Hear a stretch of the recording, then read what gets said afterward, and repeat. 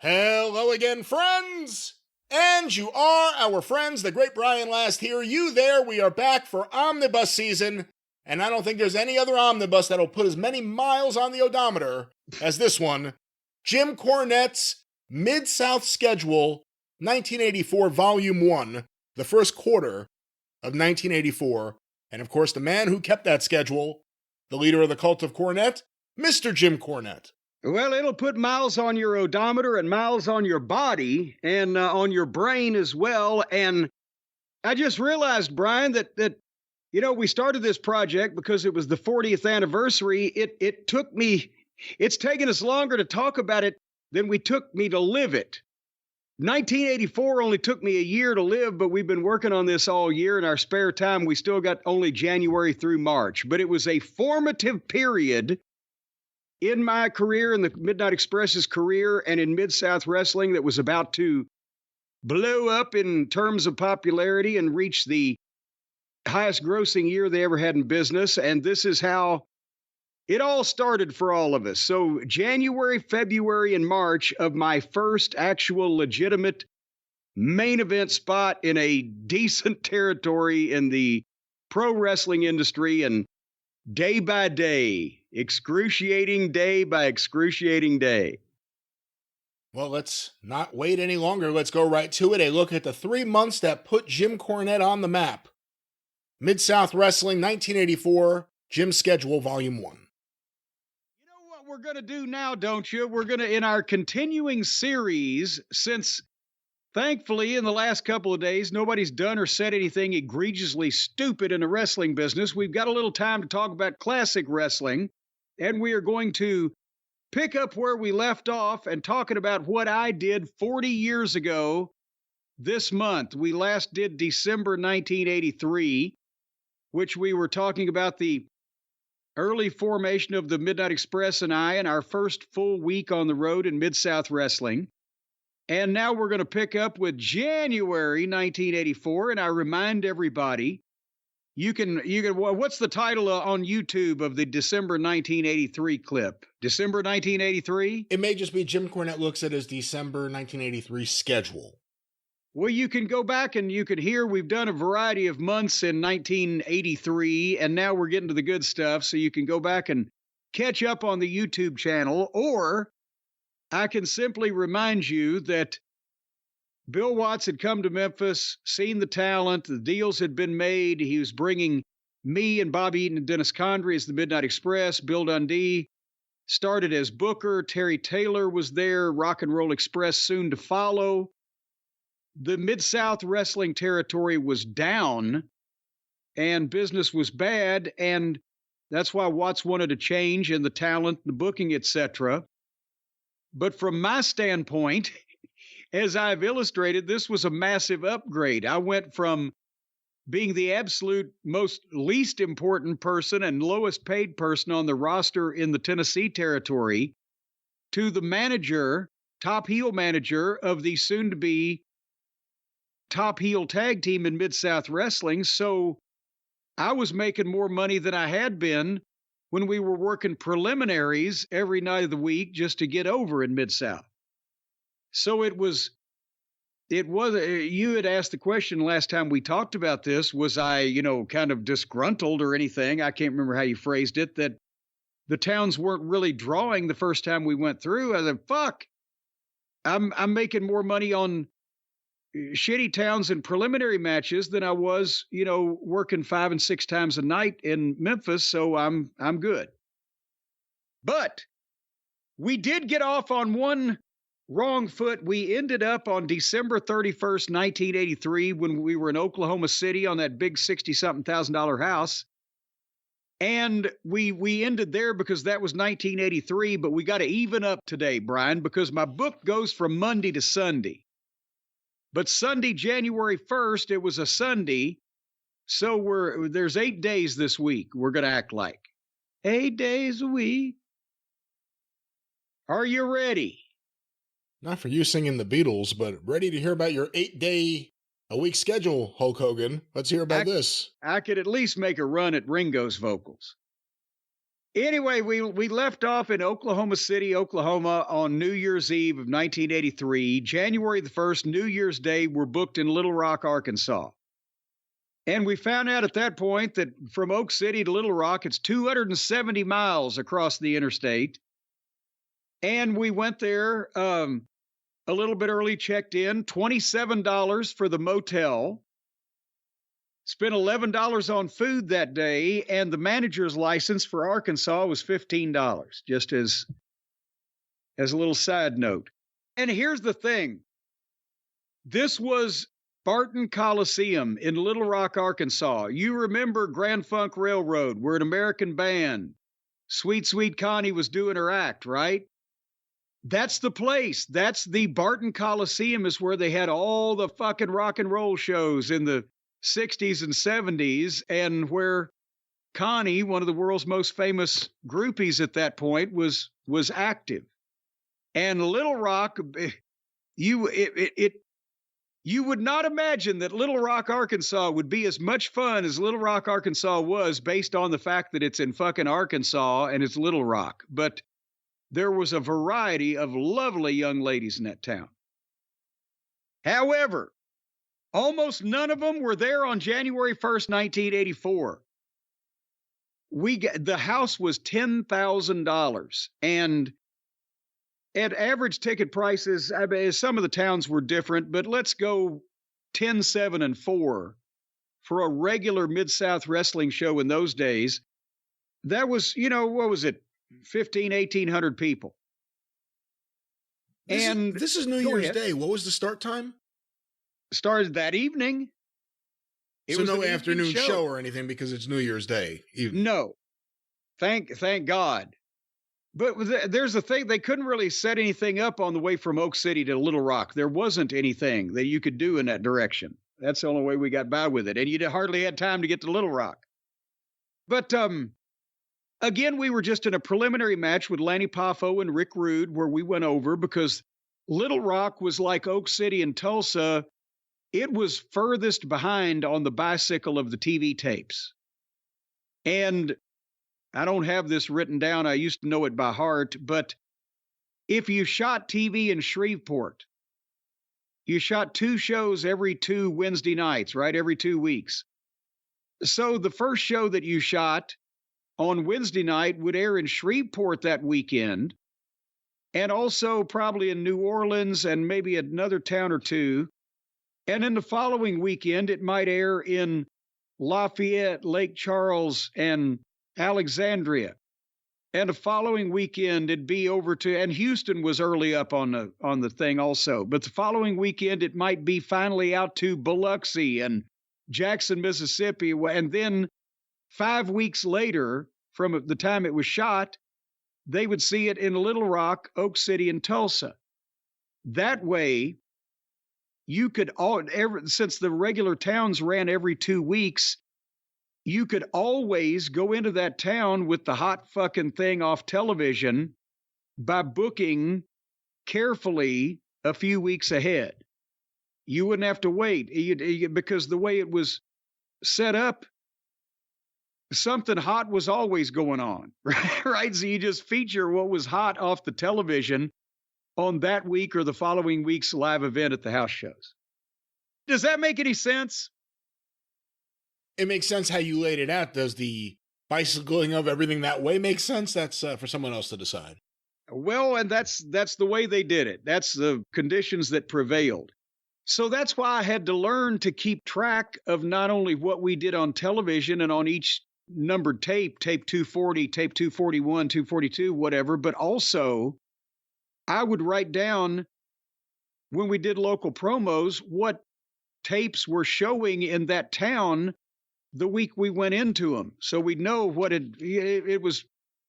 Watts loved to do paperwork, and he loved to get shit, logical and details. And I picked up on that, and it was a lesson. A lot of the other guys got confused and they got yelled at. So anyway, we're in Little Rock on New Year's Day. The house is $10,000 at the giant Barton Coliseum at the fairgrounds.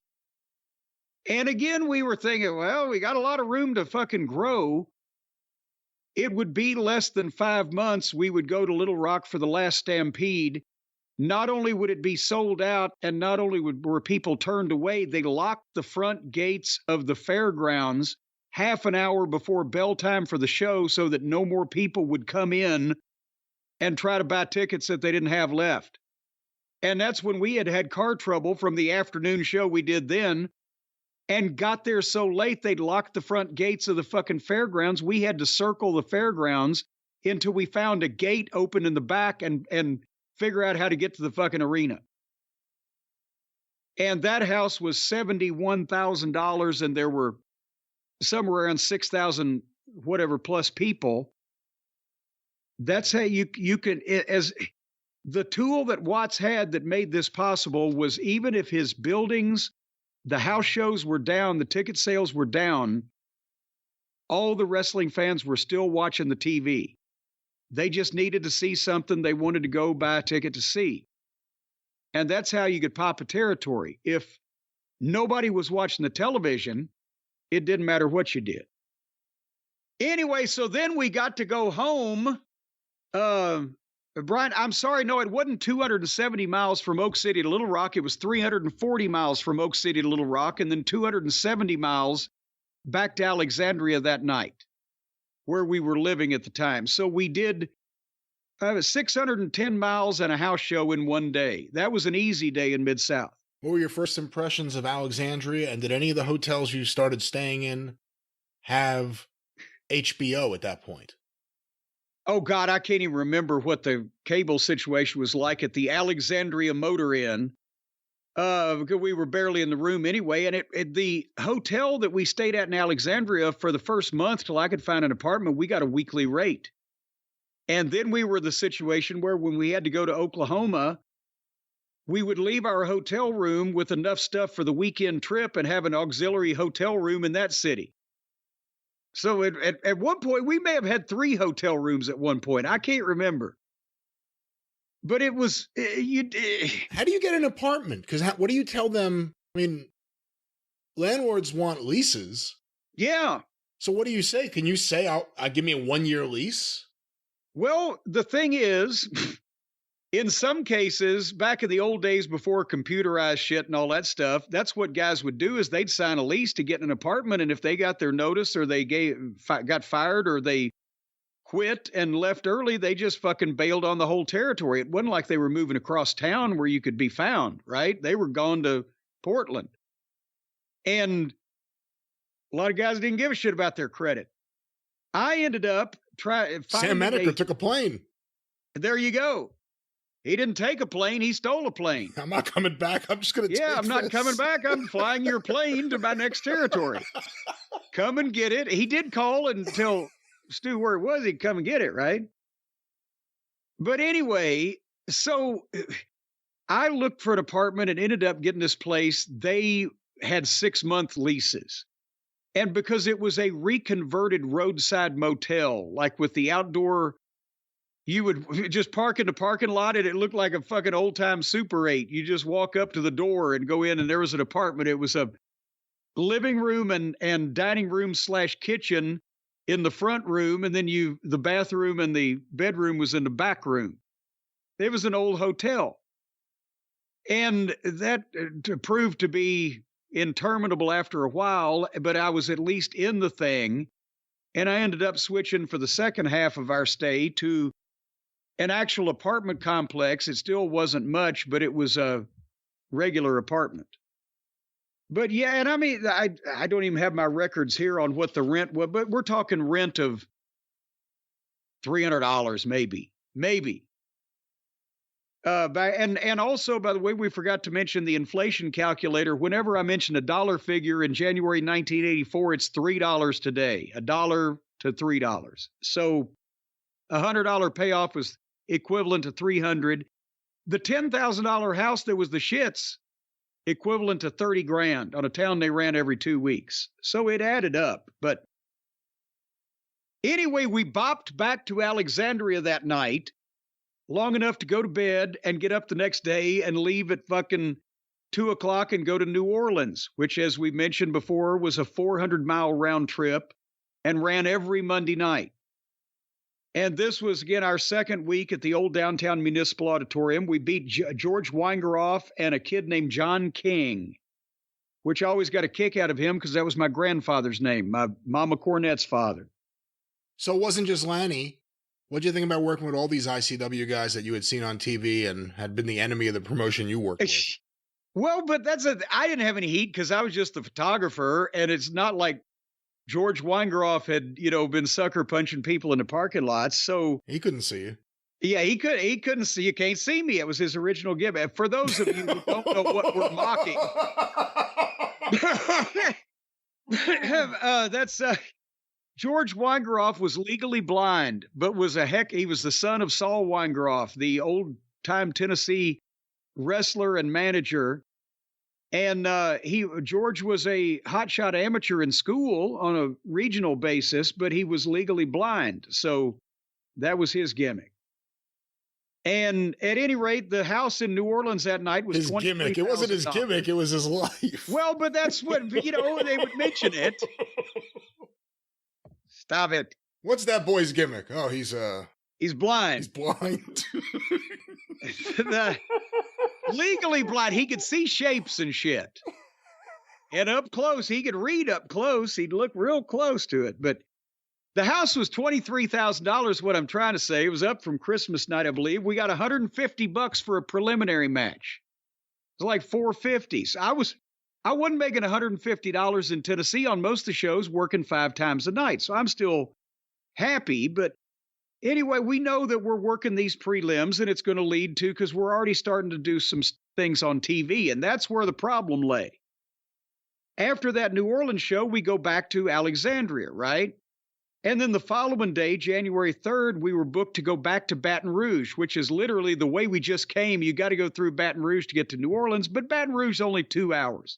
So I'm looking forward to the easy trip, right?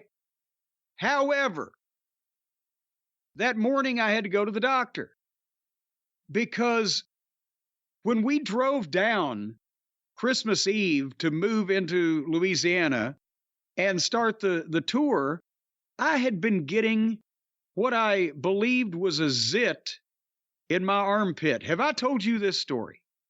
No. This might be a new one even on you. I thought it was a zit. Got a bump in my armpit, and it was itching me. Christmas and a few days afterwards. And boy, when we were on that weekend where we were in Oklahoma City and then in the hotel, Little Rock, whatever, I was like, God damn it.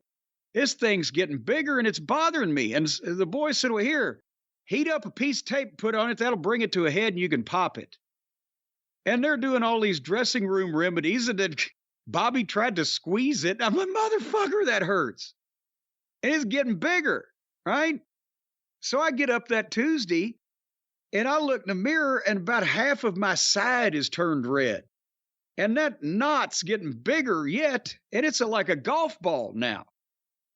And I said, Bobby, look at this. He's Corny. You might need to go to the doctor. So we find an urgent care place in Alexandria. And the doctor looks at it and says, oh, you got a staph infection. What? Yeah. Oh, see where your side is turning red? Yeah, your blood is being poisoned.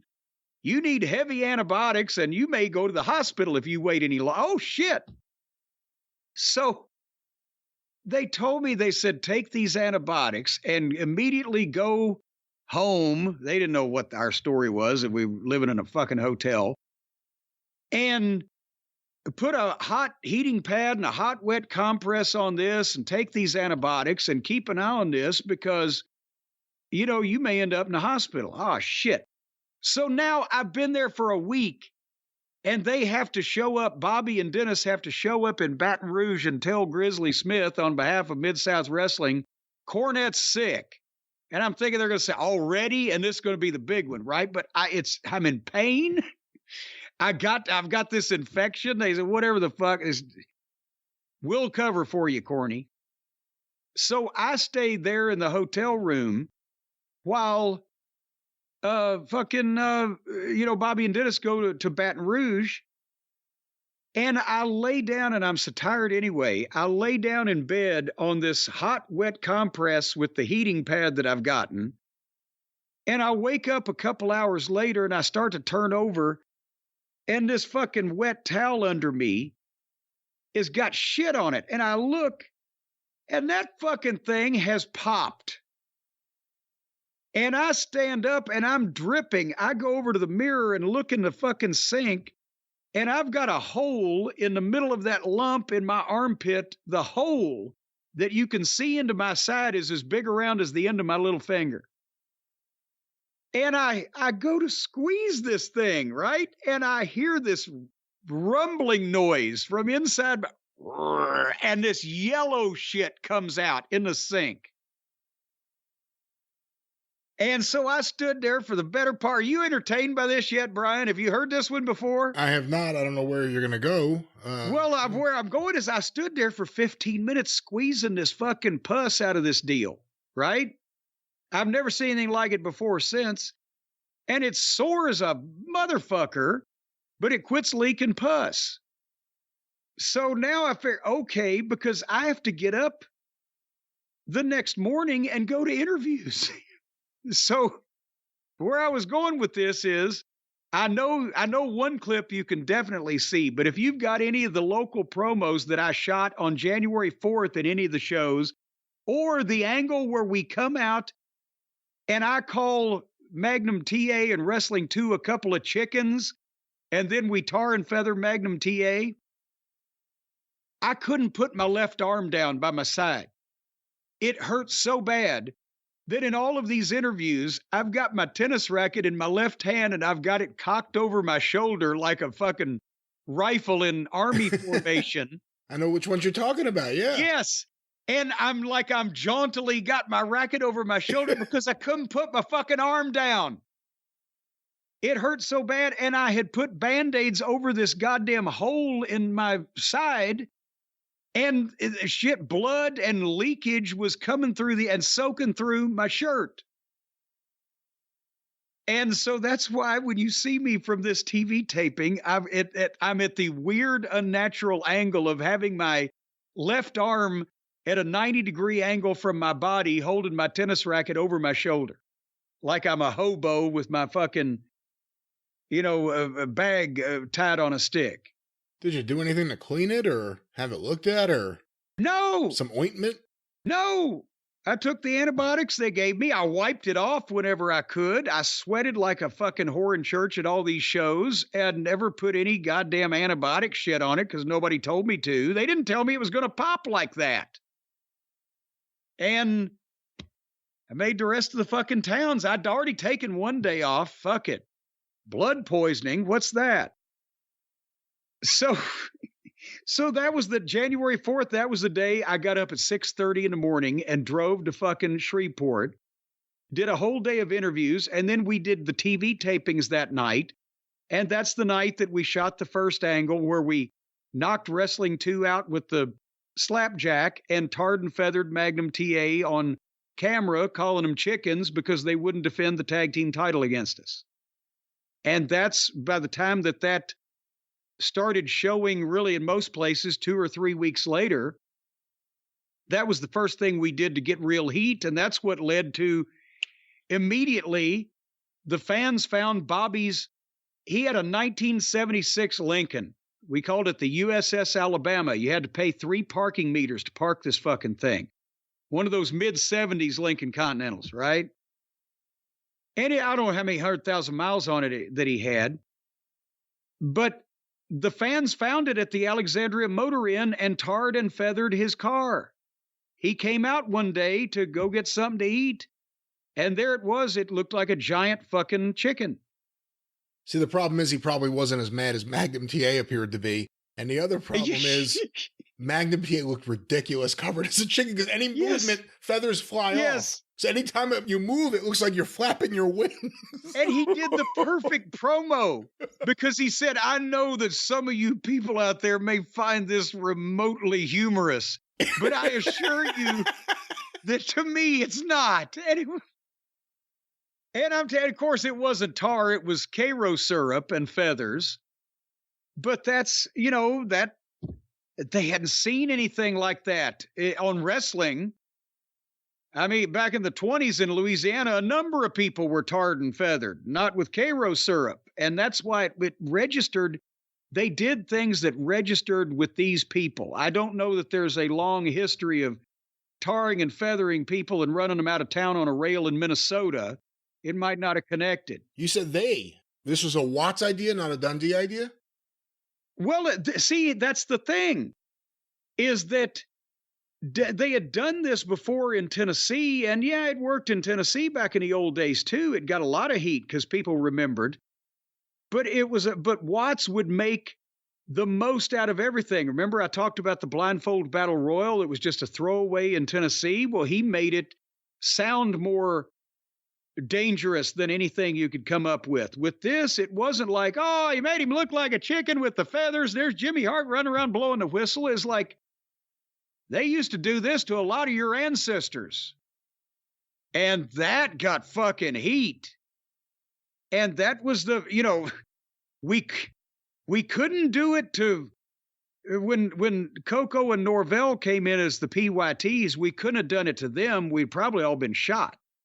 But just the tease of the tarring and feathering down south, people were fucking pissed. To the grumpiest babyface tag team ever. Well, but that's why they did it to Magnum instead of Wrestling 2, because Wrestling 2 was way not sympathetic. But anyway, that was, so we start at 6:30 in the morning. We drive up to Shreveport, or I did. Actually, Bobby and Dennis were still going with me at that. That was the first couple of interview sessions they made until Watts realized, well, they're not going to talk anyway. It'll make it more special if we don't see them. But so we did 6 hours of interviews, had time to eat something, and then went and did 2 hours of television, and then drove back to Alexandria and got back home at night about 1 o'clock in the morning. And then there was January the 5th. We go to Jackson, Mississippi. My first time in Jackson. And that was, if Shreveport was northwest of Alexandria, Jackson, Mississippi is northeast. And it's about 200 miles each way. So we did a 400-mile round trip. And our opponents that night, still Lanny and Rude, because Jackson was also on the later TV taping bicycle run. And that was my first time seeing the Jackson, the Fairgrounds Coliseum. That's where they traditionally ran wrestling for years and years, even before Watts, even before McGurk, when the old, George C. Culkin days and the Curtis family. And before that, the building that they ran in Jackson was another building on the fairgrounds. It was smaller. But the Jackson, Mississippi Coliseum, it was a big kind of round building, sort of reminiscent of the Mid-South Coliseum, but not as big. I think it was like 6,500 seats, let's say. But the house there was only $12,000. We made $150. Again, that's like $36,000 and $450. But it was a preliminary match, but this is another one. Not to give spoilers, we're going to be going over this in detail in the journey, but by May, when May came around, the last Stampede, not only did we sell the building out and turn them away and did $63,000, 5 times this house. It wasn't the all-time people record in Jackson, but George C. Culkin himself said the last time there were that many people in the building to watch wrestling, the house was only $18,000 because the tickets were $2 a piece. So again, we were just building. But Jackson, Mississippi was, well, go ahead. What were you going to ask? What did Dennis and Bobby think of working with Lanny? Because he was good, especially against his brother, I guess. But he was odd in the ring. I mean, not odd, but unorthodox. Unorthodox. Was he easy to work with? Yes, because, see, this was not... Lanny and Randy Savage had these 1-hour draws for the ICW world title with all these suplexes and double sledges off the top and moonsaults, and there'd be 300 people in Frankfurt to see it, right? But Lanny's position here was he's working underneath. It's going to be an 8-minute match, bell to bell, and they're there to put the Midnight Express over. And Lanny with basics, headlock, drop down, hip toss, kickoff, arm drag, drop kick. You're fine. And Lanny wasn't there to do his stuff. He was there to get us over. And there was no conflict. And Bobby and Dennis can do anything with anybody anyway, but there was not like this intricate, set of spots that they were working out. They'd shine Lanny, shine Rude, cut Lanny off, get some heat on him, give Rude the tag because he was the rookie and beat him. It was just to get us. So, Lanny could work regular matches as well as anybody. It was, remember I told you a story about when Dennis called the spot with Rude in one of these matches and he couldn't get it. Lanny could pick up just like that on, drop down, hip toss, body slam, drop kick, whatever, but that time that I was watching it from the outside, didn't know what the fuck was going on.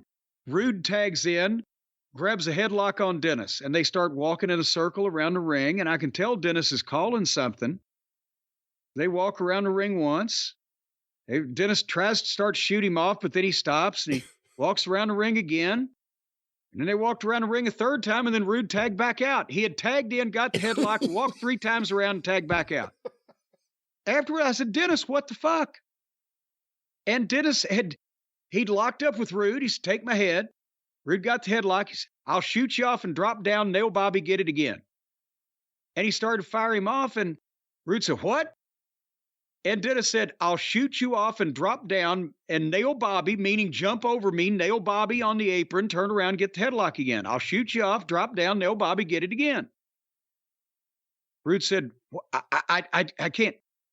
Dennis said, I will throw you into the ropes. I will fall down in front of you, continue moving, strike Bobby in the face, and get the hold again. And Rude said, I can't get it. Dennis said, fuck it, tag out. Because he'd never seen these spots, but we're doing Tennessee spots and just shit on the fly. And he's green and he's a rookie and he didn't know what. But anyway. Different ring every night? Oh, yeah. All these buildings. The buildings that ran regularly had their own rings for good and for bad in some cases. And you had to learn the particular picadillos, which ones with the garden hose rope covers are not taped down. So if you stand up on them, it'll spin under your feet. Which ones are so tight that's like hitting a cheese grater?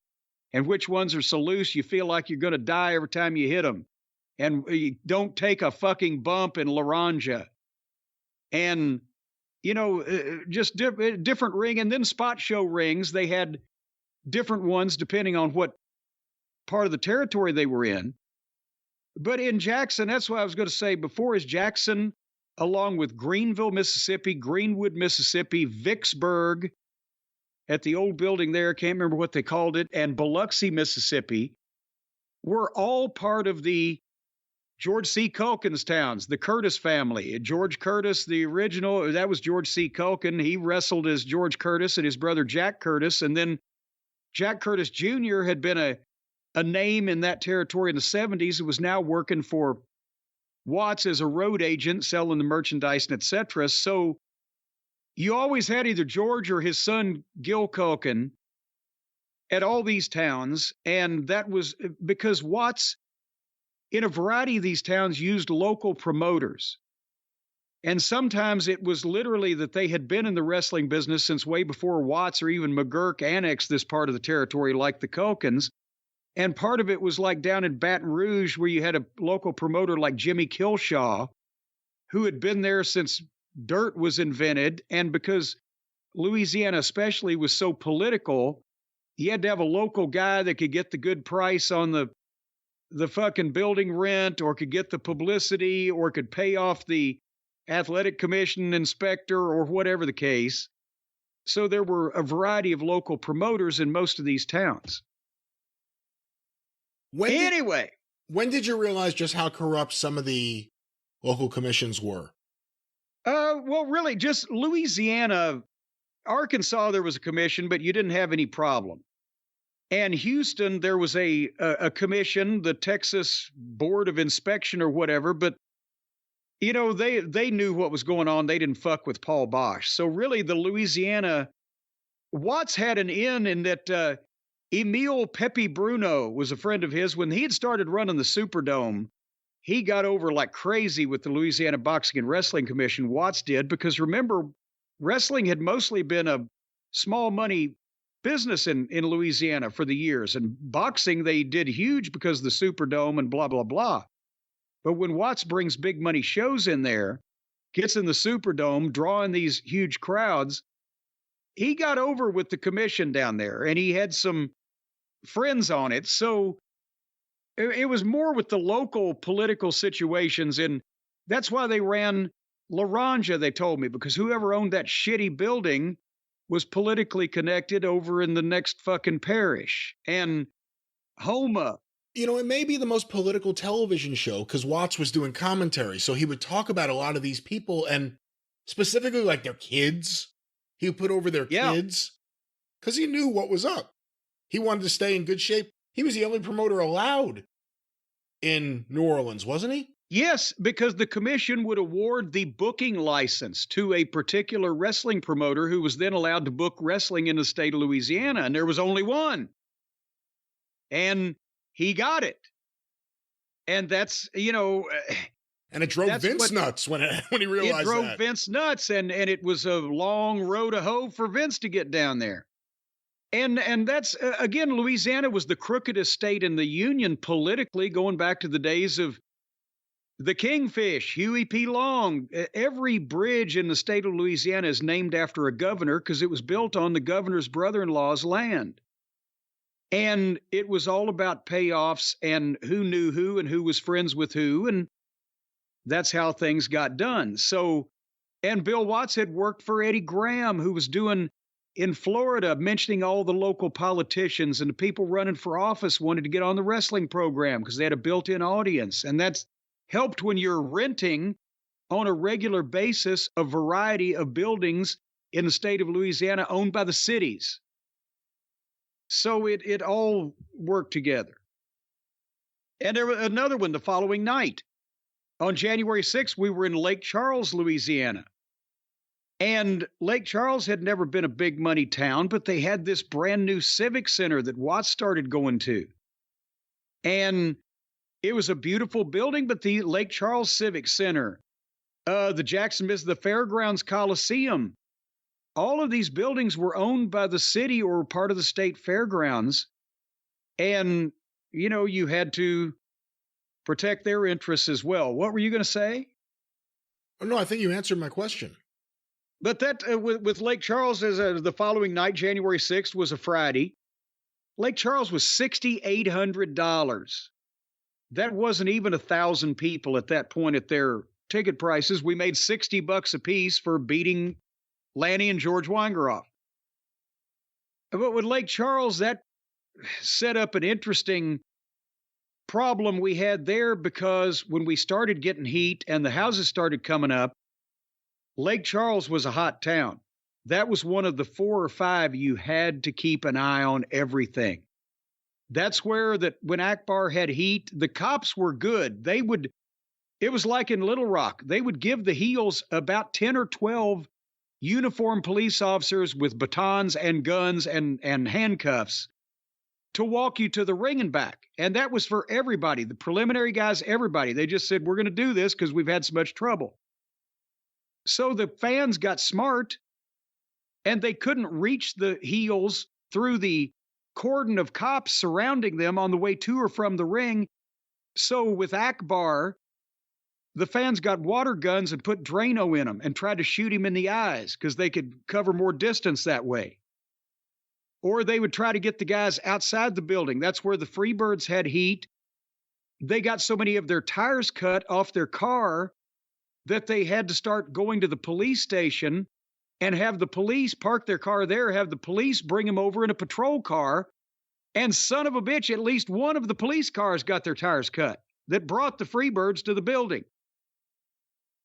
And once we had been there a couple times, started the program with Magnum and Wrestling 2, we came out one night, the cops would walk you out in the parking lot with the guard dogs or the police dogs, the big German Shepherds, right? They brought them over from the police station specifically to walk the heels to their cars.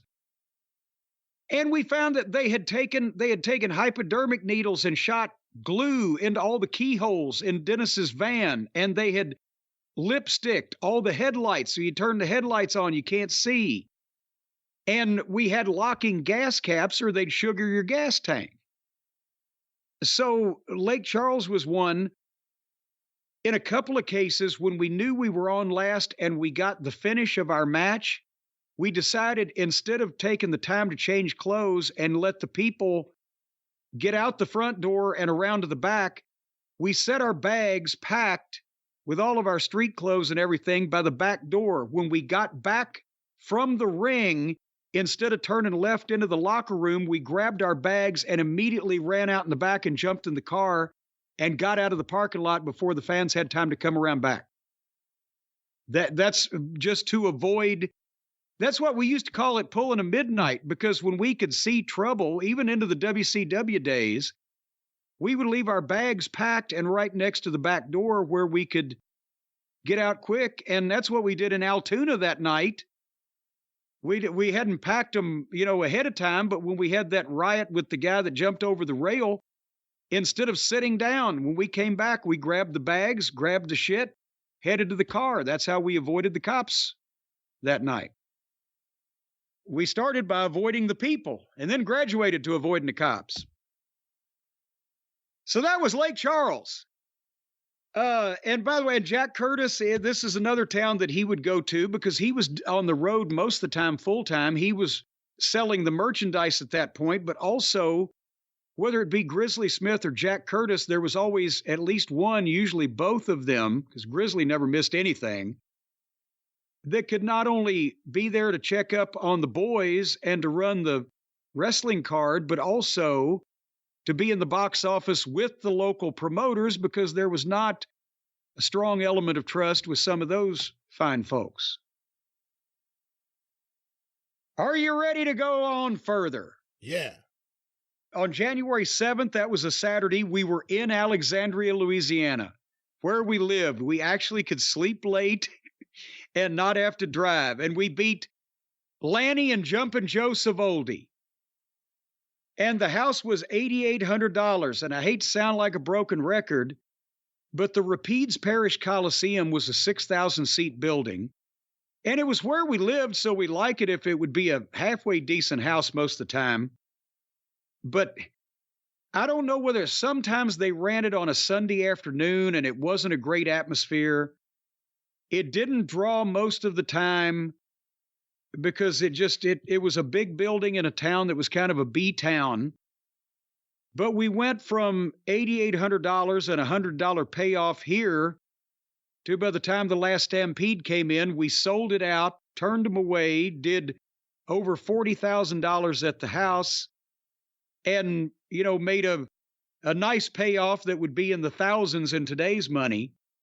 But at the same time, Alexandria was not a town that was going to do big business, even with the Midnight and the Rock and Roll, even with the scaffold match. It wasn't big or consistent, but it was close. And it was at the fairgrounds, the Rapides Parish Coliseum, with an actual cattle barn with cattle in the back and all the livestock shows they had. And in the right weather, if it was sunny and warm, you could go out and you could talk to the cows for entertainment in the back of the building. What'd you think of Jumpin' Joe Savoldi? He was a good kid. He was, The problem was his family was in the business, so he ended up just going to work with them, and that was kind of his cap. Yeah, well, and it probably was anyway, between size and just, he was a good baby face, but there was nothing that really stood out. And while his grandfather may have revolutionized the business, I didn't see that potential there in Jumpin' Joe, but he was a nice kid. I don't think it was his grandfather either. What was it? Who was it? Joe Savoldi. The original Savoldi. Is Mario Savoldi's brother, and they're the sons of Angelo Savoldi, who just took the name Savoldi from the famous Jumpin' Joe Savoldi. Oh, shit. Okay, I thought that he was still... Well, see, now I'm a mark. I thought Angelo was in some way legitimately related to the original famous Jumpin' Joe Savoldi. What a mark I am. Well, in that case, fuck this kid. I'm glad we beat him. No, that's not what I was trying to say.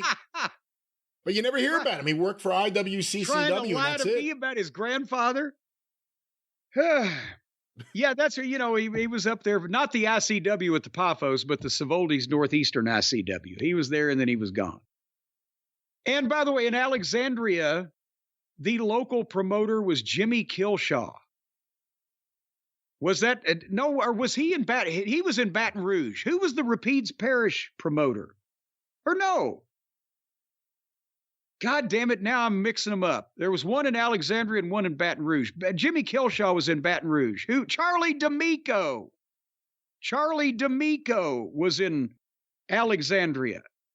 And he was the one you'd see the old newspaper ads. Charlie D'Amico has brought this match back and demands a winner or whatever. I don't know that I ever met the motherfucker. For some reason, he was if you ran wrestling in Alexandria, one of these political deals, he had to be involved, but Grizzly ran the show. Jack Curtis checked up at the box office most of the time. This guy may have wandered around a time or two. Nothing stands out. But every town had one that had been there since the 50s or whatever, when the Fullers were running things. And then we finished the week. It hadn't been a bad week travel-wise, Brian, and you haven't asked me about the mileage, but New Orleans, we did a 400-mile round trip. I was off sick the day. Shreveport, 260 miles round trip. Jackson, 400 miles round trip. Lake Charles, 200 miles round trip.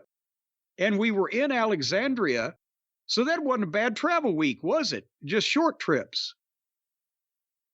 But on Sunday, Oklahoma City, when we got out of the Coliseum in Alexandria that Saturday night we were a preliminary match, probably got out at 9 o'clock or whatever. We had to start heading to Oak City. It was 550 miles, and it wasn't even interstate till you got to Shreveport. So there was a few times over the course of the year we had to leave the night before to get to fucking Oak City. And if I'm not mistaken, because I know it was one of these early trips, we're tearing down the road about 15 miles out of Alexandria. The fuzzbuster goes off. Fuck, hit the brakes. Goddamn cop catches me. This was 1984, right? I said $3 to $1. The ticket then was $127 for going 70 at a 55. So that's almost $400 today. And I had to drive another 500 miles. Thinking about that, that was more than I was used to getting paid per night. I had to pay in a ticket. So we get to Oak City. We check in the fucking hotel. $37. We spend $11 on food, and we beat Rick Rude and Joe Savoldi. And remember, we have just been there. New Year's Eve, December 31st. We're back 9 days later, January the 8th. New Year's Eve had been $61,000. This one was $35,000. 2 shows 8 days away from each other. Grossed $100,000 in Oklahoma City in a downtime for the territory.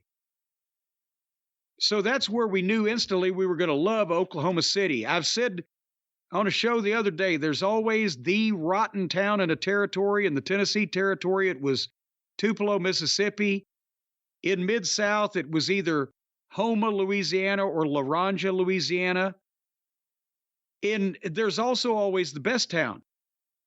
And for safety from the fans, for a beautiful new building, for the house always being good and you always being able to make money, I think Oak City was my favorite town in the territory.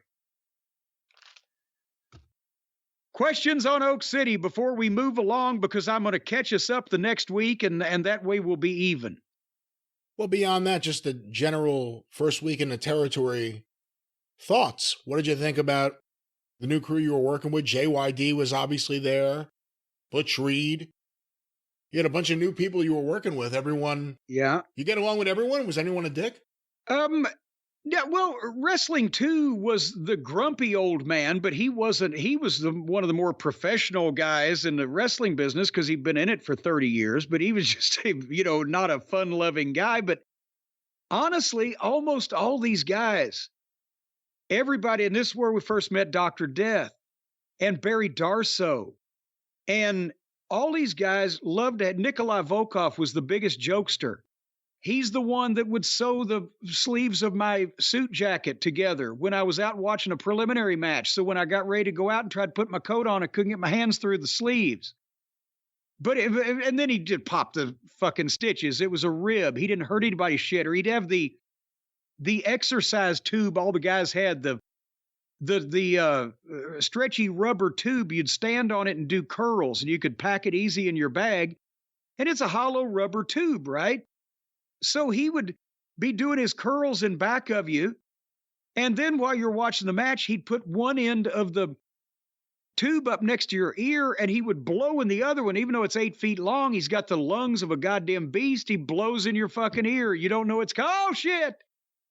He was always having fun. The guys, Butch Reed and JYD like to sit there and fucking knock each other for fun. Oh, you're playing the dozens now. So you had to have fun in the locker room, because if you didn't in this territory, you'd go out of your fucking mind. Guys did anyway. But you're fighting fans that are trying to punch you and hit you with bottles and stab you. And you're driving these ridiculous 2-lane roads through these fucking swamps. And, at 4:00 in the morning, you had to have fun in the locker room. So there was not a lot. I mean, it stood out when there was heat amongst the talent. Remember Buddy Landell and Sonny King? That stood out, and everybody'd watch those matches, and everybody'd talk about it, because it wasn't that usual at that point in time that guys in the locker room would actually be mad at each other. So we had fun with, most all these guys. Now, every once in a while, and even Dr. Death, and even being good friends with us, and, when substances came into play, fuck it, I'll tell the story. Almost everybody's gone. So Doc gets a new van, a custom, one of those. Remember in the 80s, it was big to get those customized vans with the captain's chairs and the sound systems, and TV had sometimes. a refrigerator, TV, everything in it.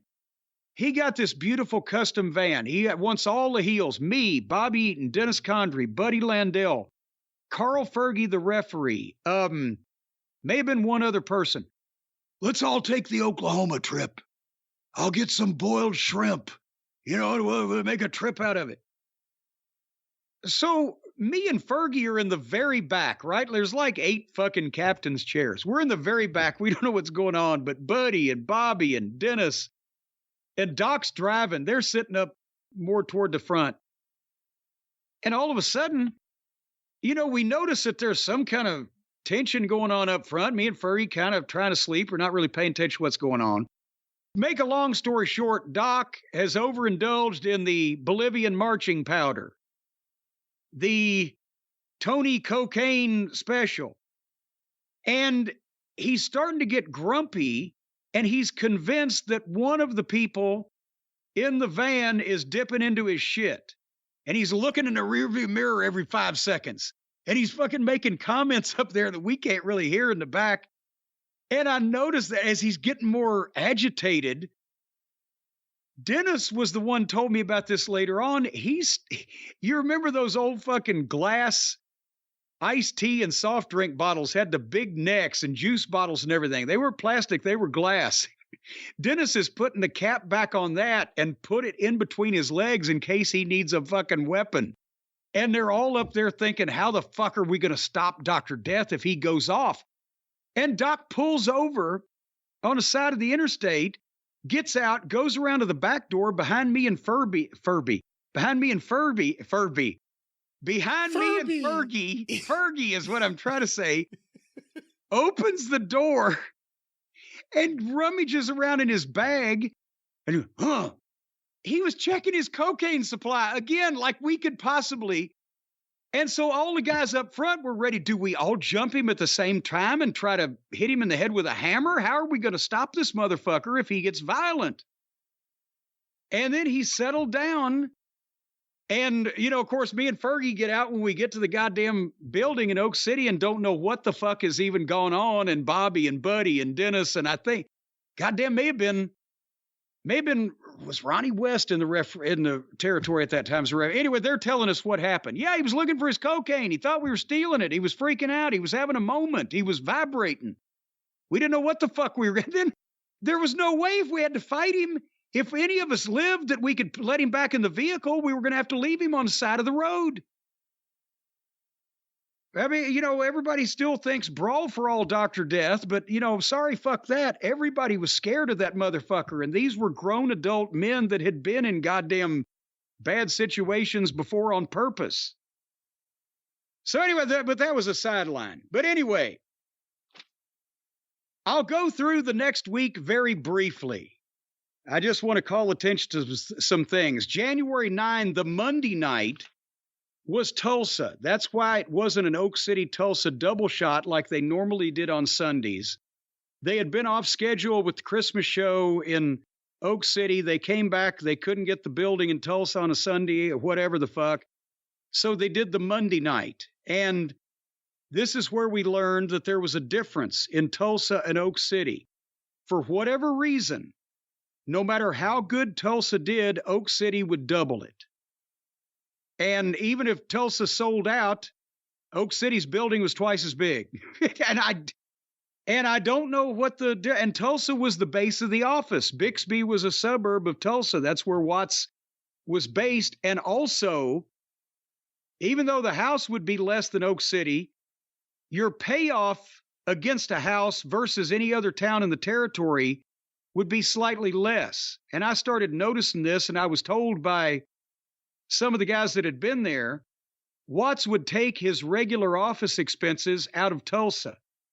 So before he started splitting the money up for the payoffs out of Tulsa, not only did the TV come out, the TV cost or whatever, but the advertising, but also regular office expenses and shit. I don't know if that's true, but Oklahoma City was a split with Fritz von Erich, right? Was Tulsa too?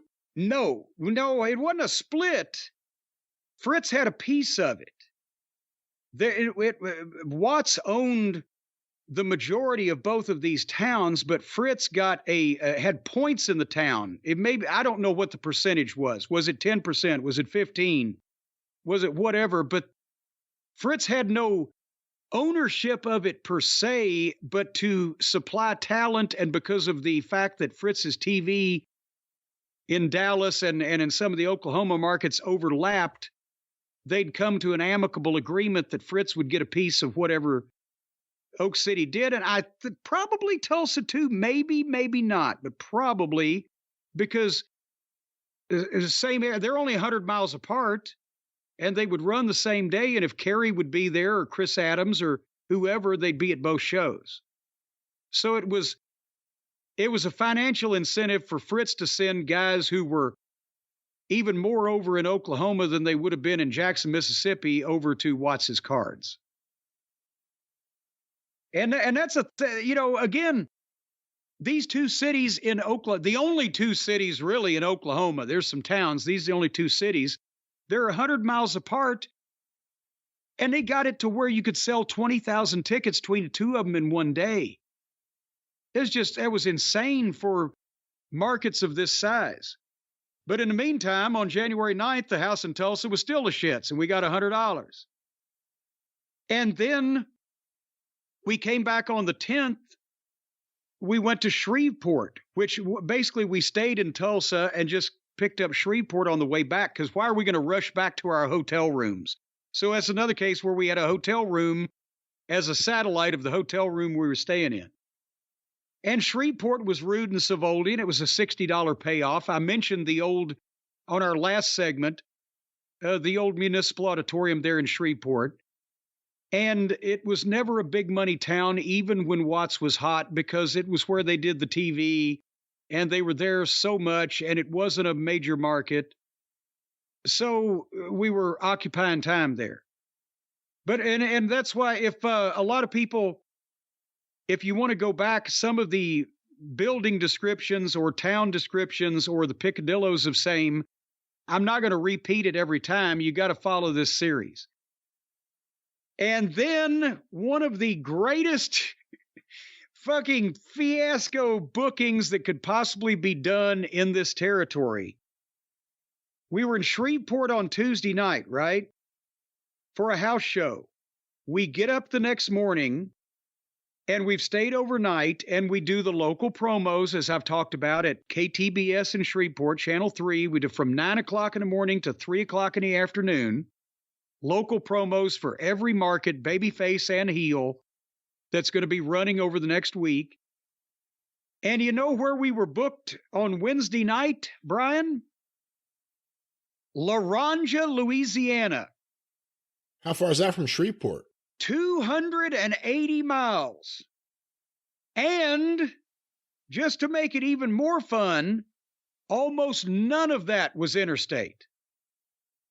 You had to take the 2-lane from Shreveport to Alexandria, then follow that from Alexandria almost to Baton Rouge to pick up the interstate, where you could then go through Baton Rouge and then off kilter into the goddamn hinterlands of southern Louisiana, where you would find Laranja.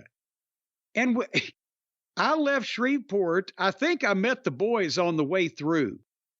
I think they were done with local promos by that point, but I couldn't have left Shreveport before 3 o'clock.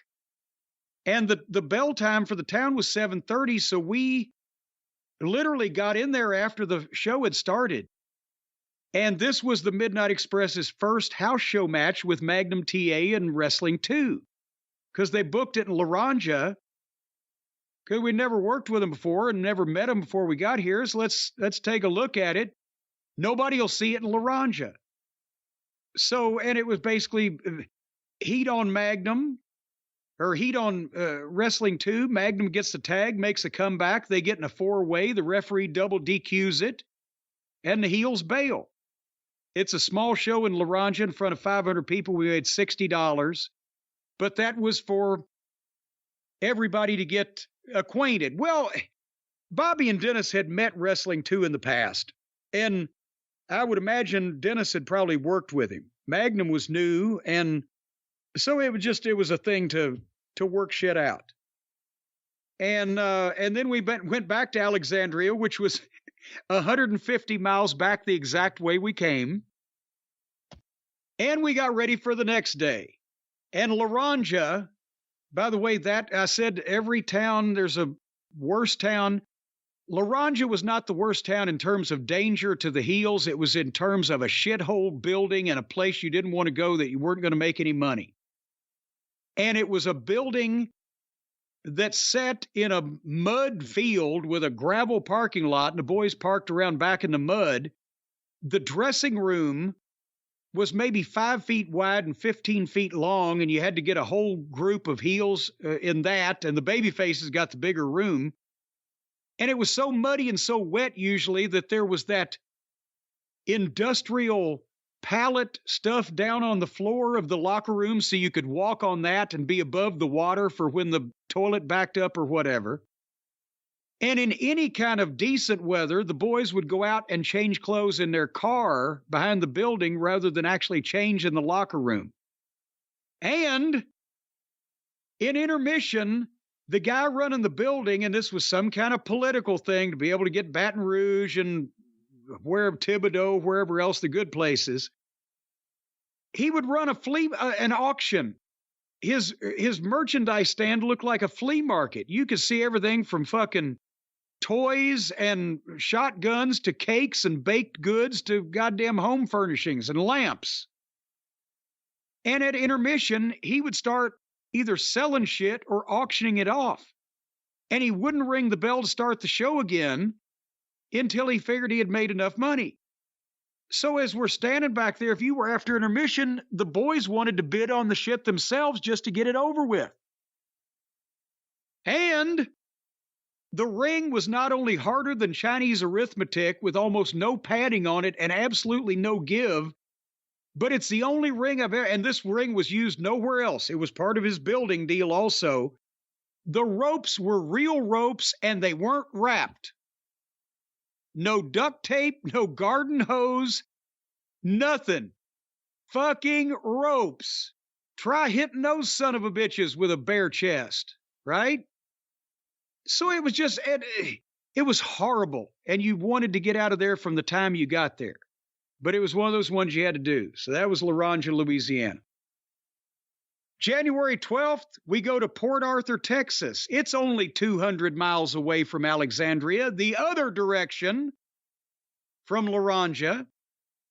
And again, Port Arthur and Beaumont, Texas, were right next to Houston. Houston, one of the great wrestling cities in the world, right? And over the years, Houston, from the 40s through the 50s, 60s, 70s, 80s, business could be up and down, but it never stunk, right? Houston was Houston. Port Arthur and Beaumont couldn't draw 15 cents in Chinese money.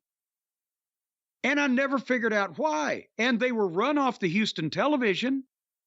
And it was part of Paul Bosch's agreement that that area of Houston they would supply talent for. Port Arthur this night did $7,000. And we actually did the fucking scaffold match in Beaumont. And as I recall, I don't think it did 15 grand. So I don't know why. But fuck Port Arthur and Beaumont, Texas. Except for a young lady that I met in Beaumont one time that I wish I'd have got her phone number.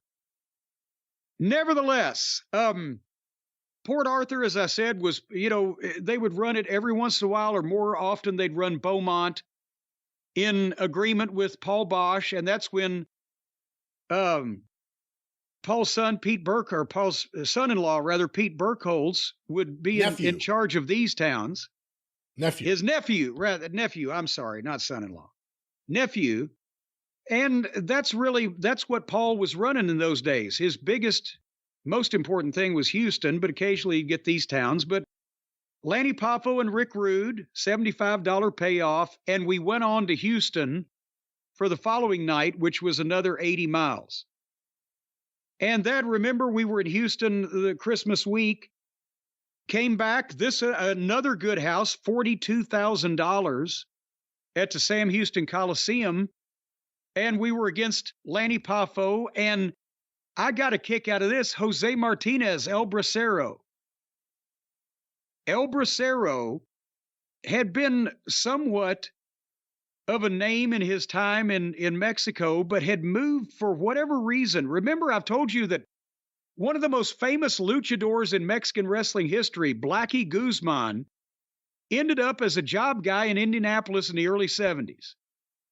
Same thing, I had watched Bruisers TV and watched Jose Martinez, El Bracero, as an underneath guy in Indianapolis for years and years. And he lived up there for a while. And suddenly, here we are working with him. And we beat the shit out of him, too. But that night in Houston, $42,000 house, we're at a preliminary match, $250 payoff. So we could see, boy, when we're at a main event in Houston, when we're in an important match in Houston, this is going to be a big deal. And we got to do the Houston TV and do the stand-ups on the stage, the interviews with Paul Bosch, and rile the people up. And his television in Houston had even stronger a reach than most of Watts's 1-hour Mid-South shows in the other markets. It was a local institution like Memphis wrestling. So we treated Houston from the start with a lot more. You could tell the fans, the reaction, the cheers, the boos, the loudness, what they popped on. It was a wrestling fan crowd. They knew their shit. They knew everybody. And they picked up on subtleties. If you just reached back and started to pull the babyface's hair, they would come up. So they had really been educated superbly because Paul had been in control of that promotion and, educated his fans the way that he wanted them to see wrestling. And it was a pleasure to work in Houston. Did you get to go to the office? I went to the office a couple of times. I could have spent 5 years there to look at everything, and I was still timid at that point where I was so impressed. I was just like staring at the shit on the walls without asking him to start opening up drawers or whatever. I didn't want to be a burden. But it was incredible. And the stuff went back to the 30s. And one-of-a-kind shit. And it was just everywhere. It covered the walls. Hey, with Watts, he hired you after watching you at the Mid-South Coliseum, not after hearing you do a promo. What was the reaction when you started doing these local promos and people started seeing the way you talk, which was different than you had never done promos like this before in Memphis? No. Well, and that's the thing when Watts asked Dennis. He said, "Can Cornette talk?" That's what Dennis told me, and Condrey said, "He can talk his ass off." But I'm sure that Watts he was getting Dennis's feedback also, but I'm sure he'd probably seen some tape, even though I didn't speak that night. I'm sure that he probably went over to Jarrett's house and they'd showed him some local promos, but there wasn't much to show of me at that point, like leading anything or being in charge of anything. But yeah, when I started doing what I started doing, because think about this, none of these guys had really ever heard of me before, because I'd only been in the business since September, October of '82, only in the Tennessee territory. VCRs still weren't a big thing. And think about this, the guys did not jump into the VCR revolution like us fans did, because they were on the road every night. They weren't taping wrestling. They were on the road wrestling every night.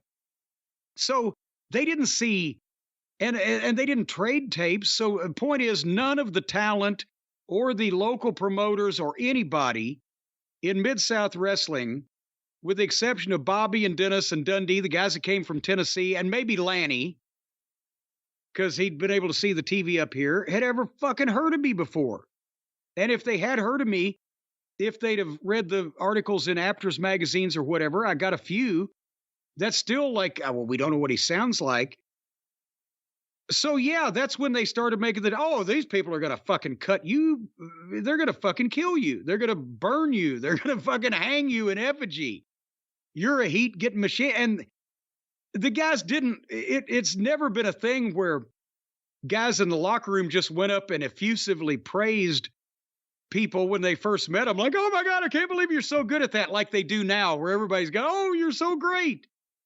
You never got compliments. So I didn't really get a lot of compliments, but Bobby and Dennis would tell me that the other guys would go to them and say, where the fuck did you get this guy from? Especially Wrestling 2, who thought I had to be on the strongest cocaine that was ever invented. But, once that the heels were kind of, not disgruntled, but the heels were kind of raising an eyebrow at it, because they saw that, goddamn, we can't keep up with that promo, and he's got these guys that can work their ass off, so we got competition. But we were all, again, it was the boys, not everybody cutting each other's nuts off. The baby faces, with the exception of the Rock and Roll, they didn't know how sharp I could be, and there was occasionally, what the fuck, when I would delve deep into them, but Watts loved it. He wanted me to get personal. So, they were surprised and they looked at me sideways, but then when we started doing business, they were like, okay, well, Jesus Christ, he can talk. That's it. They were in that territory. They were used to the Skandor Akbars or the Gary Harts or the ex-wrestlers that, talked like they were ex-wrestlers. And this was different, which is why it was getting over, because the people hadn't seen something like me. I don't know if there were things like me back then. But yeah, they were surprised at first. When they first saw us without seeing them work or hearing me talk, they were like, what the fuck's going on here? But then they got it.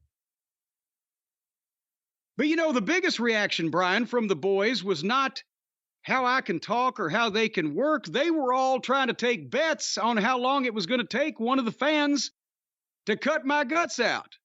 That was the big thing. How long is it going to take? They're betting on my continued survival or imminent demise.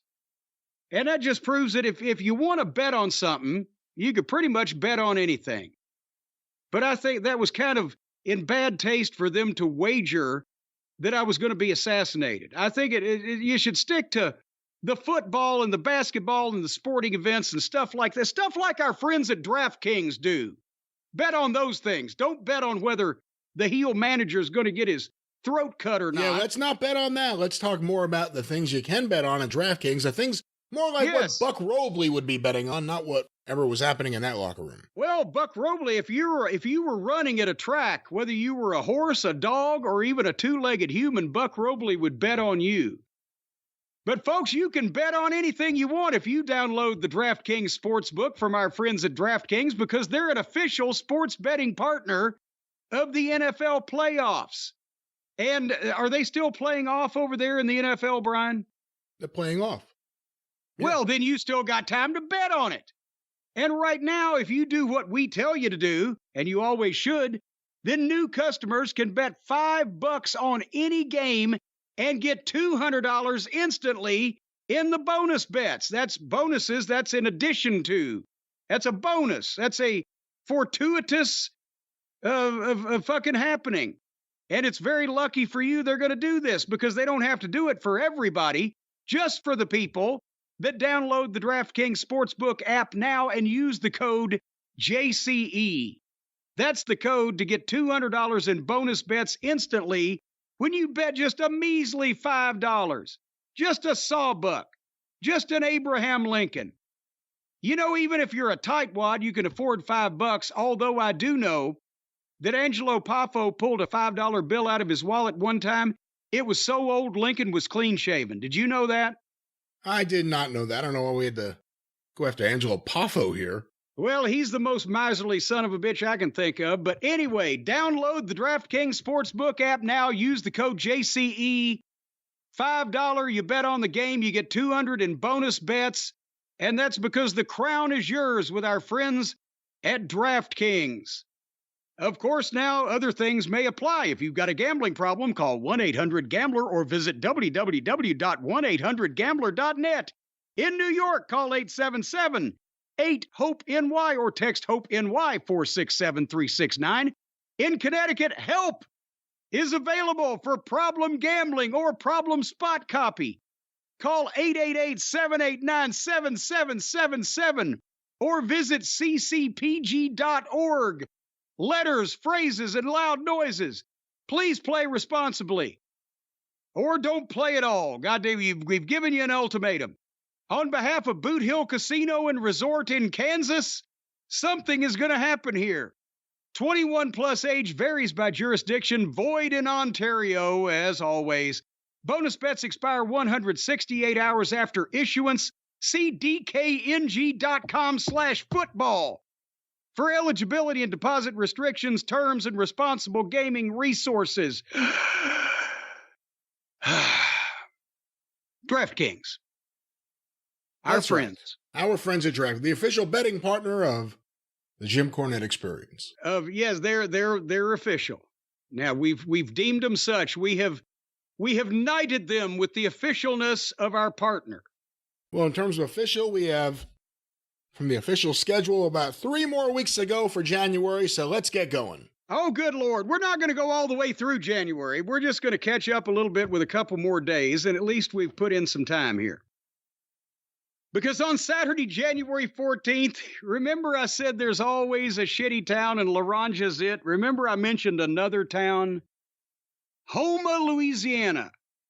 At the Houma Rec Center, and somebody sent me a picture. It's still there. I believe they sent it not too long ago.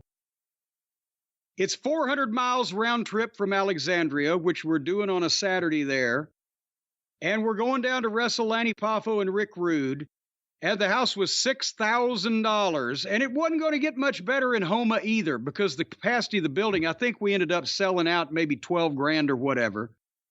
But this was another one of those political ones for some reason. This was the place where if you were going to get hurt by the fans, there was a high probability it was going to be Tulsa, Oklahoma, or Houma, Louisiana, or potentially maybe Lake Charles and sometimes Little Rock. And Biloxi was not good, but Houma would be worse because it was a small building with a dark parking lot. You had to park with the fans. Of course, a lot of times we got there, the doors were already open, the people were in the building, but leaving was an issue if you had heat. And it was a spot show, so most of the time they didn't do too many hot finishes, but occasionally it would happen. And then, like I said, it was a rec center. Imagine like a rec center with a basketball court, and there's a small balcony on two sides where people can be up, watching from above. And you're putting chairs in this thing. And when you came in from the parking lot, you had to enter into the building, the basketball court area. And then you had to go into the locker room that had only one door. There was no back door to the locker room. So once you got in the locker room, technically you were trapped. You could not leave without going through the fans, which is why when they did do a hot finish and the fans were pissed, nobody was allowed to leave the heel locker room until the police could get the fucking building cleared. And so they put a fucking cop in front of the door, and they said, lock this door and don't open it until we come back. And so you're locked in a fucking concrete block room with whoever knows how many people plotting to do whoever knows what to you outside. And the only way you can get out of this room is either through the door into the people, or if you could squeeze through a 12-inch by fucking 12-inch window about 8 feet off the ground in the back of the room that gave the only ventilation for this thing. So every night that we were in the main event, we would be locked into this fucking closet until the cops came and knocked on the door and said, okay, you can leave.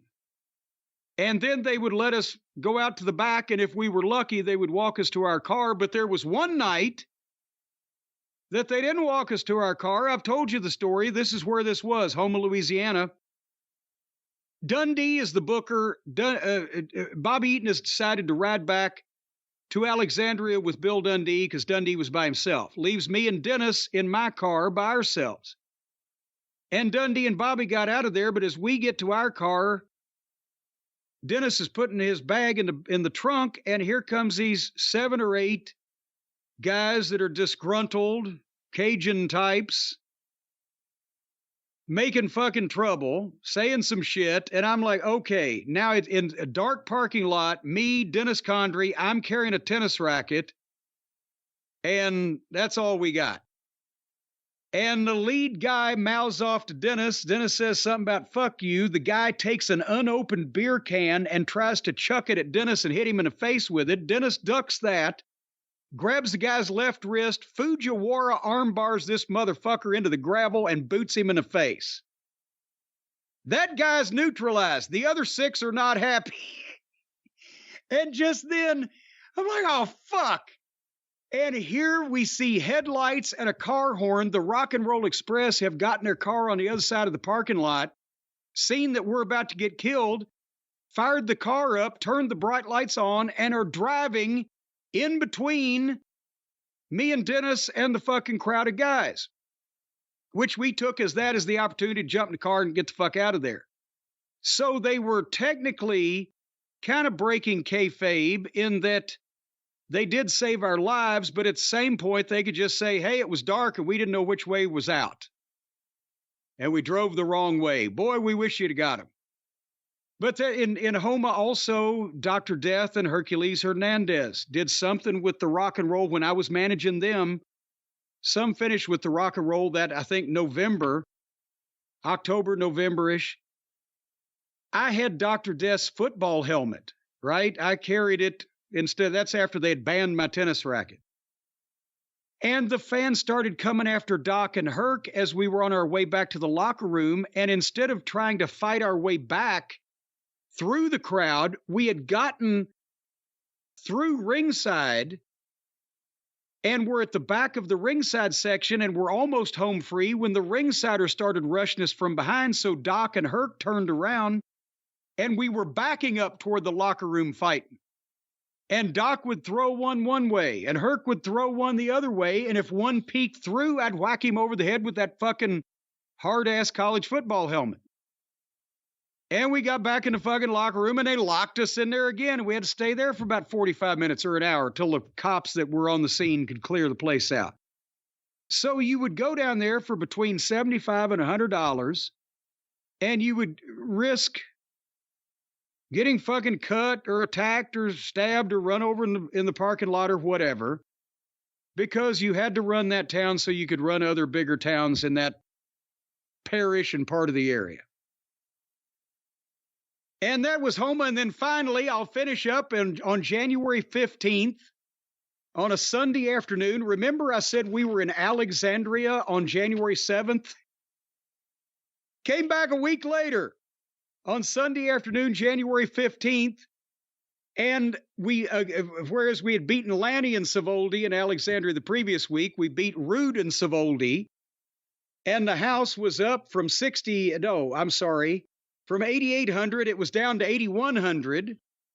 And we got another $100, and that was just in time for us to get out of there and make a 200-mile round trip up the road to Monroe, Louisiana, at the Monroe Civic Center, where that was another secondary market, but a nice big building that, was there for some reason. And we did $8,800 there and got paid another $80. Well, the point is, we're going all over the goddamn place, but we wrestled nothing but preliminary matches and did the TV angle. And we made $825 that week, which is the equivalent of $2,500 in today's money on these, down houses. And by the way, Monroe, that's another one of those towns. I can't remember what came up the other day, but I was going to bring this up, and I don't think that I brought it up because we got in a different direction. But you talk about sometimes something that's done in wrestling gets buried by not being sold. Nobody would know what it's like to fucking be Spanish flied off the top rope, whether it would kill you or not, except that, if you sell it, it's dangerous, right? But if you pop right back up, well, that wasn't anything. Well, in Monroe, Louisiana, I'll never forget this because this is the only time this fucking happened. They had the scaffold match when we were ready to leave the territory with the Midnight and the Rock and Roll. And every night where they had the scaffold, they had to set up the fucking scaffold on the outside of the ring, and they had to get the ladder and the walk board and everything across. So they would use, maintenance people or what's the word I'm searching for? Building employees that worked in that kind of field where they did maintenance and they did work around the building, right? Or they just pick some people up, say, hey, come in here, you get 4 free tickets, help us put up this equipment. And that usually went okay, but one night in Monroe, we're back there, intermission before the scaffold match. We're watching them put the thing up. Bobby and Dennis always like to make sure that it looked like it wasn't going to fall over before they climbed it. And guess what one of the guys working on the scaffold did, Brian? What's that?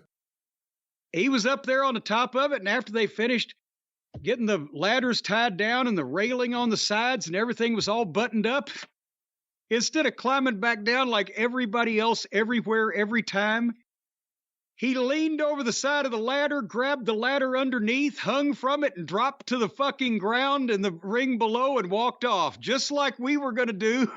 What? He hung from below the ladder and dropped and landed on his feet in the ring and walked off. Took the fucking bump the guys were going to take later on and sell without even a fucking bobble. So it'd be like you doing the Starrcade 86 bump and just landing on your feet and walking out. And just landing and walking off. And he was he didn't know what the fuck he was doing. He's like, well, it's quicker for me to get down this way. He was an athletic spry sort. And we're like, God damn, we're glad everybody's getting a beer, right? But anyway, so that 1, 2, 3, 4, 5, 6, 7, 8 house shows and a 6-hour set of interviews in 7 days in the Louisiana territory, and that was not even a long trip week. But now we've got to the middle of January, and it's starting to get interesting because it will be only the next Wednesday where we shoot the first major angle on television that we would do, and also debut at a couple more interesting towns and get into the main event picture over the second half of the month. So we're going to do that coming up here shortly, because this month is almost over. Hold it, where does the time go? Just every 40 years, it seems like only yesterday. Okay, folks, we have long awaited a chance to do this segment. So many things, Brian, have been going on in the world of wrestling between the Royal Rumble and today that we have neglected to keep up with our 40 years ago history segment on Mid-South Wrestling and my schedule therein. It's been on the podcast, and as a matter of fact, on YouTube now are clips detailing much of my 1983 schedule. Is that correct? If they wanted to try to catch up here to date so far? That is correct, if you want to catch up to date so far. Well, then they should do that. How do they find that if they want to go to the YouTube channel and find it? Is it marked? You can clearly? find that on the YouTube channel. No, you could go to the YouTube channel and search for Jim Cornette Mid-South Wrestling. It'll obviously be one of the options that comes up. It'll be a long-form video, and it'll be Jim Cornette talks about his first 2 weeks of January 1984 and the previous ones in 83, etc. Well, and even they could type in his schedule for 1983 because we had Memphis and all that stuff. You know what? Schedule. I think if you put Jim Cornette's schedule in the search, it will come up. Well, boy, see, it's almost like we planned for it to be this way. But anyway, we've been behind. We left off with January 15th, and we're already in the end of March. So we thought we would take this opportunity and over some of the shows here over the next few weeks to try to catch up because things were about to get interesting in Mid-South Wrestling. And if you go back and search those clips, you'll know exactly what I'm talking about. But just to preface things with some new material that has not been offered, Brian, we had been talking about how that the business in Mid-South was down, the gates were down, the ticket sales. And I don't want to give the impression that there was just shit talent, that there was nobody that people were interested in. It's honestly, we think Ernie Ladd had kind of hit the wall as booker because there was still some over talent and the people were still watching the television all the markets were getting huge ratings for Mid-South Wrestling on TV, but they weren't coming out to the houses because they didn't like the matchups or the angles behind them or the storylines, as the kids would say these days. Do you think, is that a fair statement to make? It is. It's also fair to say that although they had guys there with a lot of charisma and some really talented guys, it became really heavy on top of big guys, not action guys. Yes. But big guys, which Bill Watts kind of always went back to.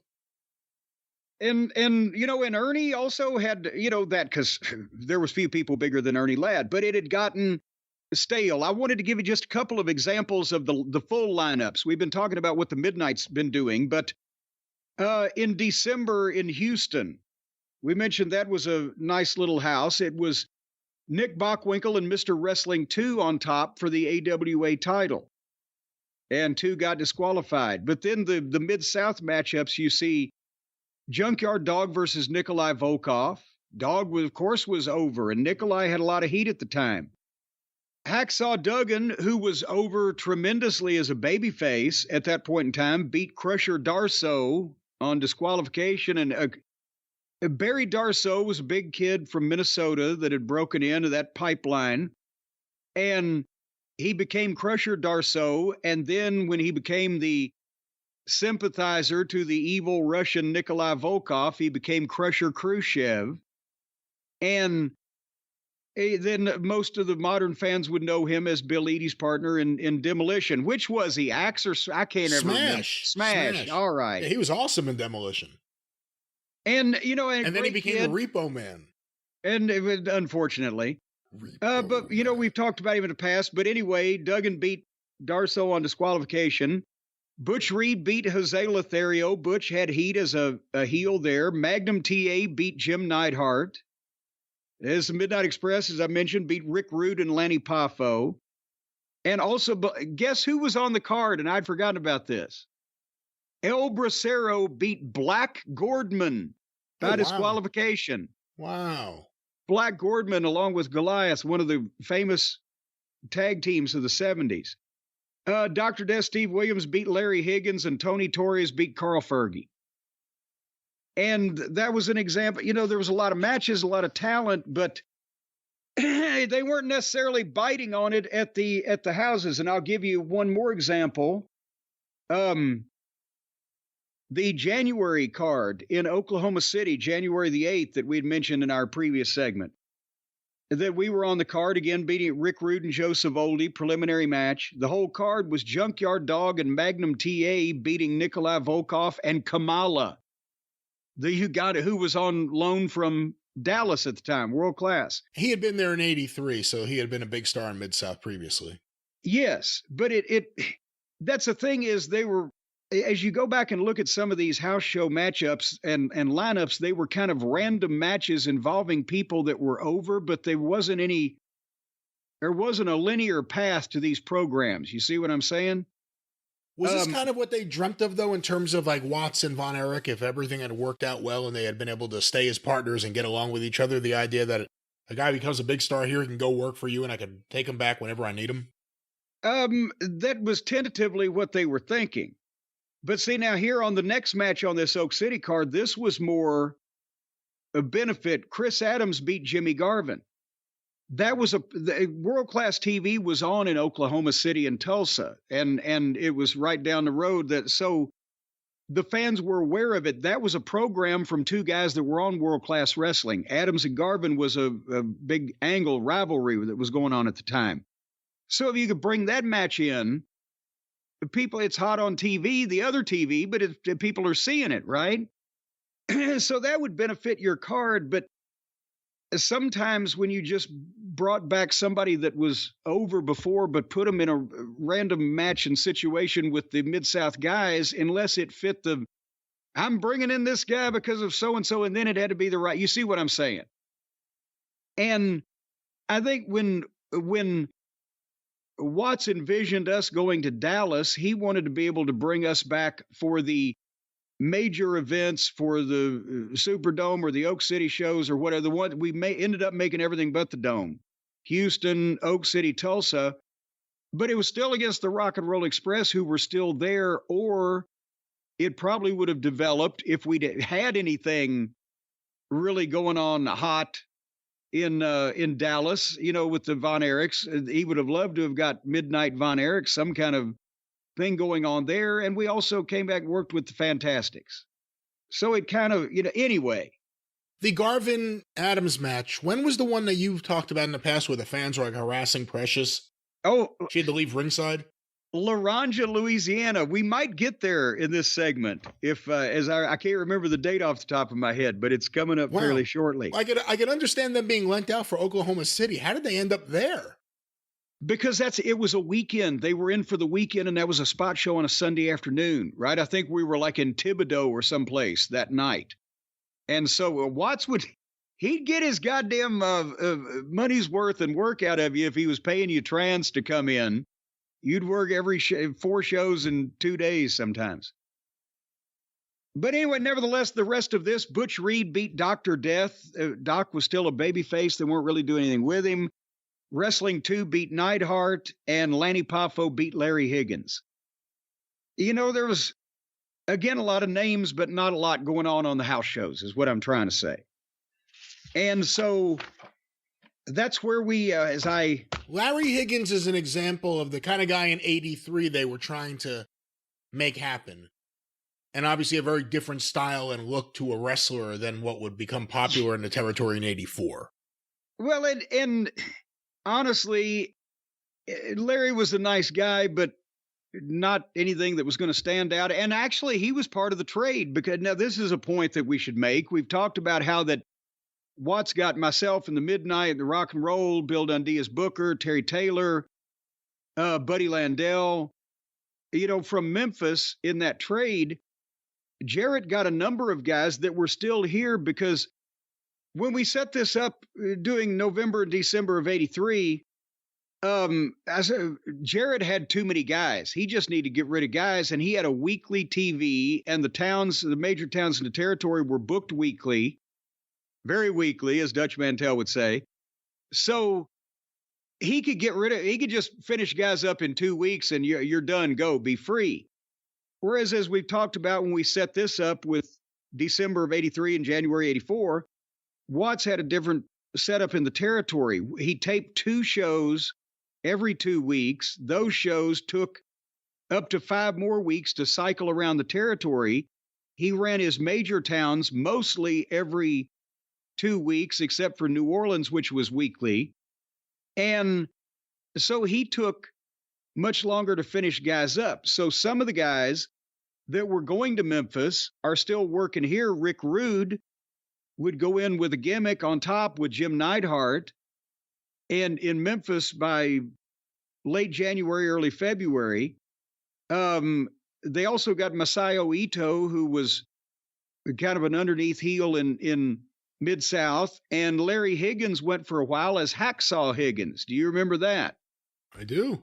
Very, very faintly, probably. Maybe his immediate family does. And I'm trying to think, did anybody else go? And see, that's the thing, is a lot of people are saying, well, goddamn. Masao Ito. That's what they're saying. Goddamn, Masao Ito.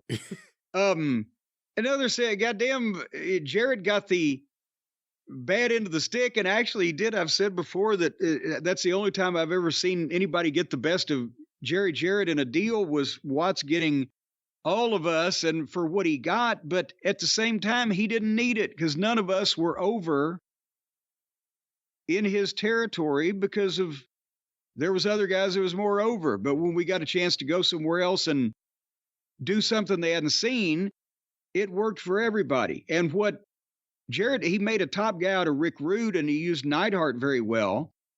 But he just wanted some underneath heels that he could cycle in later on for all of his Homestead and baby faces to beat, right? Yeah, and the other thing, too, is this is when Mid-South is first now getting baby faces that have music videos. Memphis had already had that. They already had the fabulous one, so the rock and roll could never get past that, as you've said before. Everyone was new to Mid-South, and everyone got over. And it was the presentation in a lot of ways. Well, and that's the thing, not only had Mid-South never had, the music videos for the rock and roll, they'd never really had music videos for, Magnum TA. I'm saying for anyone, yeah. Terry Taylor for anyone, yeah. When Magnum had been there, but all of a sudden when, they do the video where he's laying there in the leather jacket and the sexy chest, he's got the women hanging on him, then it looked like MTV. And that was one thing. Bill Watts was not watching MTV, nor was Ernie Ladd at that point. But because Jarrett had shown him, and that's Joel Watts was editing the first fucking Mid-South videos for quite some time, and he learned from Randy West, Jerry Jarrett's son-in-law, who was doing the editing in Memphis. He brought him up to specifically teach him how to make them music video deals. And that's how they got a younger audience than what they had from the, because they were long on football players, but short on sex symbols in Louisiana at the time. The problem is I can't hear the song Freeze Frame without thinking of Terry Taylor. Hey, at least they did that for him in Mid-South. He got Some Days Are Diamonds, Some Days Are Stones in Tennessee. Sometimes the hard times won't leave me alone. That was the theme song for Teaming with Jacques Rougeau. Anyway, so what we should do now here, what we're going to try to do is pick up again with where we left off, which was we will start with Monday, January 16th, and go through some period of my schedule and date book to give you an idea of what was going on at the time and how Mid-South began that turnaround, which we've talked about in the past in many different programs, to starting to set gate records on the new talent and the new booking philosophy. So have we covered this setup adequately at this point? Oh, yeah. 15-minute setup. I think we've got it covered. Well, no, we covered a lot of ground. And again, part 1 is up and the previous parts in 83 are up as well. But here we are picking up where we left off last time. Because if we go back to an arena, I'm not going to tell you all the same stories of, that I've already told.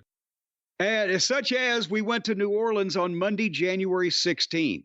And again, it's a 400-mile round trip from lovely Alexandria where we live, but the house was $24,000. And that was, even though we were still in a preliminary match with Lanny Poffo and Joe Savoldi, things are starting to see a little bit of life there because New Orleans had been a little bleh in the past.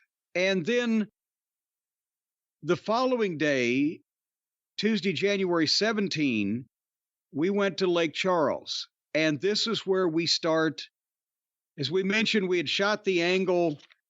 What was it on the TVs that we did back on January 4th, where we tarred and feathered Magnum TA because we'd been calling him Chicken. They wouldn't defend the tag team titles against us, and did that angle. And now that TV is starting to air in more markets. So we start the run with Magnum and Wrestling 2 on January 17th. And Lake Charles, I'm not sure. I got to go back and look. Is this the first time that we have been there? I must mention, no, it's the second time. So I must not mention various details about the building.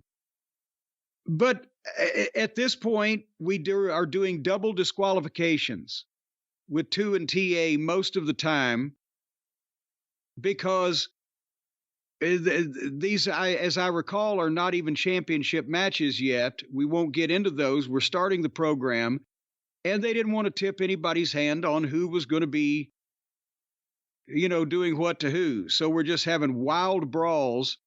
And we had one in Lake Charles in front of a stellar house of $5,200. So this shit ain't sinking in yet in Lake Charles. And how many people would that be? Oh, good Lord. With a regular show at Lake Charles in those days, 700-800. And Lake Charles Civic Center was a decent sized place. I would figure average tickets at about $7 back in those days on a regular show. And, Lake Charles, the Civic Center was not the traditional building that they had run back in the 50s and 60s and early 70s for wrestling in Lake Charles. It was a nice new building.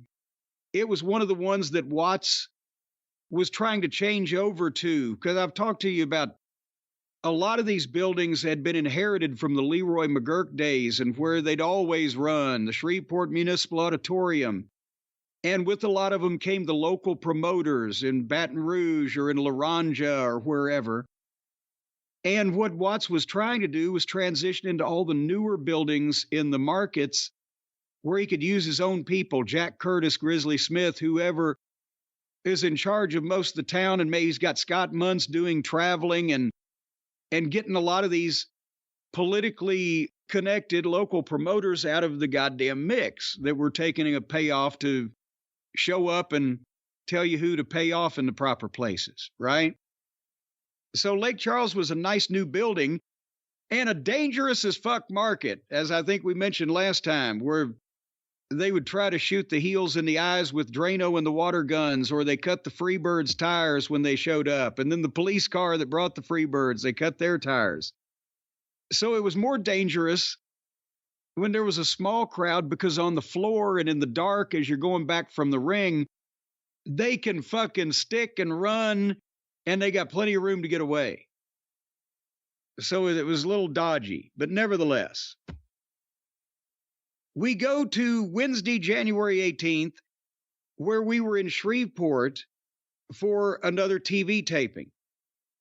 We did a regular TV match. We beat Roger Bond and Mike Jackson, but then Magnum and Wrestling 2 did a run in and get in a big fight. And then at the next taping, we have a TV match against them. And that's the one, the Twitter clip has been making the rounds lately, where TA was about to hit the ropes and I jumped up and pulled the top rope down. He takes a bump over the top and we whip fucking both of them with my belt and blah, blah, blah. And they vow revenge. So that ain't even going to show in most of the markets for the next 2 or 3 weeks. We're running off the tarring and feathering at the house shows at this point.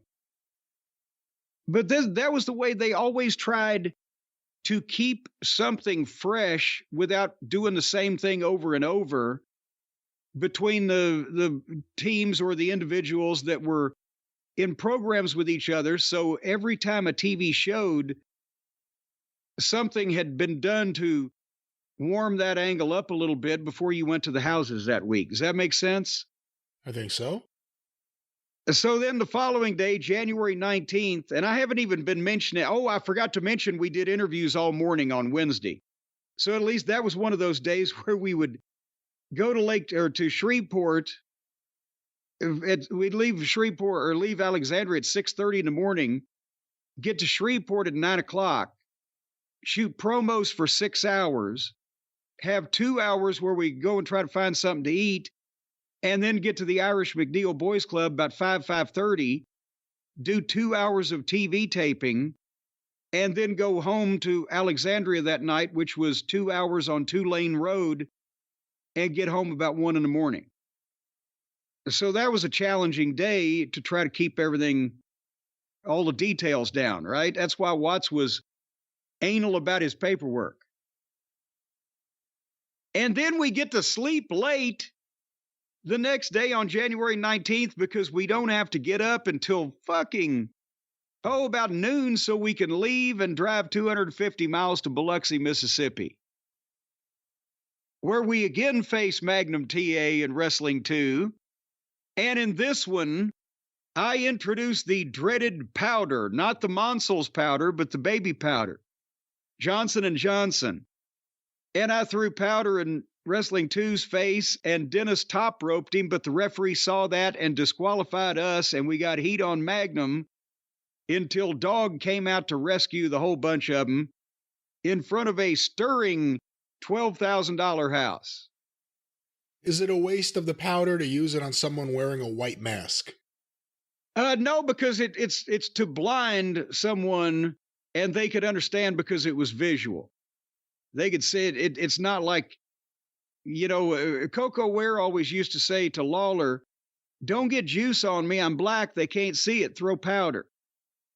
But in this case, the powder flies through the air and is so visual that then he sells his eyes that they know he's been blinded.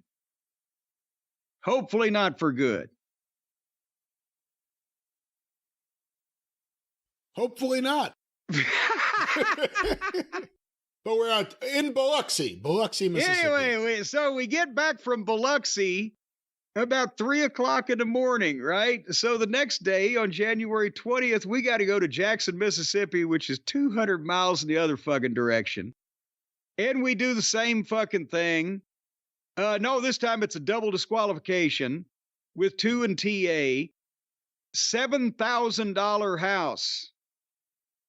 And the reason for that, as I recall, is because for whatever reason, we couldn't get in the Jackson Coliseum, the normal building that they were running at the fairgrounds, but they had an armory or building of some description at the fairgrounds. And this thing, if it was $7,000, that meant there's probably about 1,000 people there. And this place probably should seat about 800, because I remember it plain as day. I said, oh, my God, we're going to be killed. There was no room around the ring. There was no room to fucking get to the ring. And what the fuck? And they said, oh, just have a wild double disqualification. I said, oh, does whoever gets fucking stabbed get a bonus for tonight, right?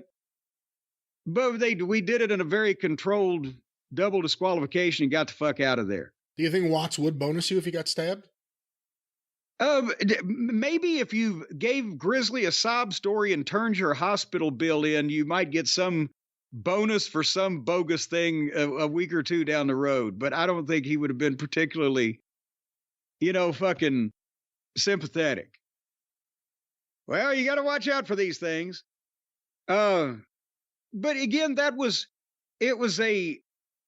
don't know why I know why they ran it, because they wanted the $7,000 and they couldn't get to Coliseum.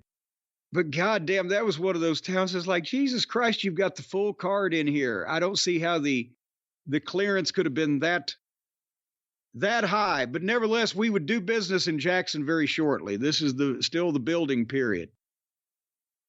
And then we get back from Jackson, 200 miles, a lot of it 2-lane, somewhere around 2 o'clock in the morning. And the next day, on January 21st, we've got to go to Little Rock, Arkansas. And we started coming to dread this trip because if anybody wants to look at a map, it was 270 miles, all 2-lane state highway, no interstate whatsoever, directly north from Alexandria, Louisiana to Little Rock, Arkansas. Through every little goddamn town, podunk fucking village, out in fields with farmers, with trucks, with bales of hay, driving 40 miles an hour.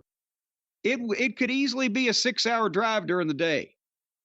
So we would have to leave at noon every time we went to Little Rock just to make sure that we got there and were in the locker room by 6:30.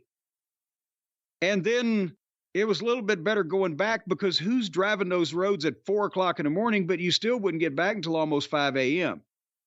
So it was a lovely fucking day. And I actually did not get the house here, but I have to think it drew because Little Rock was very behind on the tapes. Little Rock was probably 4 or 5 weeks behind along with Oak City and Tulsa. So we were still wrestling Joe Savoldi and George Weingeroff, but that was a $200 payoff. So something drew. I thought, oh, wait a minute. As a matter of fact, here we go. Texas Tornado. I'm looking at 2 different books. Texas Tornado Tag Match, Hacksaw Duggan and Junkyard Dog against Crusher Darso and Nikolai Volkov. So that angle was starting to be of some interest there with the folks. So we got $200 for a preliminary match. And then, by the way, finish that week up, and then I'll open the floor to questions. On January 22nd in Lafayette, Louisiana. So after we drove 270 miles back to Alexandria on that Saturday night, got in at Sunday morning at 5 o'clock. Lafayette was 100 miles directly south the other way. So while we didn't have to leave until about 4 o'clock in the day, we covered almost 700 miles from one end of the territory to the other from one day to the next. That's how the routing was.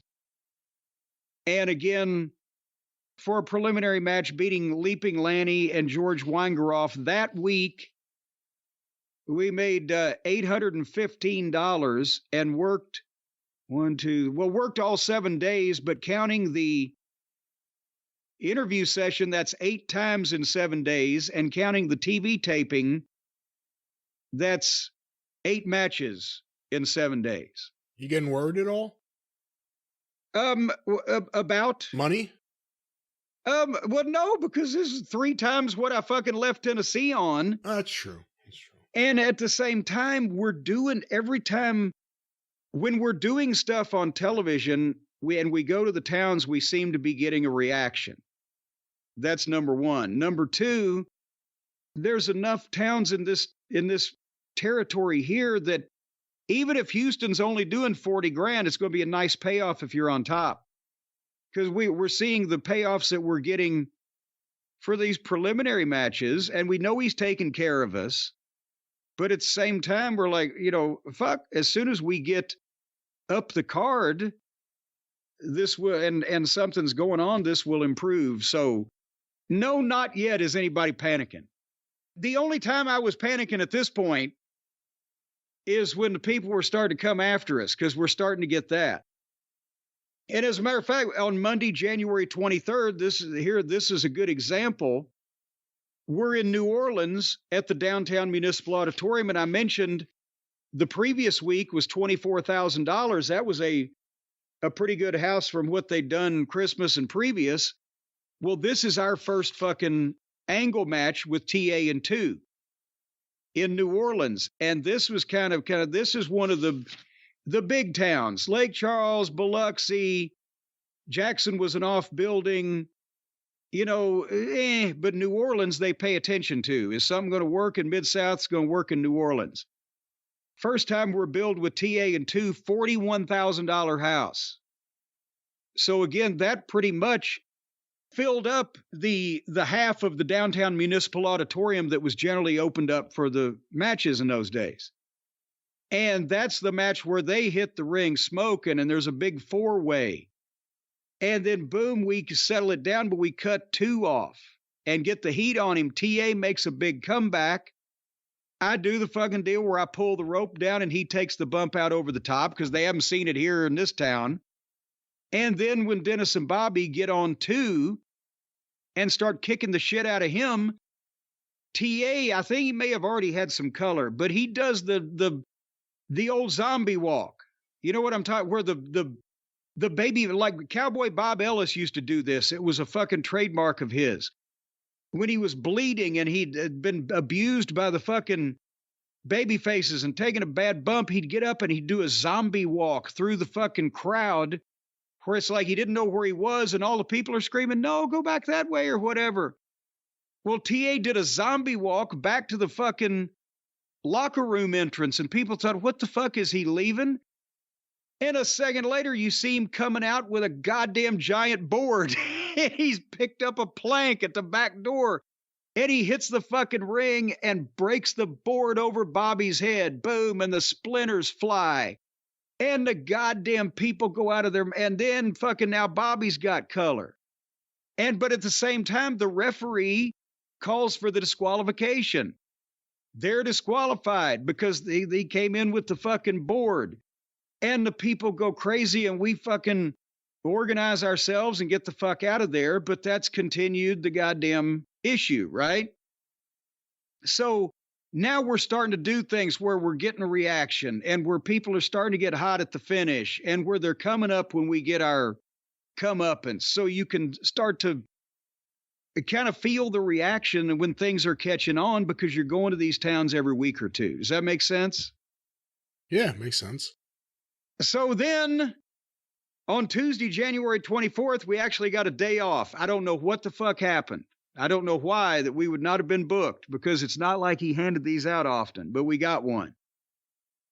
And then we had a wonderful double shot on January 25th where we had to do interviews in Shreveport at Channel 3 from 9 a.m. to 3 p.m. as normal every Wednesday. And then we had to drive 180 miles over to Vicksburg, Mississippi, which was a wonderful place where both you could see Gil Culkin and Jack Curtis and the whole Mississippi gang. And I don't remember exactly what the name of the building is, but you can tell they had wrestling there in the fucking 1950s. It smelled old. Right? It was like being in an arena from the 40s. And that was obviously not one of the bigger towns. That was a spot show deal that they ran every once in a while for George Culkin and the family. And we beat George Weingroff and Lanny Poffo, who, bless them, are still finishing up. Randy's already working in Memphis, and I think Lanny was bopping back and forth at the time, but he still had to finish up some of these commitments in Mid-South. That's how long Watts had shit booked ahead. And at that point, then we got to go back to Alexandria, which was 150 miles. So I started, the midnight didn't have to do interviews, but I left my house at 6:30 that morning, and I would have gotten back at approximately 1:30 a.m. the next day. And then the following day, Brian, on January 26th, we're back in Shreveport for a house show at the auditorium. So where we did interviews the previous day from 9 a.m. to 3 p.m., we're at the house show at 7:30 the following day. But we're against 2 and TA, and remember I said Shreveport had been on its ass. It came up a bit, $15,100, and we did the same thing as we did in New Orleans. And this would become somewhat of a theme. Bobby was getting a board broke over his fucking head 3 or 4 times a week for a little while. But again, Shreveport came up because now $15,000 at average ticket prices in those days for an average show in Shreveport, you're probably looking at 1,800 people now. So we're starting to see a little reaction, and we've been shooting the angles on TV in Shreveport at the Irish McNeil, so those people are clued into it. And then we went back to Alexandria, which, again, another 260-mile round trip. So this is a decent week with the off day and Shreveport being close.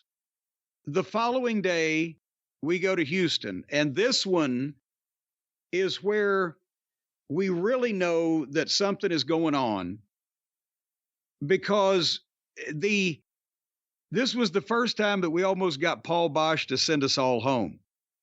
Because I've told you about the time that he came and grabbed me by the shoulder when we had two upside down, and I think we'll probably get to that. That may be the next fucking segment we do. Where he told you to go to the back? Yes. Right now? Well, this one, actually, we didn't get yelled at. He yelled at Dundee. Because, okay, we go to Houston on January 27. And by the way, we know it's a 500-mile fucking round trip from Alexandria, and it's completely different direction to Shreveport. So we're going all over the fucking place. But this is the match with goddamn 2 and TA off the angle off television. And here's the card, by the way, for Houston. So you see where we are on a big show card. An elimination match. Butch Reed and Crusher Darso and Nikolai Volkov beat Junkyard Dog, Hacksaw Duggan, and Tito Santana. Paul was still bringing in some of his own talent, and most of those guys appealed to the Hispanic audience in Houston. They were over there. So Houston was still an amalgam of Mid-South and Paul Bosch's own customized market. And actually, again, this was a program. Jose Lothario beat Black Gordman, and that was featured as well at the top. And then it was our match with Wrestling 2 and Magnum TA. And then Jim Neidhart beat Butch Reed by disqualification. And there's a story here I'll get to in a second. But also Terry Taylor beat Tom Lentz. Brian Adidas from Dallas beat Larry Higgins. And Masayo Ito beat John King. Neidhart and Butch Reed had been the tag team champions, right? Just the end of 1983. Right. And then, and I can't remember what the angle was, but they switched Neidhart because Jarrett wanted Neidhart to come to Memphis. So the angle they did was they switched Neidhart babyface and on Butch Reed and had Butch ultimately beat him on the way out, since Neidhart's going to Memphis, and it helped Butch be a better heel, right? Standard wrestling shit. However, the wrinkle on this one was, and this is where we started to get insight into what Watts would do and what he wanted done to protect the credibility of the business. And in its own way, it's genius. We've talked about that when you shot TV in Shreveport, that it didn't make its entire way around the territory for a while, right? And it would be delayed by up to 4 or 5 weeks in the Oklahoma City and Tulsa, etc. But even in Houston, if you did something on the second tape, you did say on a Wednesday night in Shreveport, even though Houston was right along with New Orleans as being mostly up to date, it would still take 10 days, I think, for the first tape to air and 17 for the second tape to air, right? Whatever. So there was a period of time of a couple of weeks where Neidhart and Butch had turned on each other in Shreveport and had a big fight in front of God and everybody. It had been taped. It had happened in front of human beings. Even though it had not been shown on TV in Houston yet, Watts said, well, he can't be in the same locker room because in Houston, you could see when the door opened and you came into the arena, you could see that it was you're coming out of a goddamn locker room. So the heels were on one side and the baby faces were on the other side, so people would not assume they were in the same room together, because we really weren't and couldn't get to each other, right? And they could see that. But the previous show in Houston, before that Neidhart and Butch Reed had this fucking match, since it had happened already, but it hadn't aired in Houston, Neidhart could not be in the heel locker room with Butch Reed, even though they weren't wrestling against each other that night. So they had Neidhart dressed in a fucking closet. He dressed in a broom closet. And when the goddamn bell rang, here came his opponent, whoever the fuck it was, from the locker room, and here came Neidhart from a fucking janitor's closet at the side of the Sam Houston Coliseum. He opened the door and came out of it. And everybody but that's Watts did not, he said they've turned on each other. They fought. They can't be in the same locker room. And it made sense. What if somebody was on vacation, right? I digress, don't I?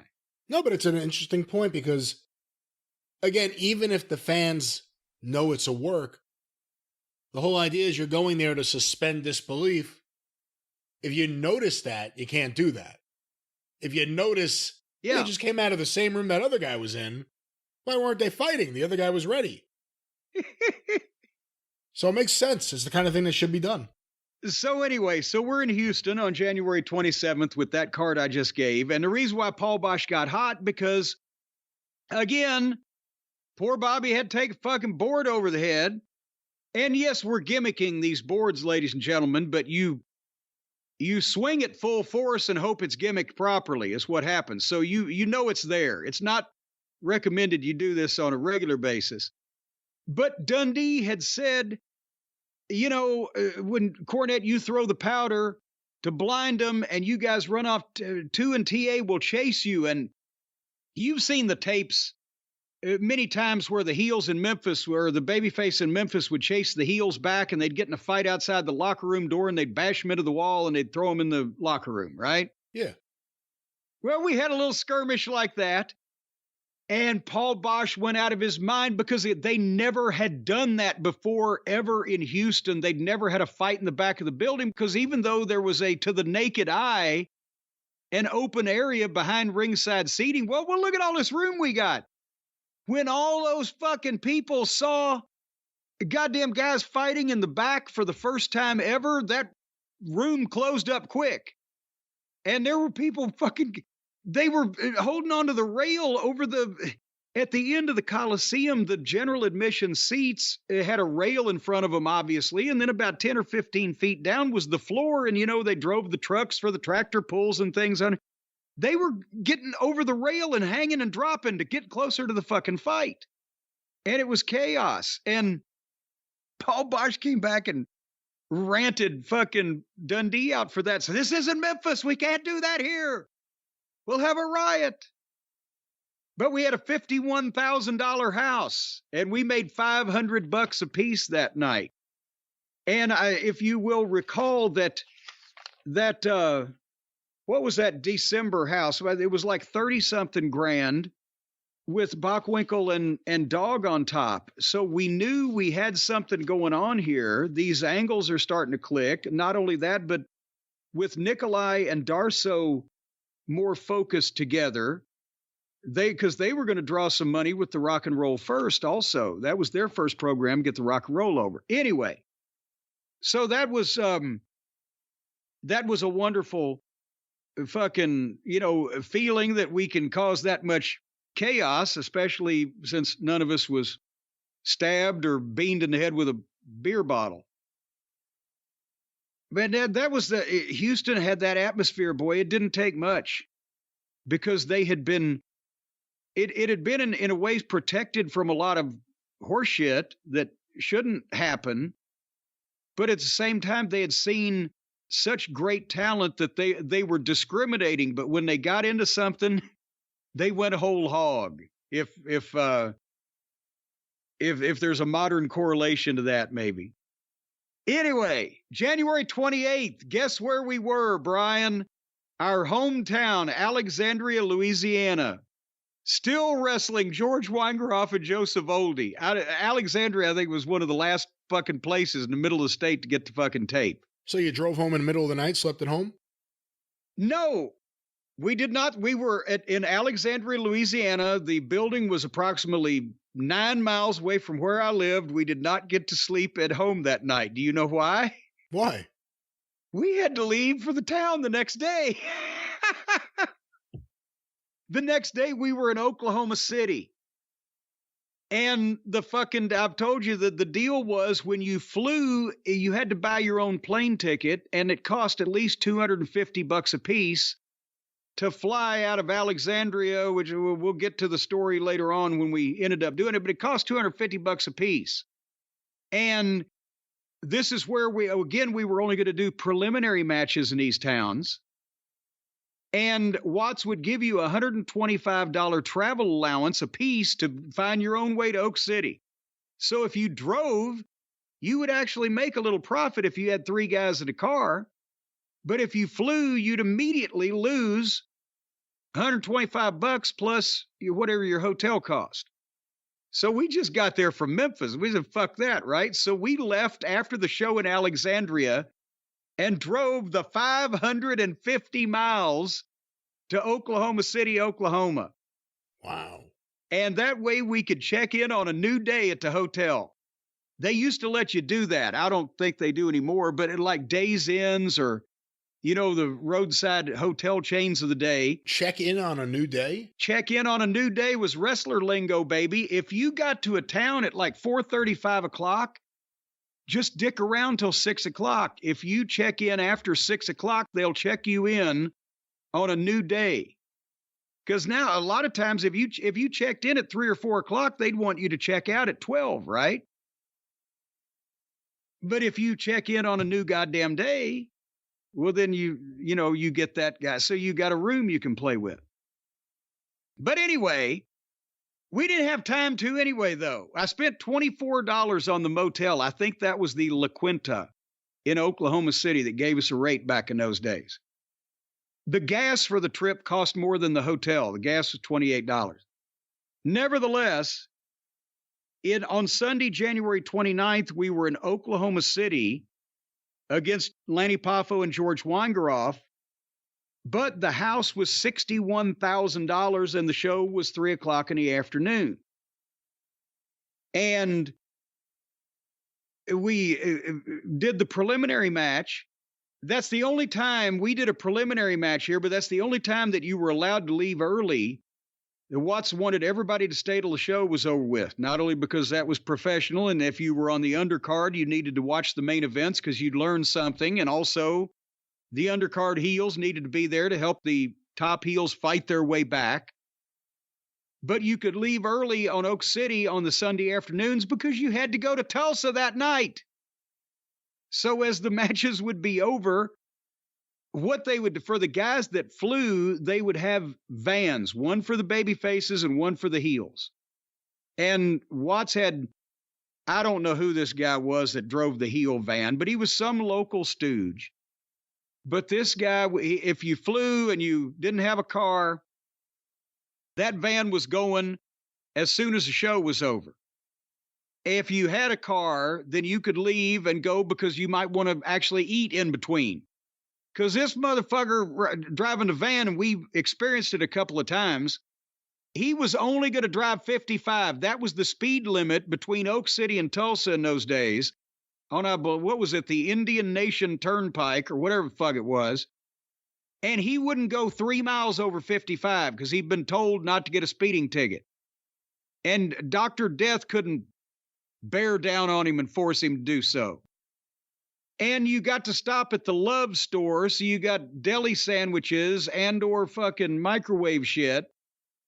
But if you had your own car and you could get out early enough, you could actually sit down and eat somewhere. Because think about this.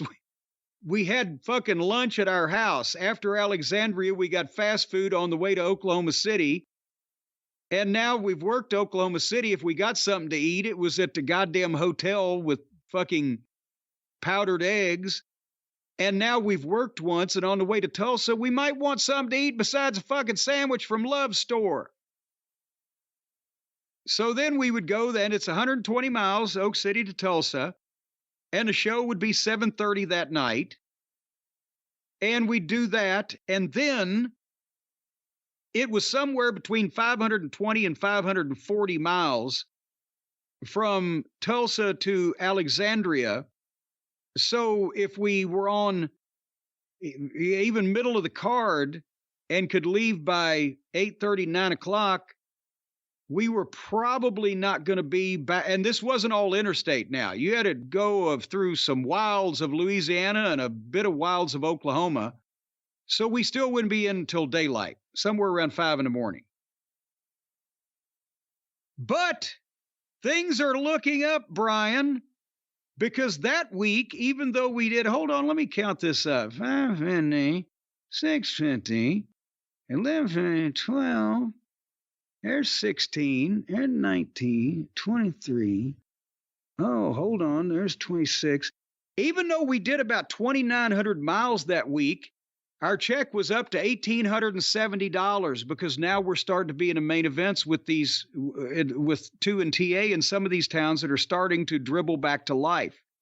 And for those of you who missed some of the previous segments, any dollar figure that we talk about in the year 1984 is equal to $3 in today's money, as they say. So that was, what's 1870 times 3?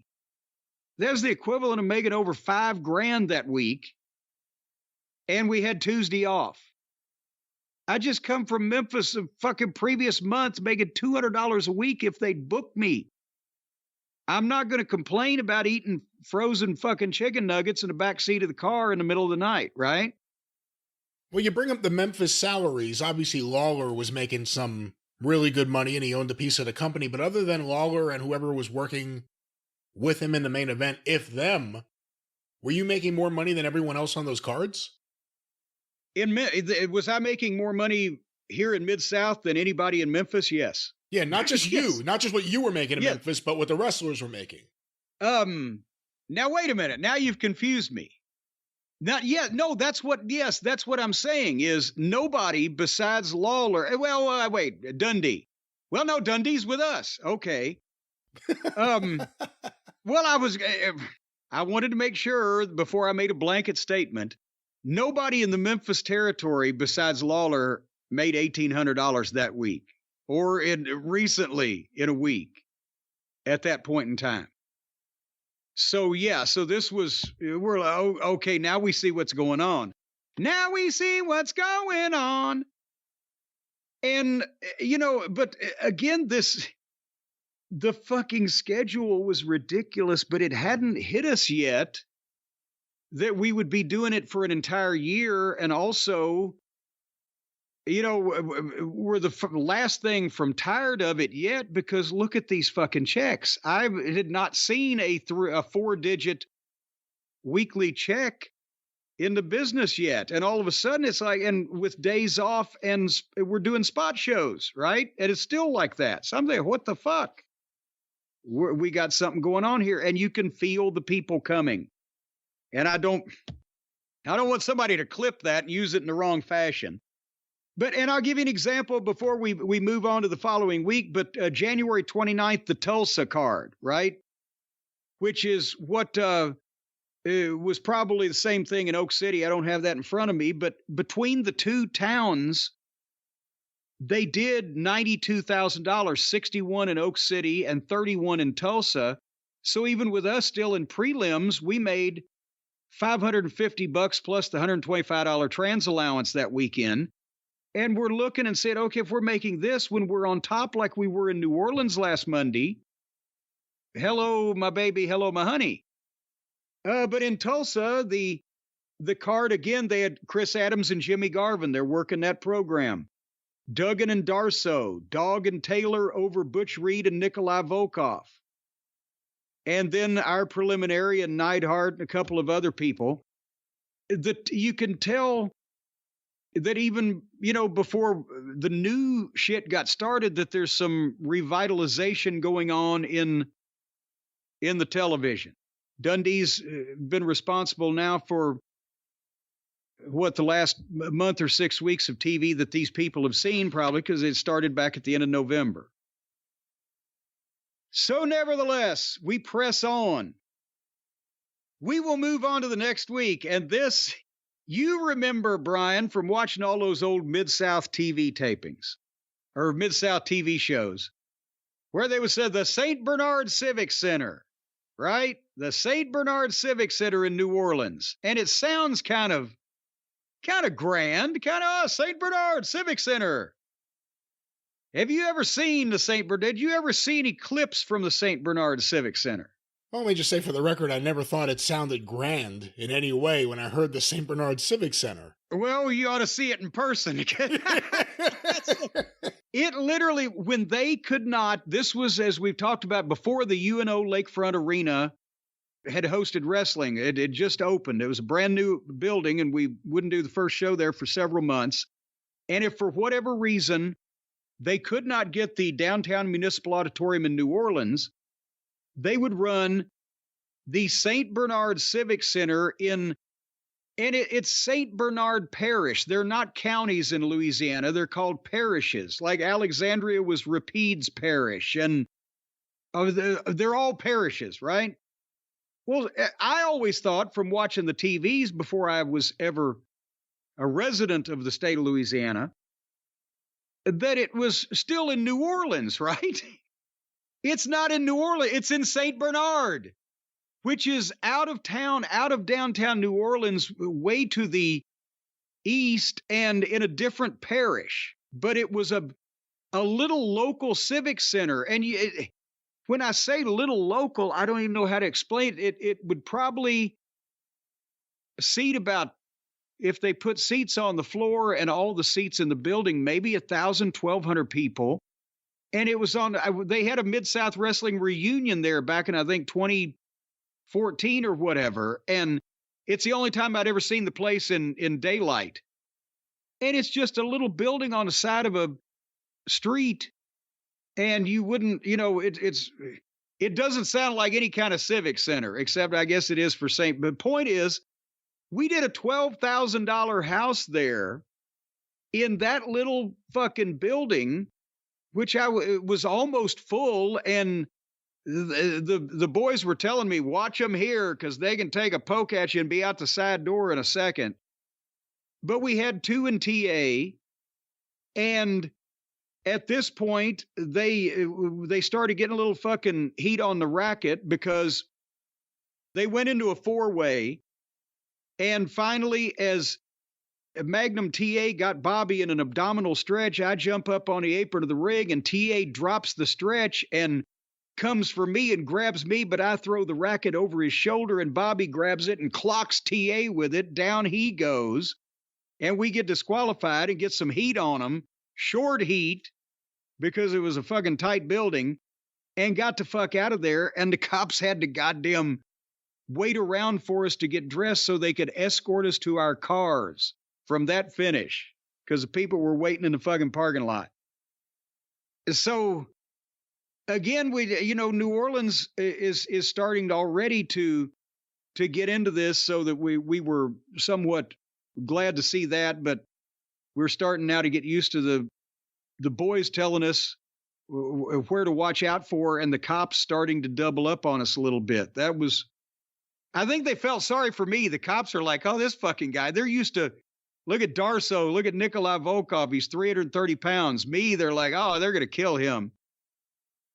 And anyway, and then we finished the month out on Tuesday, January 31st in Monroe, Louisiana. As I've mentioned, New Orleans was a 400-mile round trip from Alexandria. St. Bernard was even farther. Monroe is directly north. So the following day, we did a 200-mile trip the other way. And the same thing with Magnum and 2, where Bobby got a board over the fucking head.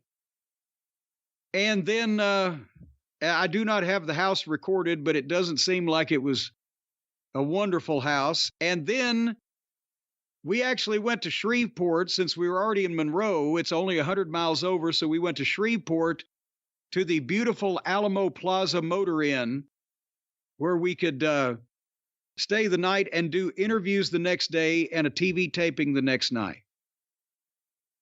And that finishes up January, at least, of 1984. Well, that's your schedule. Where were you mentally at the end of the month? I don't remember. I didn't have time to think about it. I'm seeing all these towns for the first time. And sometimes we go back to a town we were at before. It's at a different building. And at the same time, we're just starting to get when we're doing the preliminaries, I understood that. Okay, preliminary match, we're the heels, they're the baby faces. They don't like us. but doesn't seem like anything life-threatening is going on. And it's just to get over, and the money's okay. We can see if we were in the main events. Boy, howdy. But then after I got the first couple weeks of main events and these people start going out of their minds, or we almost have a riot in Houston, or they're, the cops are being warned to stay on top of me and things like that by the promotion officials.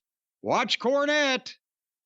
I'm like, okay, this is getting over, but goddamn, they seemed that we knew the Rock and Roll Express were coming. I'm thinking, if they're this mad because we're beating up fucking wrestling too, that cranky old bastard, when they see Ricky Morton sell, we may need a tank.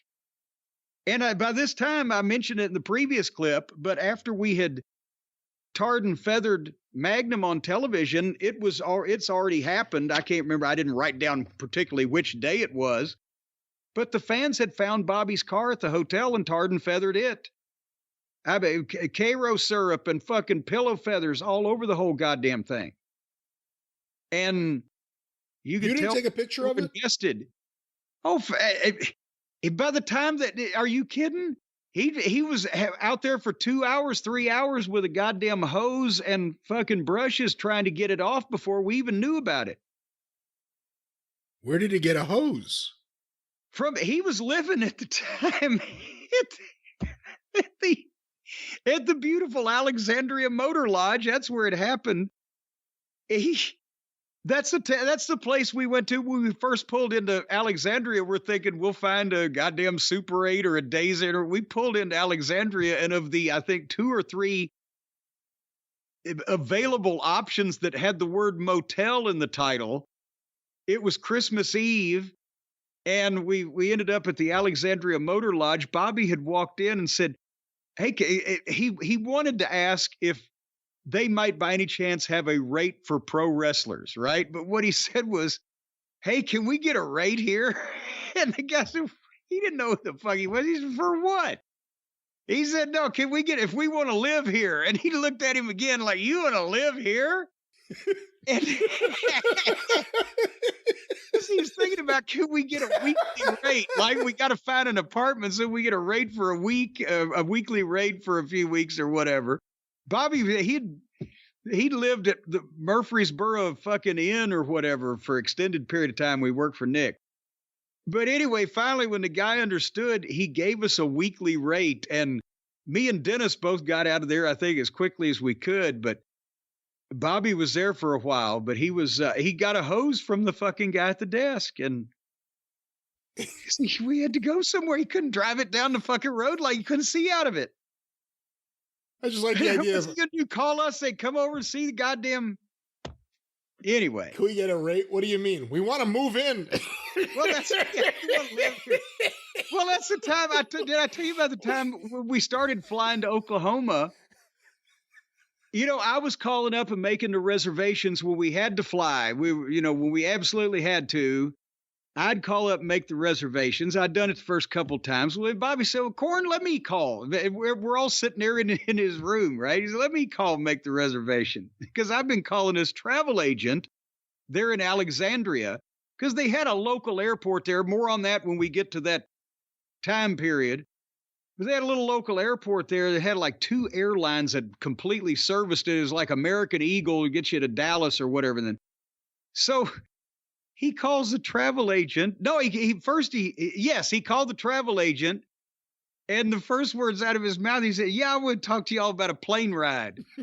Like he wanted to just take a ride around it and come back, right? I said, no, but should have used the terminology flight or ticket or. But anyway, that's some of those things that happen. But nevertheless, we can go ahead. Before, what were you going to say? Before we move on or do whatever we're going to do here, end of January '84, do you feel comfortable in Mid-South? Do you feel like you got the lay of the land, that everyone's cool with you, that Watts is happy with what you're doing? What do you think about Mid-South in general? Well, no, the locker room was great. I mean, Nikolai Volkov, I've talked about him, a million times. He was so fucking funny.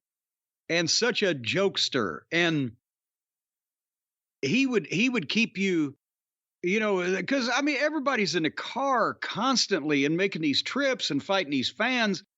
But in the locker room, everybody was happy for the most part. And at least if anybody was bitching about anything, everybody in the locker room was bitching about the same. The heels would bitch about the glory happy baby faces, right? That's universal in wrestling. Or the fucking payoffs, or the office, or the Stooges and the whatever. But everybody was on the same bitch page. And, Darso was a fucking great kid, and he was just learning. And that's what Ernie Ladd, Fat Darso, come sit under the learning tree. But, he was a great guy again. And these were guys you could count on. They would come out or stay and help you, or we would stay and help them, depending on, who was at the end of the night was the heel that was going to need the most help getting back. And you could count on him to be there. Butch Reed he was hilarious in his own way. And to listen to him jousting with fucking Buddy when Buddy got there. Well, I was going to say, when Buddy arrived, what did that do for the heel locker room? Well, it gave the whole heel locker room entertainment, because Buddy was entertaining, but sometimes he was annoying. But when he was annoying, Butch was entertaining and telling everybody how annoying Buddy was. So depending on which Buddy you got, it was still entertaining. And I mean, but everybody was, I didn't spend any time significantly in the babyface locker room at all, either because I couldn't get there or Watts didn't encourage it. So there may have been some of them sniping at each other, but all the heels were happy. It was just when you had to go out in the goddamn real world and take a chance on getting fucking set on fire by the fans that, you had something to worry about. Well, and ladies and gentlemen, we are back with another segment of 40 years ago in the life of Jim Cornette and the transition to Mid-South Wrestling. And Brian, we last left off, we were just about to start February, and February the 1st was a Wednesday, and that meant we were back in Shreveport, not only for our regular morning interview session from 9 a.m. to 3 p.m., where we did all the local promos, but a TV taping that night of 2 different Mid-South television programs that would air around the territory for the next several weeks. And we're right in the middle of the feud with Wrestling 2 and Magnum TA. And on the first tape that we did that night, just by my notes, they recapped the belt whipping, where we had, at the previous taping, taken my belt off of my suit and whipped the shit out of the baby faces. And they did an interview. And then on the second tape of the night, we had a match with a couple of job guys, but I warned Bill Watts he's starting to overreach himself, because he's starting to find people for, like, when we ran in on 2 and TA, and we hit the ring again on Wrestling 2 this night and rip his mask trying to take it off. And so we're just at maintenance for the angle that we've got ongoing, because the good parts are still to show in some of the major towns. And that, again, a long day. We start, even though we were already in Shreveport, we had been in Monroe the previous night, so went over and got a room. We start at 9 o'clock in the morning, and you don't get back home until, past midnight. And then the following day, February 2nd, we were in Pine Bluff, Arkansas, which is almost to Little Rock. So it's like a 500-mile round trip for a fucking, again, this is a spot show. We wrestled Lanny Poffo and Brian Adias, who must have been on loan for the month from Fritz. That's the thing. Fritz sent him talent. Well, let's send him Brian. And I mean, they did $13,000 in Pine Bluff on a spot show, which in today's money, as we've mentioned before, 3 to 1. So that would be what, $39,000 for a spot show in Pine Bluff, Arkansas. We made $200 for a preliminary match, but goddamn, that's a long day, right? And then we get back to Alexandria the following day. We're in Baton Rouge, and this is the first time we've been in Baton Rouge for an angle match with 2 and TA. So in this one, remember, we'd been doing the board thing. I think they got somewhat sympathetic to Bobby Eaton's fucking head. And when Magnum's doing his comeback, he gives Dennis a belly to belly, which was his finish back even then. But the referee is trying to put Wrestling 2 out of the ring, and I give Bobby the powder, and he fucking throws it in TA's eyes. And the referee turns and sees the cloud, and we get disqualified. But then Magnum is blind, and we get two down, and we leave him laying in the ring. And this one, Brian, was when, I guess I haven't mentioned that for the first 4 weeks or so that we were there, and when we started doing these, well, we didn't do it the preliminary matches. When we started doing the angle matches, I didn't carry the racket back from the ring. Either Bobby or Dennis did, at their suggestion. Have I mentioned this to you? I remember you saying that Dennis used to hold the racket sometimes, and then I think he said he was afraid he was going to kill somebody, so he gave it to you or Bobby. He gave it to Bobby. And then this was the night that I got back possession of it. Because here's the deal. When we had started doing these angle matches for a couple weeks previously, and I started seeing in the thing in Houston and everything, I see, you know what? I need to load this racket up, right? That's the first time I had the thought, I need something besides the racket. But since they were taking the racket, I still wanted something, right? So I had gone, and you could get this. I don't know how easily you can get it these days, but remember, every woman used to have a fucking spray thing, a mace in her purse, right? Pepper spray. Right. Well, I got me, if one of the boys, and the reason why Dennis had said on the way back from the ring, the deal was Dennis would go in front, he'd have the racket, so he's got a weapon. He wanted me to stay behind him and keep my hands on his shoulders so he could know I was there without having to turn his head and look for me. And Bobby would get right behind me and make sure to watch my back because I was probably going to be the target. But that way, we're tight. We don't let any room get in between us. And if the cops are willing and they're there and they surround us, then that's the way we're going to go back through. Well, that was, like I said, for a while, but I still wanted something. So I got the fucking pepper spray just in case, right? Because I could put it right in my inside jacket pocket. Well, this is the night. After this match, and we leave the fucking heels laying, and the goddamn cops get around us, and we're in the formation that I talked about. And goddamn, about halfway back, once we get through ringside, the people can start running up from the sides. And somebody came up and goddamn clocked Dennis. Bam! And turned around and started running the other way. Well, Buddy Landell was watching because he was riding with us.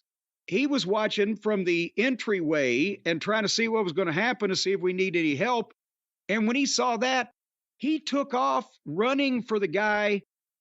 So it was like he was going to intersect him. He had the fan had punched Dennis and turned around and was running one way.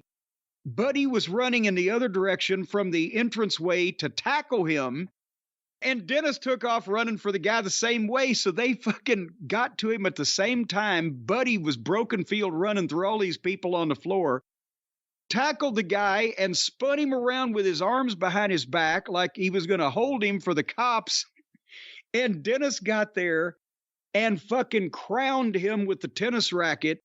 And what I had done to the tennis racket was I had taped a large dog's choker chain around the outside edge of it. And I had taken 10 snips and I had cut a metal, like a cookie sheet, in the shape of a tennis racket and pushed it in and put the cover over it and duct taped that all together. So it not only had some heft to it, but it would sting if you hit it sideways, right? Because I would hit the guys flat, but he'd hit a mark sideways. Well, what Dennis did was he hit this guy flat over the head with it, but so hard that when he drew it back, it looked like a goddamn kitchen cooking pot. It had bent in the shape of this guy's head. And so when we got back, oh, and by the way, that's when I lost my goddamn pepper spray also. Because when Dennis took off to hit the guy over the head with the goddamn racket and Buddy had tackled him, Bobby got in a skirmish with somebody and a guy came up and tried to punch me and I slipped it And I grabbed his fucking shirt collar and I had the fucking mace in my hand and I stuck it up in front of his face and said, I will make you wish you were never born if you don't get the fuck out of here. And he turned around and run off and somebody goddamn blocked my hand and the mace flew in the crowd. And then the cops we finally get everybody back, right? And that's when Dennis said, I'll kill somebody. Don't. But that was Baton Rouge at the Centroplex. And that was where later on in the year, the guy would take a swing at me coming back and Dundee'd get on him and drill him. And that would lead to that lawsuit I told you about that one time where Dundee couldn't go back to Baton Rouge for a couple months because nobody knew who he was. He was the booker, so he wasn't advertised. Cops didn't know who he was. He was the unnamed co-conspirator. With an Australian accent. Well, they didn't hear him talk. But anyway, nevertheless, so that was Baton Rouge, Louisiana. Jimmy Kilshaw was the local promoter, the guy with the fucking carbuncle on his neck or whatever. And he had been involved with wrestling since the 50s or 60s. And in Baton Rouge, state capital, he knows who to pay off. That's why I was told that we had to run Laranja, Louis. No, was it Laranja or Homa? We had to run Laranja. Because somebody there was politically connected over in Baton Rouge and could make sure we could get the Centroplex. I don't know what the fuck was going on down there.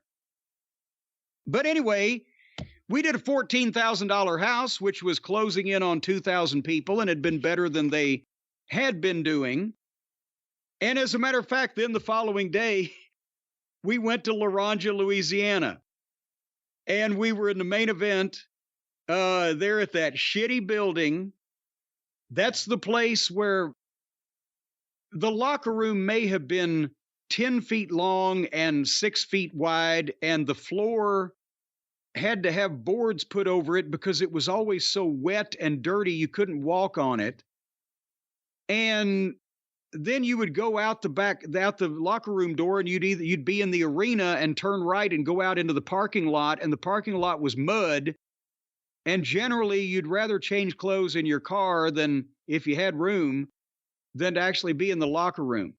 But the guy that ran this town, they wouldn't take, when they would take an intermission in the middle of the night, they wouldn't start the show again until the guy had sold enough shit from the concession stand. And I'm not talking about food. He had a goddamn flea market in this building. They sold cakes. I saw him sell a fucking shotgun one night. They sold fucking car parts. It was like there was a flea market section in this building. The Laranja, goddamn, what was it? Maybe rec center, whatever. And the only reason this guy had wrestling was to get a crowd in there to buy his shit. And some point, we're wanting to fucking leave so bad. Goddamn, ring the bell. Start this show. Let us get the fuck out of here. When he'd have an auction, some of the guys would start bidding on shit to see if he'd make enough money to start the show again. And that was the ring was not only as hard as the floor, but the ropes weren't even wrapped. Have you ever seen a wrestling ring with just naked ropes? No. Well, you did here. And Grizzly Smith called a finish one night where Hacksaw Duggan would give me 2 body slams in Laranja on that ring. And so we get in there and Duggan picks me up for the first one and I said, 1 slam. And I'd already told Hercules Hernandez, hit the goddamn ring as soon as he slams me. Don't let him slam me again. But anyway, here against 2 and TA, we were disqualified because Bobby jumped off the top rope. And we got out of there because it was goddamn Laranja. And that is remember what you were talking about where they sent Precious back to the locker room because the crowd was too dangerous? After we were in Laranja on February the 4th, that was a Saturday night that they had to take up with that fucking town. It did $8,300. So there was 1,000 people or a little more in this goddamn barn on the side of the road. And we made $150, and then we drive to Baton Rouge. We got to get a hotel room because the next afternoon, Sunday afternoon at 2:00, we're 100 miles away in Galliano, Louisiana. And it's the Midnight Express, and it's just a spot show, off-topic match, Midnight Express versus Junkyard Dog and Magnum TA. No fucking angle between us and Dog, otherwise than obviously we're mad at TA, right? That's the main event. They had Chris Adams and Jimmy Garvin, and I think like 2 or 3 other matches. And it was just a spot show. And again, this little recreation center they put, Galliano, Louisiana, is a fishing village on the south end of Louisiana near the water. Obviously, they're fishing. They're on the water, on some of the swamps and the bayous. And there's one road in and one road out of this town. And we get there and we find this place is sold out. $10,800 house, which in today's money, again, it'd be over 30 grand. There's easily 1,000, 1,200 people packed in this place on a Sunday afternoon. And we were told once we got there, by the way, it is a fishing village. All these people are drunk and have been drunk since Friday night. What? They come in off the boats on Friday night and they start drinking. This is what the cops are telling us.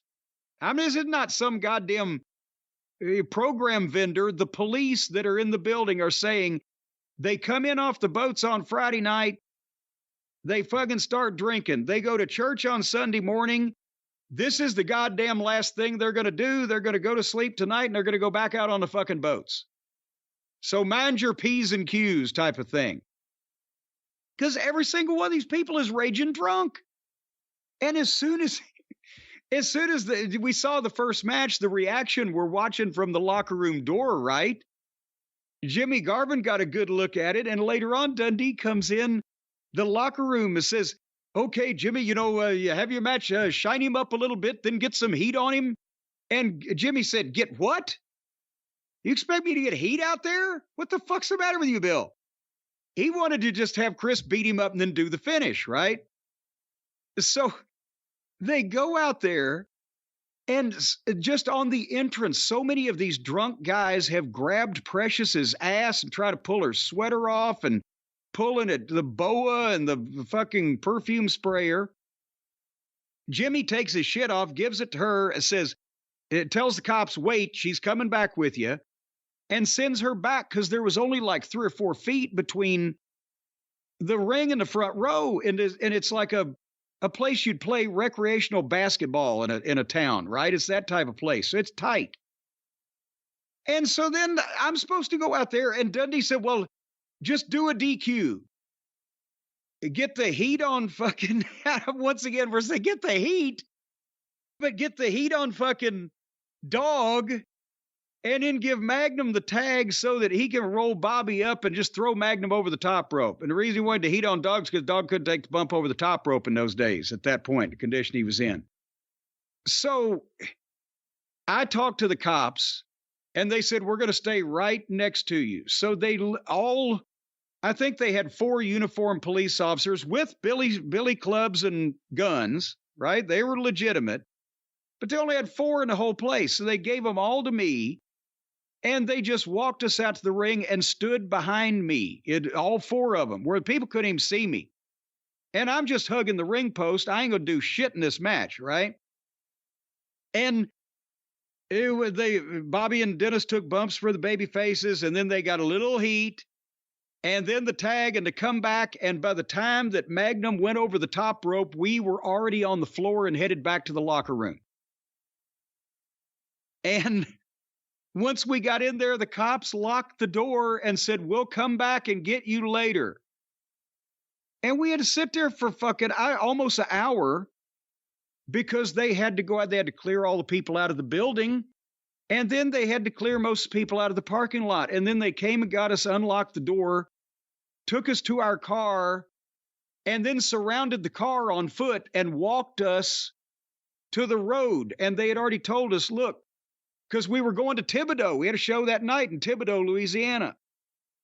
And they said, look, it'd probably be a good idea. Don't stop in this town. Just when you turn left, keep going. Because there's only one road in and one road out. And if they get us on the wrong, they get on the wrong side in between us and where we're going, we got to go past them, right? So off we go to Thibodeau. And the match had just started. The Midnight's match had just started when somebody threw a fucking beer in Bobby's eyes, and he was blind.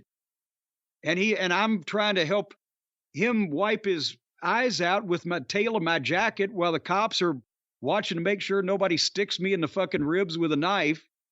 So it was a wonderful Sunday afternoon. And then we get to Thibodeau, and we got to have the match with 2 and TA where we get disqualified and leave them laying there. And the cops had to walk us out of that fucking place and get us in the car.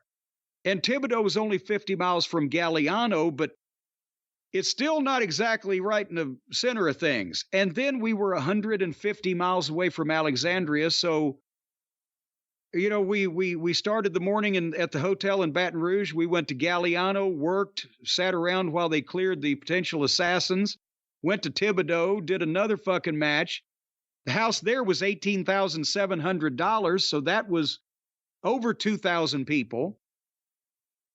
And we made $500, which is the equivalent of $1,500 today a piece for the day. But we started at fucking whatever time in the morning and didn't get back to Alexandria until, probably about 1:30.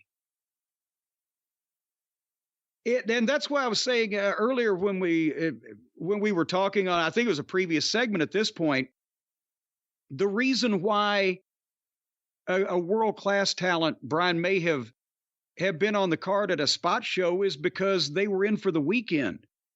Yeah, Laranja, Galliano, and Thibodeau are shit fucking places to go. But between the three of those shows in a 24-hour period, Mid-South Wrestling grossed almost $40,000, which would be $120,000 today. So he said, yeah, send me these two guys or this match or whatever off your TV that airs in these markets, and I'm going to work them on these shows over the weekend. And boy, did he. When you guys are locked in that room, what do you guys talk about? Whether the fuck we're going to get out of there alive or not. I mean, this was a new situation for you. Was this had Dennis ever experienced anything like this? Well, yeah, Dennis, most of the three of us, Dennis had, had some heat and worked on top and been in the small towns. And he was usually prepared for any eventuality. But at the same time, we all got to be looking at, because Dennis, this was a new level for anybody that hadn't worked the Louisiana territory. Even veteran heels, the frequency and the frequency that something occurred with somebody hitting the ring or somebody getting involved in something coming from the ring or just the cops having to take extra precautions. It was almost everywhere in these fucking towns. And that was a little off-putting even to the veterans. But at the same time, we know, okay, we're in this room.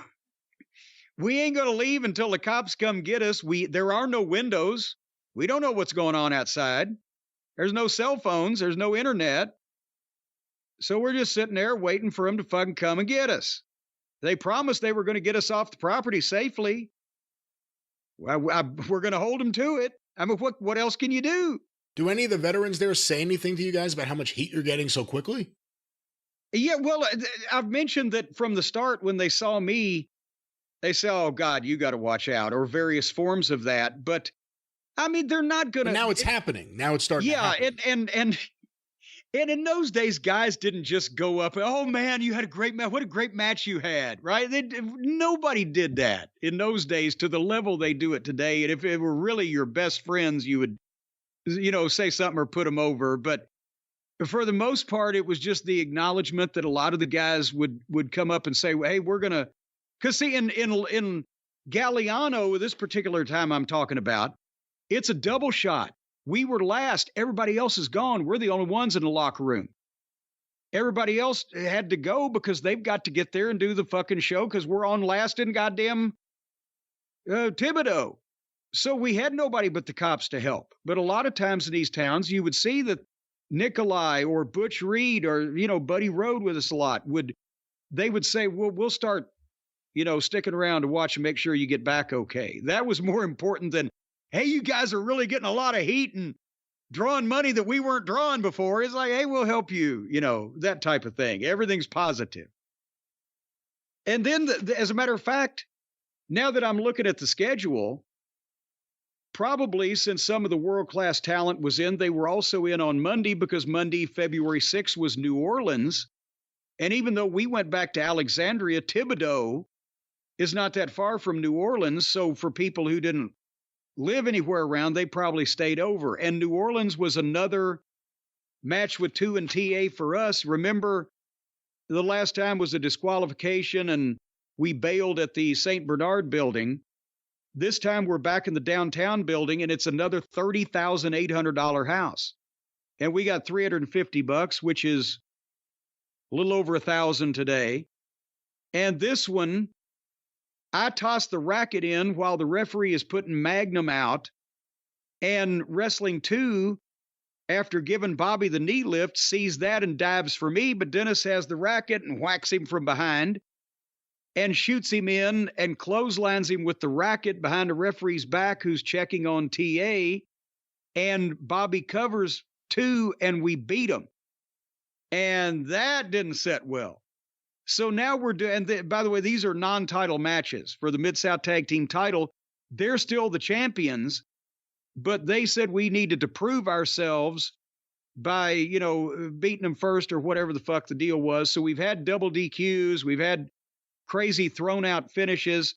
Now we're starting to fuck them in these non-title matches. So that's getting a little bit more, heat from the people, because we're fucking them. And the people didn't like that back in those days.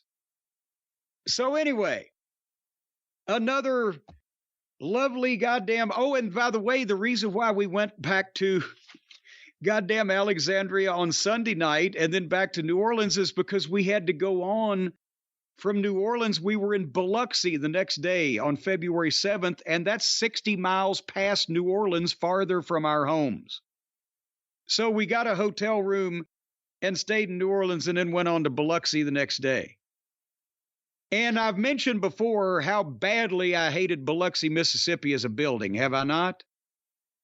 The Mississippi Gulf Coast Coliseum, that big, giant 15, 18,000 seat building that was dark as a fucking tomb, that we never drew in, that even a goddamn big house that we had one time looked like a piss hole in a snowbank, and that we got jumped on and attacked in the goddamn dark on numerous occasions. Have I mentioned that town? I'm not sure. Well, I'm mentioning it now. And I don't know what happened this night. We were wrestling Junkyard Dog and Magnum TA. So no, it didn't happen this night. But this is the town where that big fucking corn-fed farm guy came at Bobby Eaton and fucking tackled him, and Bobby front face locked the guy, and the guy had to be 6'4", 350, and stood up underneath Bobby, and it looked like Bobby looked like he was the trunk on an elephant. The guy was swinging Bobby in the air. Bobby wouldn't let go, and the guy wouldn't go down. He wiped out all the ringside seats with Bobby until Bobby could fucking ground the motherfucker. The cops are fighting people. The fucking old man comes up to me. He's wearing one of those old man hats from the 50s and got a cigar stuck in his mouth. He's reaching in his pocket. Well, fuck it. I kicked him in the fucking balls. And then I think Dennis ended up with a black eye on that trip back, and somebody bloused my eye, and Bobby was scraped all up from being taken a tour around ringside by Plowboy fucking Mississippi. Yeah, it was a fun town because they was so dark. They were only using part of the building, and you had to walk into pitch blackness to get back to the locker room area, and there wasn't any barricades. So they would rush you when they were mad and do shit. That's the town. When we used my belt, I believe, to close. No, it might have been my shoe to knock Ricky Morton out. Ricky was laying there flat of his back in a fucking ring with one eye open, watching us get the shit kicked out of us, trying to get back to the fucking locker room, dying laughing at us. Anyway, Biloxi, Mississippi. Lousy house, $7,200. What'd you think of the movie Biloxi Blues? I didn't see it. Based on the play, Biloxi Blues. Because I've had previous ill will with Biloxi. Oh, I thought you were going to say Neil Simon, but okay. Here's what we had to do. We had to get on Interstate 10 in Biloxi after the show, which probably got out about 10 o'clock. And we had to go through New Orleans to Baton Rouge and then take the state highway from Baton Rouge back to Alexandria. So Biloxi was 250 miles and it was a 5-hour drive. We got back probably about 3 a.m. And God damn it, I needed to leave my house at 6:30 a.m. to go to Shreveport and do interviews. Those cocksuckers booked Biloxi on a Tuesday night. Oh, I hated them. And then we did interviews on Wednesday, February 8th from 9 a.m. to 3 p.m. in Shreveport, Louisiana, and then hopped in the car and fucking drove to goddamn Lafayette, which was 100 miles over. And I'm trying to remember why we had 2 matches in a row with TA and Dog instead of TA and 2, but I don't know.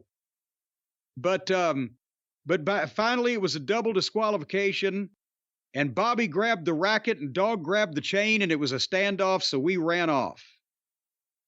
And that was all that happened there because it was a lousy fucking house. More on Lafayette later. And then the following night, February 9th, was Lake Charles, Louisiana, where we did another. Remember, I think the last one was $5,600 or something. Well, this one was $6,800. It's coming up slowly. But another match with Magnum TA and Wrestling 2, where I throw the powder in 2's face and get disqualified. And TA chases me into the ring, but Dennis hangs him up in the ropes as he's trying to get to me. And I'm keeping him off balance while Dennis and Bobby are kicking a shit out of Wrestling 2, and then Junkyard Dog comes and makes the save. Because Brian, in about a month or so, maybe not even, remember Wrestling 2 is not only going to turn heel, but he's going to be the end of Junkyard Dog for a while in Mid-South. So it was even more hard for the people to stomach that when Dog had been coming out to rescue Wrestling 2 from getting the shit kicked out of him, and then to have to do things like that to Magnum, his partner, and Dog, his friend. Got a little bit more heat, right? So anyway, and then we finish up the weekend with a bang, and there's a moral to the story here. And Brian, you've been asking when did you realize this, or when did you know that, or were you doubting things, or you know the questions you've been asking. And this weekend, Friday, February 10, Saturday, February 11, is where we really got some answers and we started to feel really good. And I will explain why. And by the way, I'm an idiot. I should have mentioned this earlier because before we started recording, I did a little research. I know I'm talking about these matches. Well, we did this and did that and blowing by it, right? And it's hard to picture if you've never seen them before. You and I have seen the tapes many times. But this stuff is on YouTube. You know me, I'm an internet idiot, right? I go to YouTube and type in Midnight Express versus 2 and TA Houston, and all kinds of shit pops up. None of it, I don't know who any of these people are. None of it's probably legal. But the Houston matches exist because we've talked about how Paul did his TV there. It was customized, and they shot raw footage of all the matches, and then they'd go back and use on TV what they wanted, right? And then the same thing that Watts would do sometimes with the camera in Oak City or Tulsa or someplace. Well, Houston TV also started incorporating clips from Watts' show once in '83 they made the deal. Right. So it was a, and it was an hour and a half, so you had more time. But I looked on you, not only that, but some of the Mid-South TV, including the compilations of the interview we did where we tarred and feathered Magnum, the angle there. All this stuff is there if you look for it. Folks, I'm endorsing no one, but one guy even had a playlist, as the kids call it, of all of the Midnight Express matches from the year that we're talking about, including this one this weekend. So, if again, totally illegal, not plugging anyone, but you can see this shit, folks. If they won't put it on the cock, it's still easy to find until YouTube goes under. So this was Friday, February 10th, as I said, in Houston, and it was the main event against 2 and TA. And this is Brian Hildebrand was there. He had come down to spend the weekend with us and take pictures for the magazine, right? Mark Curtis. And so there's a picture that I've got that you probably got it in the Wrestling News files of me throwing powder in Wrestling 2's face and the cloud being perfectly enveloping him and all that shit, right? You remember that? I do. He took it this night. And this was the Paul Bosch story, because I just went back and looked at the last 2 or 3 minutes of it. I hadn't seen it in years. And now that I'm looking at it for this, we almost got killed, I think, that night. Because the deal was that boom, boom, boom, all this shit's going on. The referee's distracted. I throw the powder in Wrestling 2's face, and fucking Magnum goes after me, and the referee sees it and calls the DQ. But Dennis wallops fucking Magnum while he's chasing me, and Magnum catches his leg in the bottom rope and hangs upside down from the bottom and second rope where his leg is caught. He's hanging off the apron out toward the floor, right? And so Bobby and Dennis get Wrestling 2 in the middle of the ring and start kicking the bejesus out of him and beating him with a racket. And I take my belt off and I start whipping the shit out of Magnum.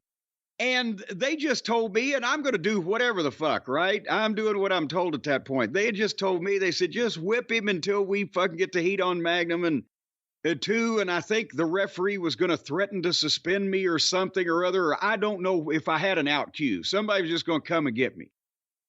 So I'm just whipping the shit. I got so tired standing on the apron and whipping him, and I can see the cops starting to get in front of the people that are crowding up around the rail around where I'm at, but I've got tunnel vision. I'm just going to whip Magnum. And I'm tired bending over, and so I fucking jumped down on the floor. I figured, well, there's the cops, and I'm whipping the shit out of him again. And he's like fucking yelling too, like, God damn it, because I'm laying him in. And what I don't realize until I saw this tape back, Brian, you've heard the stories of how, and you've seen the Houston footage, right? When there's shit going on in the ring, those people are yelling and screaming. It's loud, it's crazy, right? And all the tapes. Right. Including some of this one earlier in the match. These people had stopped yelling and screaming. They were all standing. Nobody was leaving. People were starting to crowd closer around the ring, but the level of sound had gone down to the fucking murmur. And the house was $45,000. And that was 5,000 or 6,000 people, probably, with prices in those days. So it was about a half a house. But still, it should have been louder. And you've heard the stories from the old timers, the white heat, the silent heat. When the crowd gets quieter, that's when you got to watch out. Apparently, that's what this was. And I didn't know it because I was too busy whipping the shit out of Magnum TA, right? I don't know what the fuck is going on around me. I'm in the main event in Houston, and I'm going to whip this motherfucker until somebody comes and gets me. And who came and got me was Paul Bosch, because he heard this, and they wouldn't stop beating up Wrestling 2 in the ring, Bobby and Dennis, and I wouldn't stop. And now when you see the wide shot from the hard camera, after we leave the ring and they're focusing on just the ring because it's raw footage, right? With Magnum selling and 2's trying to get his shit together. The cops have some guy on the far side that they've been over. They restrained with the fucking orange security shirt guy that used to take the jackets. And they're handcuffing him and going to drag him out. He's come over the rail. All these other fucking people are still standing and crowding around. I'm whipping him, and suddenly I feel a hand on my shoulder, and I hear the crowd pop at the same time, and you can hear it on the video. It goes from that murmur like, do we need to go down there and help these fucking people? As soon as they saw Paul Bosch put his hand on my shoulder, the crowd fucking pops like a baby face is making a comeback in the ring. They recognized Paul when he came to the ring, and it was like, okay, it's all right now. We don't need to take action. It's a goddamnedest, and there's no commentary on this match, so you can actually just hear it. And I feel his hand, and I look over, and there's Paul Bosch in my face. He says, "Get to the locker room now." I'm like, what? Go, get your boys. I'm fuck. So I jump in, and you see me jump in the ring and go, leave. We got to go. And I think it's Dennis. He's not fitting. He grabs the fucking belt from me, and he's going to fucking do something he's going to whip Magnum or something. And he goes over there, and he sees Paul Bosch and turns around. And I'm still trying to corral Bobby and Dennis to get them out of the fucking ring, as Paul has told me, get the fuck out of here. And so the cops then crowd around us, and they've still got the fucking guy over on the other side. And all these people felt somewhat better about the situation because Paul Bosch had personally, involved himself in it to save the day, or we might have gotten fucking killed if we'd have tried to leave the ring without that happening. And we didn't even know it's only the third time we'd been in Houston, right? We didn't know what the fuck. So that's when he fucking came back and said, this was twice in a row. First he yelled at Dundee the previous time. Then he's yelling at us. He said, you people are going to cause a riot here. And he keep it in the ring, calm it down. Okay, Paul, yes, sir. But we made $600 that night, which was the equivalent of modern day of $1,800 for the one night. And there we saw, okay, this is one of the biggest towns in the territory. We're obviously getting a reaction. So we think it's going to be okay, right? And if Paul had still been doing the payoffs, we'd probably got 1,500 and he might have found us something. But this was on the Mid-South pay structure, so it was down, but still, it wasn't bad. 84 is the year everyone talks about Mid-South wrestling. Bill Watts always talked about the year the business exploded. He made more money that year than any other year. It's, the peak year of Mid-South wrestling. It's all downhill after that. But same thing for Houston. Houston had an amazing year. It was just as hot there, even though you consider that part of Mid-South, it was its own thing. JYD had gotten hot there before the Mid-South relationship. But everything exploded there, especially when the rock and roll came in. It ended up being one of the great years in Houston history, too. And I've actually, hold on. Right at my fingertips, Brian Last, I have the information to make a comment on what you were saying. That was quick. Houston, Texas, in 1984, sold over 175,000 tickets and drew approximately $1,150,000 at the gate, based on what they told me and what I observed with my eyes. So in one town, and triple the money for modern day. So that's $3.5 million, right? The good old days. But anyway, so then. That was good on Friday night, and we didn't get killed, and we got over. And then Saturday, February the 11th, we were the main event in Shreveport, which was, again, we went home to Alexandria, got home at 3 o'clock in the morning, and at least we only had to, it was 2.5 hours to Shreveport the next day. And the people in Shreveport had been seeing us since we started because, as we mentioned, the Irish McNeil Boys Club was every other week. They taped the TV. Every other week was the Shreveport Municipal Auditorium, the old building that Elvis had been on that stage. And it was a regular town in the territory. And I mean, going back to the days when Buddy Fuller, ran that part of the country in the 50s and 60s and through the McGurk days, it had never been a big money town in the overall scheme of things, but it was steady for years, right? But it's the old building, and I don't know what the seating capacity was, to be honest, but it was one of those old auditoriums that they used to have, and the Kiel Auditorium was a grand version of it. This place, maybe you could get 3,000 people in, which is about what we probably had here, because that night were the main event against Magnum and Wrestling 2 with the lashes stipulation. Because since Shreveport had seen all these angles between the TV and then the live audience and everything, Dundee throws this in with what he's going to take around the territory later on. the loser of the match gets 10 lashes with a leather strap. And if they win, I'm included, right? So basically, the promos are built around, we're going to, the heels, we're saying we're going to whip you like the dogs you are, but the baby faces are saying, we're going to give Cornette his lashes too. And that now the people have seen me do all this shit. They want to, nobody has touched me.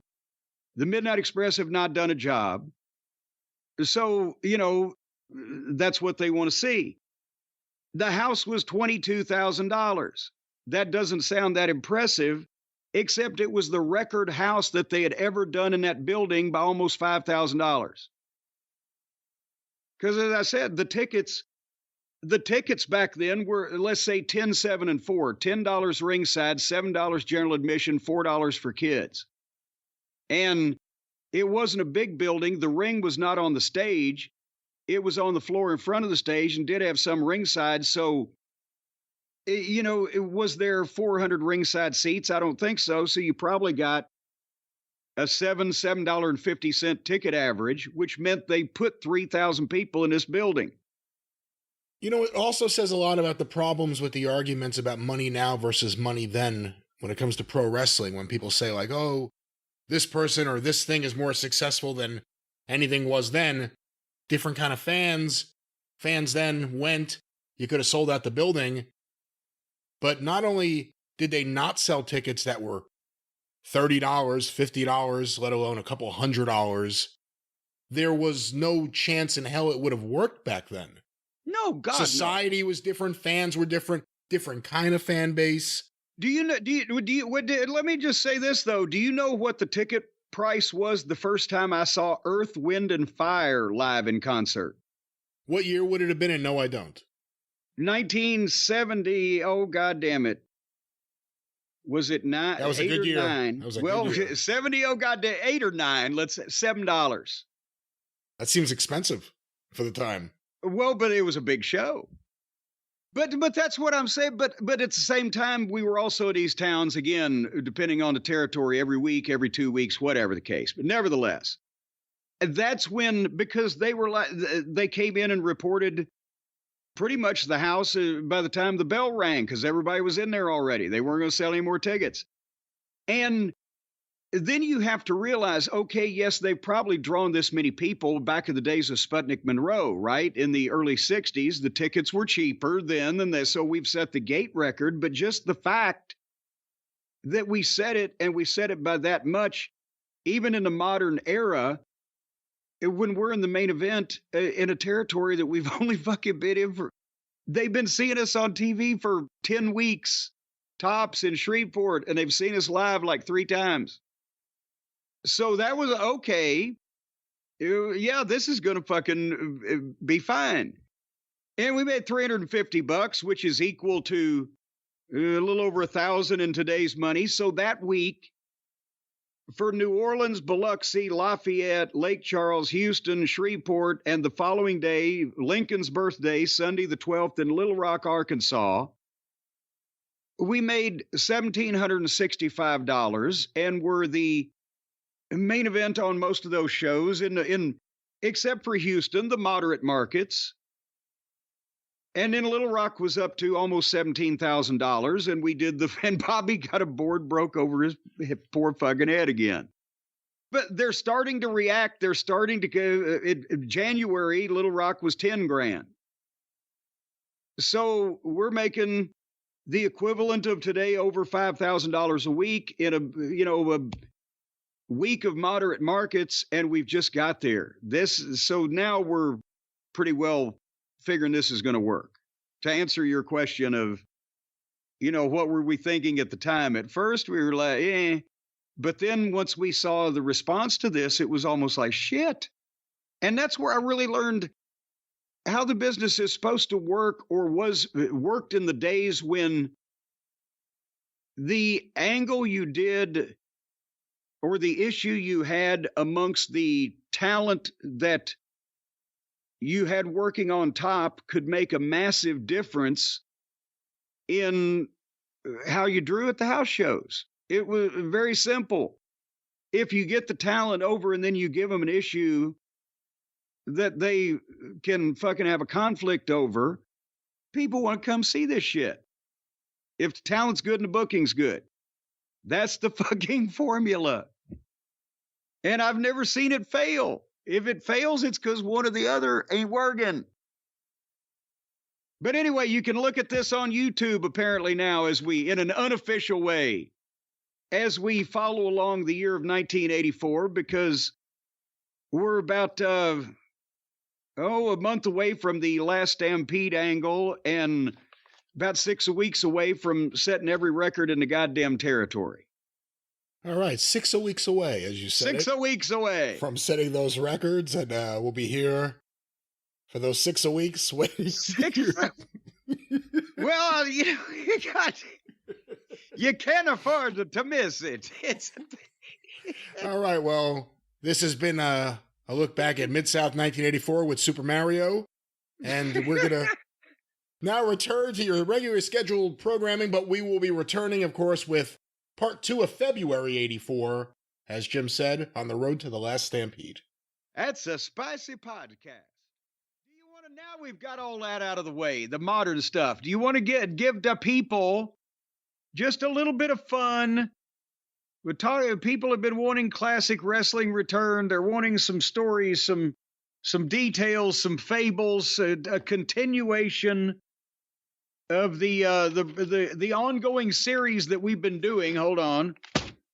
Out of my book, where we go back 40 years and talk about Mid-South wrestling and what I was doing on a day-to-day, week-to-week basis.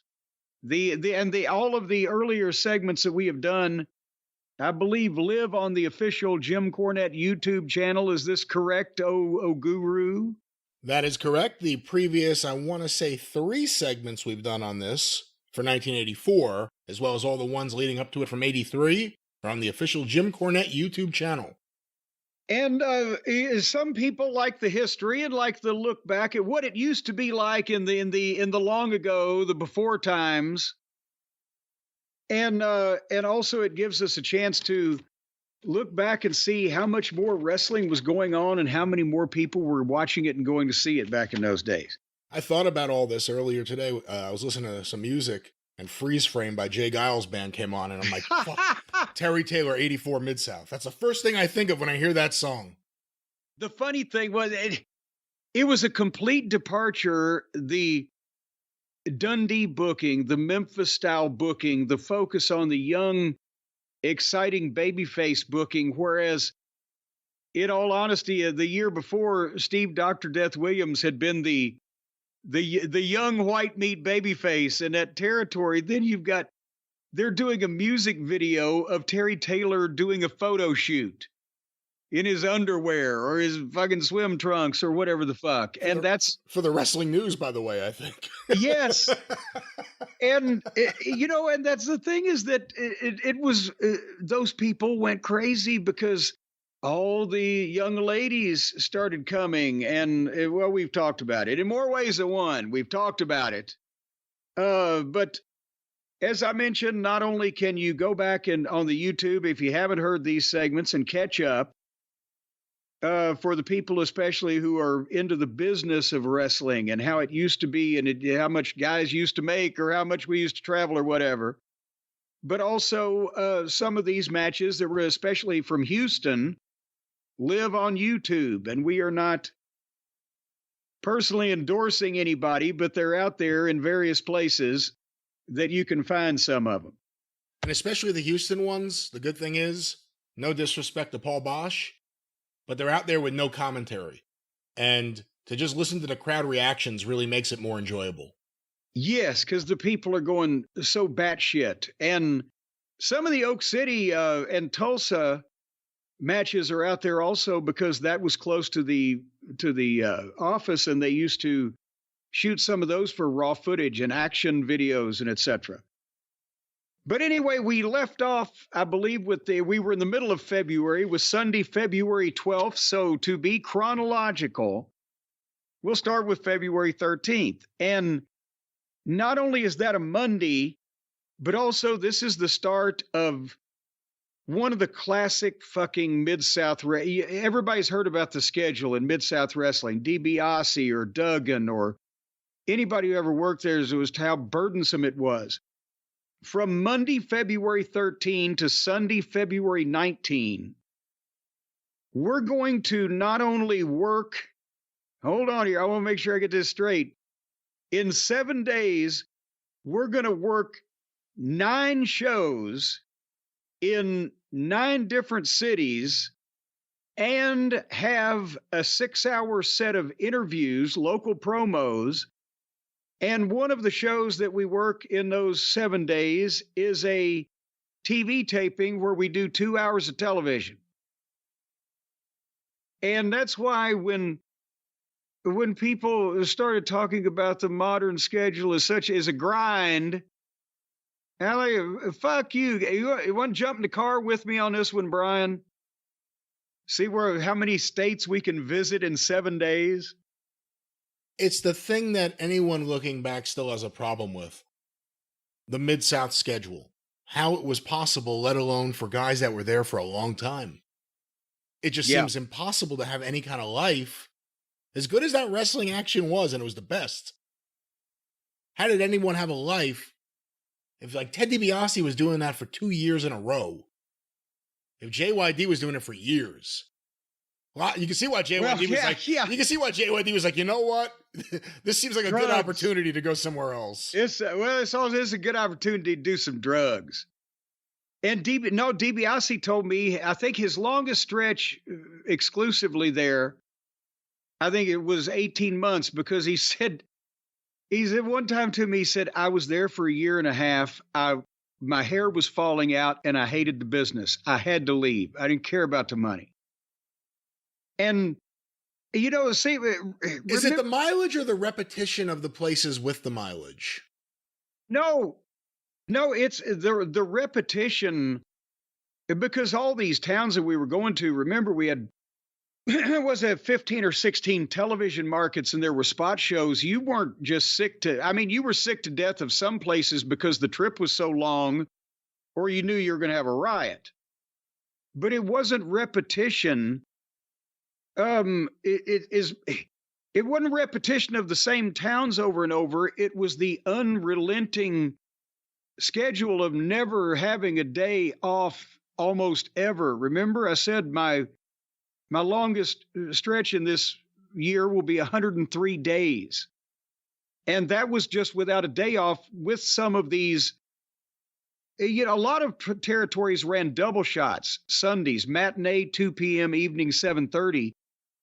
Watts ran double shots, Saturday and Sunday, 2 shows each in a lot of cases. So never getting a day off, and the travel, and then the fans beating the fuck out of you.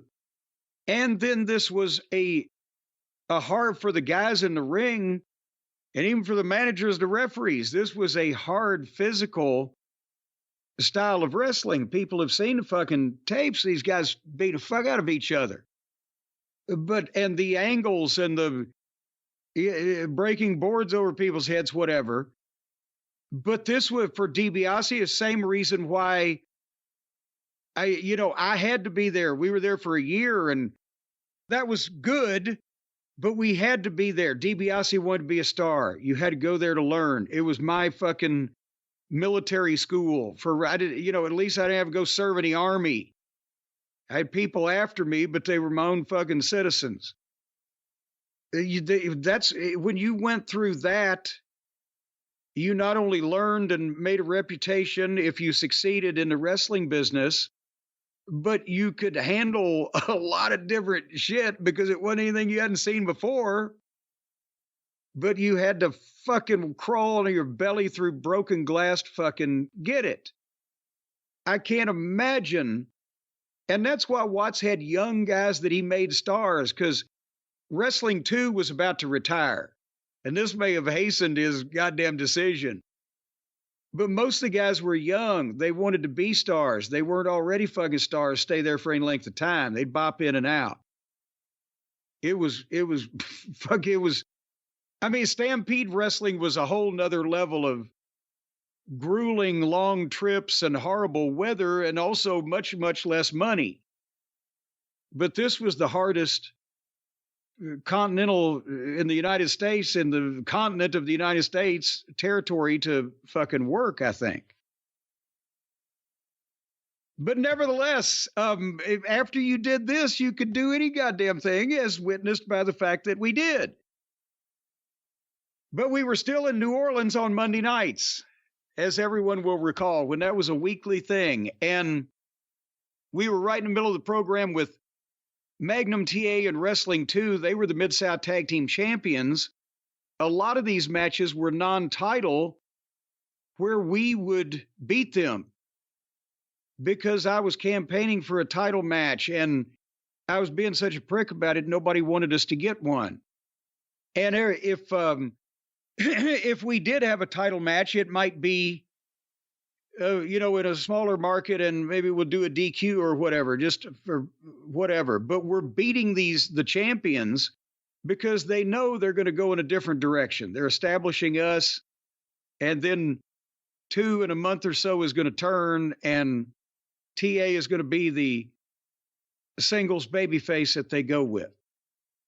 And we've got them in these matches, like in New Orleans that night at $21,500 house. And by the way, we've established that $1 in 1984 was $3 today. So triple everything. This was a $60-something thousand house, and we made $750. But we fucked them in the finish, and then they've got to take the 10 lashes. So we're doing the deal after I've whipped them with my belt on television. Now they're having to get whipped in the towns every fucking night, right? And that was pretty much the program that we were doing through these towns this week. But that was a 400-mile round trip right on Monday.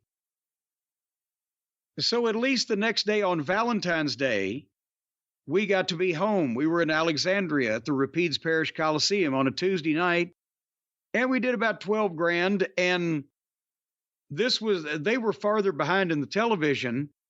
So this was still where we kicked the shit out of Wrestling 2 until Magnum TA came in and broke a board over Bobby Eaton's head.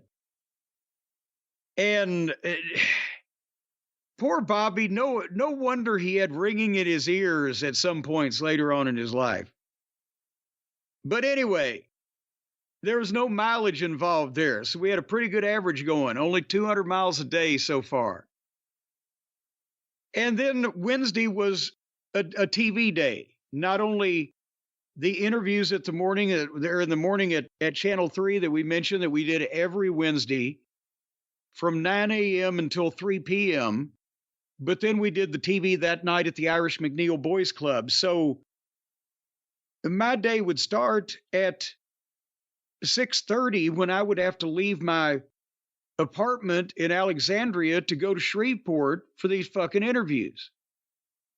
And by the time that we did TV that night and then got out of there and took that goddamn 2-lane road back to fucking Alexandria, I would seldom be back in before 2 o'clock in the morning. So I love these because do that math. Help me. Is that a 20-hour day? Yes. Yes. Yes. Yes. Well, then say it, damn it, say it. Yes, and a 260-mile round trip, a 20-hour fucking day, and we do 2 hours of television, and I participate in 6 hours of local promos. Where are you going to get that kind of experience? And I made $40 because that was the TV pay. It was $40 fucking dollars. So there were trade-offs to be made in this fucking educational process I was undergoing there. And you were a young guy and you didn't mind it. You understood that this is a learning opportunity. Wrestling 2 was like 85 years old. You had a bunch of people there. In between you guys, who was complaining the most about the schedule and how much time was spent on the road? Well, here's all the guys in the heel locker room, because most time babyface are separate, but all the guys complain about the trips or the town or the car story that there's goddamn traffic or whatever the fuck. But it wasn't like anyone was campaigning to say, no, goddamn it. Because I've mentioned remember the time that we finally, I think it was going into September, we told Dundee, we said, my God, we need, please give us a few days off. We'd never asked for time off before in any, I don't think Bobby or Dennis ever had. Not only been in business a year and a half, but please give us a few days, please. And he had to clear it with Watts, right? So we got Oklahoma City off, Tulsa off, fucking Houston off. We got all the towns you make the biggest payoff off. And we were still in the spot shows. And Dundee explained, he said, well, if you want days off, he's going to fucking put somebody else in for a brief 2 or 3 or 4 week program on the TV around the fucking loop and it'll work you back in. They're taking those spots. Yeah, okay. The point is we quit asking for days off. But that was, you understood that. So point I was making is in the locker room, nobody was complaining to the point where they were going to campaign to go and say, quit running towns or leave me off of some of your towns. You knew when you went to work there that there was going to be all kinds of, we went into arenas. I think I may have already told a story, but we rode in the back of a fucking chicken truck when our car broke down. It was the only ride we could get into the Centroplex. We had 2 swamp-dwelling Cajuns ride us from Monroe, Louisiana, back to our homes in Alexandria after another one of our cars broke down in the back of their pickup truck one night about midnight. Dennis had to ride. We put Dennis in the cab with him because we wanted him there in case either one of them got squirrely. And me and Bobby rode 80 fucking miles in the back of an open pickup truck. Right? And stuck in places with no tools, no way to change a goddamn tire because the lug nuts rusted on and we're trying to flag down truck drivers for wrenches. And the time in Arkansas, the fucking Barton Coliseum sold out and we're at a lawnmower repair place in Star City, Arkansas, trying to get our carburetor fixed or whatever the fuck that was. It was chaos. It was from one town. You got in your car and pretty much went from from your home to a town and either back to your home to go to another town or directly to the next town. But nobody was paying you in the wrestling business. I remember we established that my best week ever in wrestling was like $900 and something in Memphis one week. Most time it was 4 or 5 or 6, and my last week was $75, right? This week that we're talking about, I made $2,365, which times 3, what is that? Almost $7,500. And I've been gone from the $75 a week for 2 months. I'll sleep in the goddamn car, right? And I've scoffed at Darby Allin for that, but no, for $7,500 a week, I'll sleep in my car for fucking free because I'm a bum. I'm gonna get a fucking job. What'd you do with the paychecks? Put them in the bank. I mean, because in the 80s, I guess your bank would have still been all over the place at that point. My question was going to be, did you deposit it? Did you hold on to it until you can go home to Louisville and deposit it? What did you do? No, when was I going to go home in the middle of this fucking schedule, right? I was home like twice that year. No, I had a bank account there in Alexandria and a checking account to pay bills and et cetera. And for the first few weeks, when we first got there, they would give us the checks at the interview segments that we do at Channel 3 on Wednesday mornings, right? Your check could be there along with the formats for what you're going to do, the promos and blah, blah, blah. And then all the guys would say, yeah, you can go to this bank and cash it. Okay. In the first week, I did that. I'm like, okay, so I cashed a check and I got like $1,000 or whatever it is. But then I was like, why do we just go over and cash it? Why do we take it home? Well, just all the guys were just cashing it, getting the fucking cash because they wanted the cash. Look at this. That's what I figured. And I'm like, well, fuck. I thought this was for some reason we were expected to do this, right? So I would take my fucking check home, put it in a fucking bank. And this was before ATM cards, but I never got a draw. I just figured what kind of money I might need on this adventure with some left over for goddamn emergencies and carried that with me. But anywho, sometime you know what? You can't buy a fucking wrench at 3:00 in the morning in Galliano, Louisiana. Let that be a lesson to you. Can you buy anything? How many places they were open past 9 p.m.? You know, if you can flag a motherfucker down on the fucking highway, you could probably pretty much have anything, you know, we would have bought any goddamn thing that anybody had passed. Anyway, we're getting back to this schedule. So we go to Shreveport on February 15. And that was, again, 2 tapes, which included a contract signing that we did with 2 and TA, and I gave a little crack on Bill Watts. That's the first time that I'd kind of directly, you know, zapped him, I believe. And then we beat good old Jumpin' Joe Savoldi and George Wangeroff on television. But the next day, as we've mentioned before on these segments, we went back from Shreveport to Alexandria. Is 130 miles, 2-lane road. The next day is get back on that highway and go the exact opposite direction, further on to Baton Rouge, another 220 miles round trip. And there was a big fucking no DQ match where we beat 2 and TA. I knocked Wrestling 2 out with the fucking racket and Dennis pinned him. And the house in Baton Rouge was coming up. That was one of the first times we'd been to Baton Rouge. I think I mentioned in one of the segments before, that's where Bobby and Dennis both had fucking gotten in a fight, and we broke the tennis racket over the guy's head, and they said, here, you keep it from now on. But nevertheless... Have you seen Baton Rouge in the news recently? What happened in Baton Rouge? Hold on, let me pull something up here.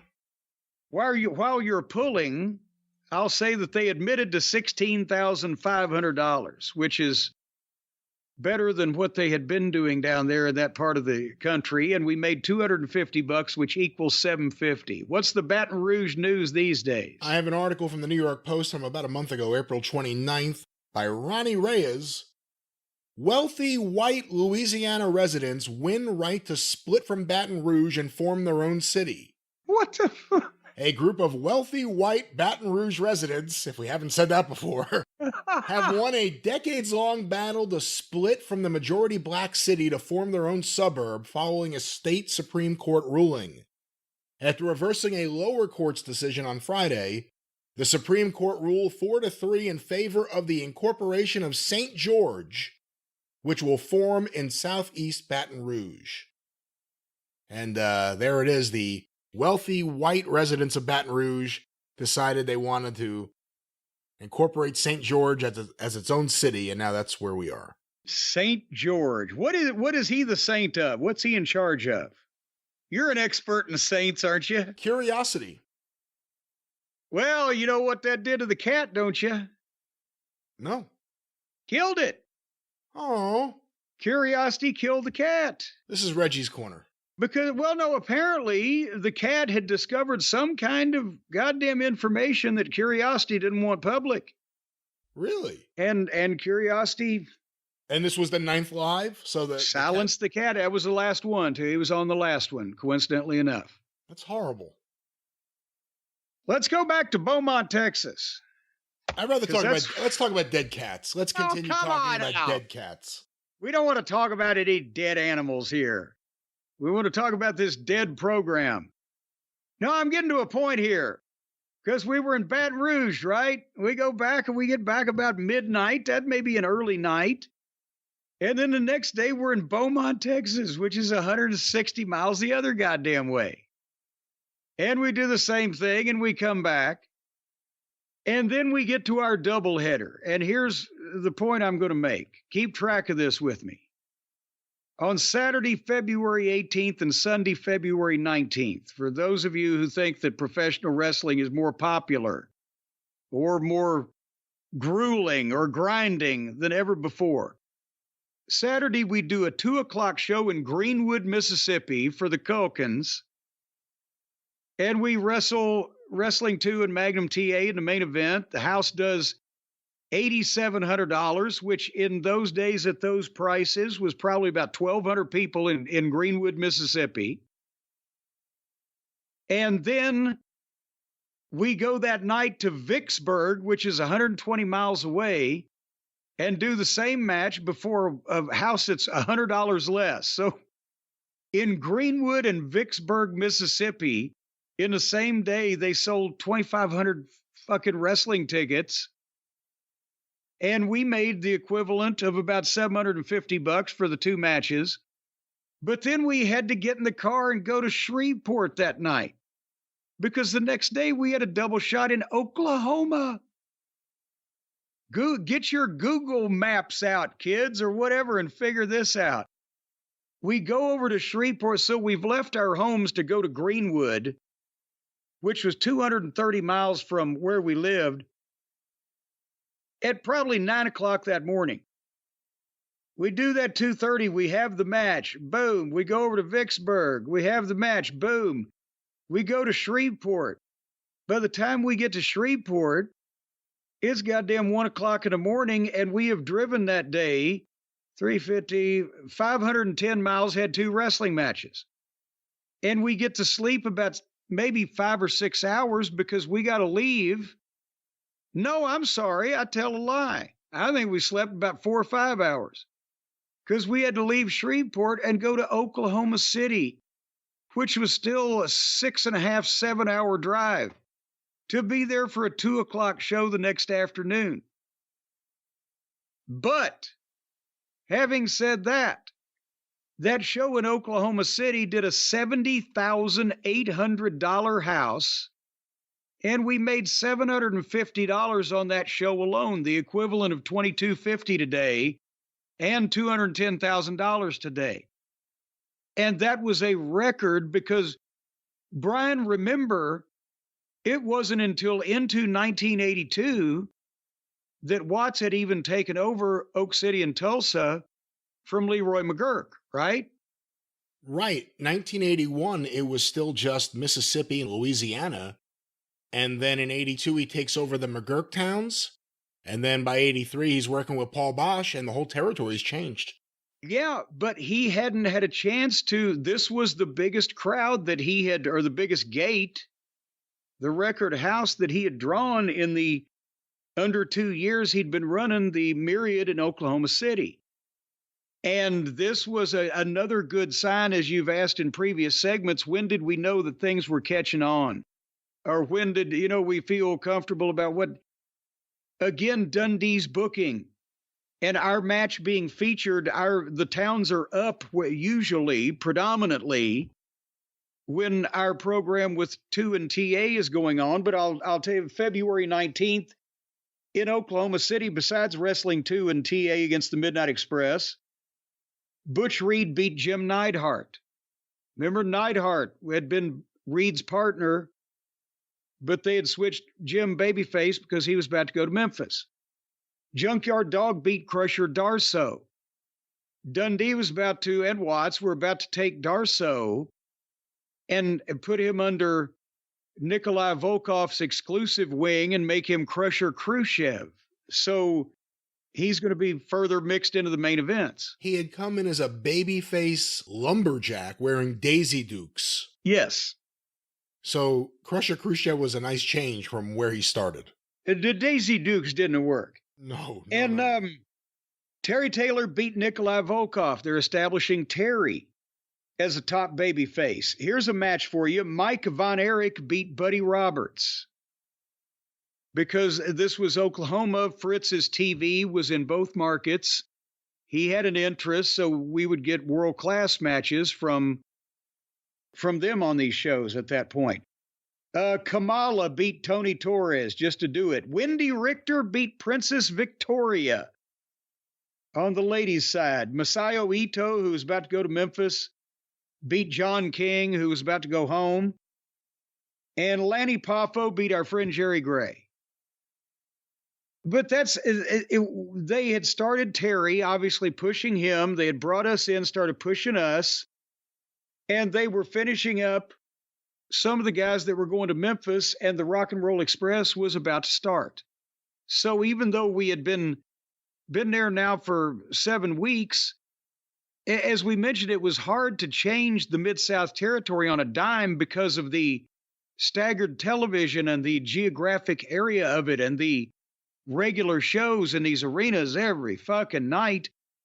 It gradually made changes, and you saw positive signs. And so when we do $71,000 in Oklahoma City, and he doesn't even have all his new talent in the territory yet, you know, everybody was like, okay, we got something going here. And then we go to Tulsa that night. And by the way, that's 120 miles across Oklahoma, and do a show in Tulsa, and then go back to Alexandria, 520 miles. We got back 6 o'clock the following morning. So that's literally 4 shows and a 1,500 fucking mile round trip in 2 days. But Tulsa, again, here came fucking Magnum TA to break the boards over the boys' heads. And we did a record house there, $42,000. We made another $400 plus the $125 trans money. So there's another $1,500. So that day we've made the equivalent of almost $4,000 for these 2 shows. And this is the fucking show where the goddamn guy came through security as we were walking back. He fucking dove through and nailed me right in the goddamn nose. And boom, and both sides started bleeding. And there came, I've told the story. It's on the YouTube channel. I don't want to go through all the details, but as Grizzly Smith had the guy by the fucking head, Bobby was hitting the guy over the head with the racket, but he was taking all the skin off of Grizzly's knuckles because Grizzly had his hair. And they were fucking fighting everybody to get us all back. And then before I could fucking try to throttle the guy, Watts threw him up against the wall and was trying to punch him. And he screamed, you want to hit the wrestlers, huh? And he's trying to punch the guy. And the guy keeps covering up. So he fucking grabbed the guy's arm and held it up against the wall and said, here, Grizz, hold this. And Grizzly held the guy's arm up against the wall, and Watts punched him, boom, and dropped him and stood on his head with both feet. I still fucking get a chubby thinking about that motherfucker. No good piece of shit. Yes, we were trying to make him mad, but not mad enough to hit me that hard in the fucking nose. Had you ever seen these standing on the head with both feet before? No, but all the boys that had been there for a while were saying, God damn, it's Tulsa. He came from home. So he was just dressed. He had like sweatpants and tennis shoes. If he'd have been in a out of town, he'd have had his boots on, his cowboy boots. He would have caved that guy's head in. And the cops are standing there watching him do it because that's kind of shit happened every few shows in almost all of these towns. And they're dragging him back, and either the boys are trying to kick shit out or are kicking the shit out of him. But now it's the guy that's paying them, and he's one of the most popular people in fucking town. So, and the guy deserved it because I'm standing there leaking blood like a goddamn water faucet. So after he stands on his head and cuts a promo on him, he's already knocked him goofy. The cops grabbed him by the arms and legs and drug him down the hallway. And we never saw or heard from him again. I was spitting blood on him on the way. But, you know, it wasn't unusual. So Watts, it was unusual for Watts to attend shows unless they were in his hometown. And there he was at a house show, just a show. At a show, yeah. What do you think he thought of you? Because it's one thing hearing reports from Grizzly Smith or Bill Dundee. It's another thing seeing you in the mix, getting people riled up. You know, everyone would react differently to getting punched in the nose. I'm sure there's a lot of guys who wanted to be wrestling managers who, as soon as that kind of shit happened, they'd be like, forget it, I'm going home. What do you think? Well, for the first few months especially, I'm screaming, let me at him. Bobby and Dennis are holding me back because they were afraid I'd get to him and he'd fucking kill me. whoever it was, but right, but it's no, let me at him, no. But after a while, when they had no choice about whether some would get to me, and I at least fucking came out even and learned how to fucking swing with some accuracy of club, they, but no, but that's the thing.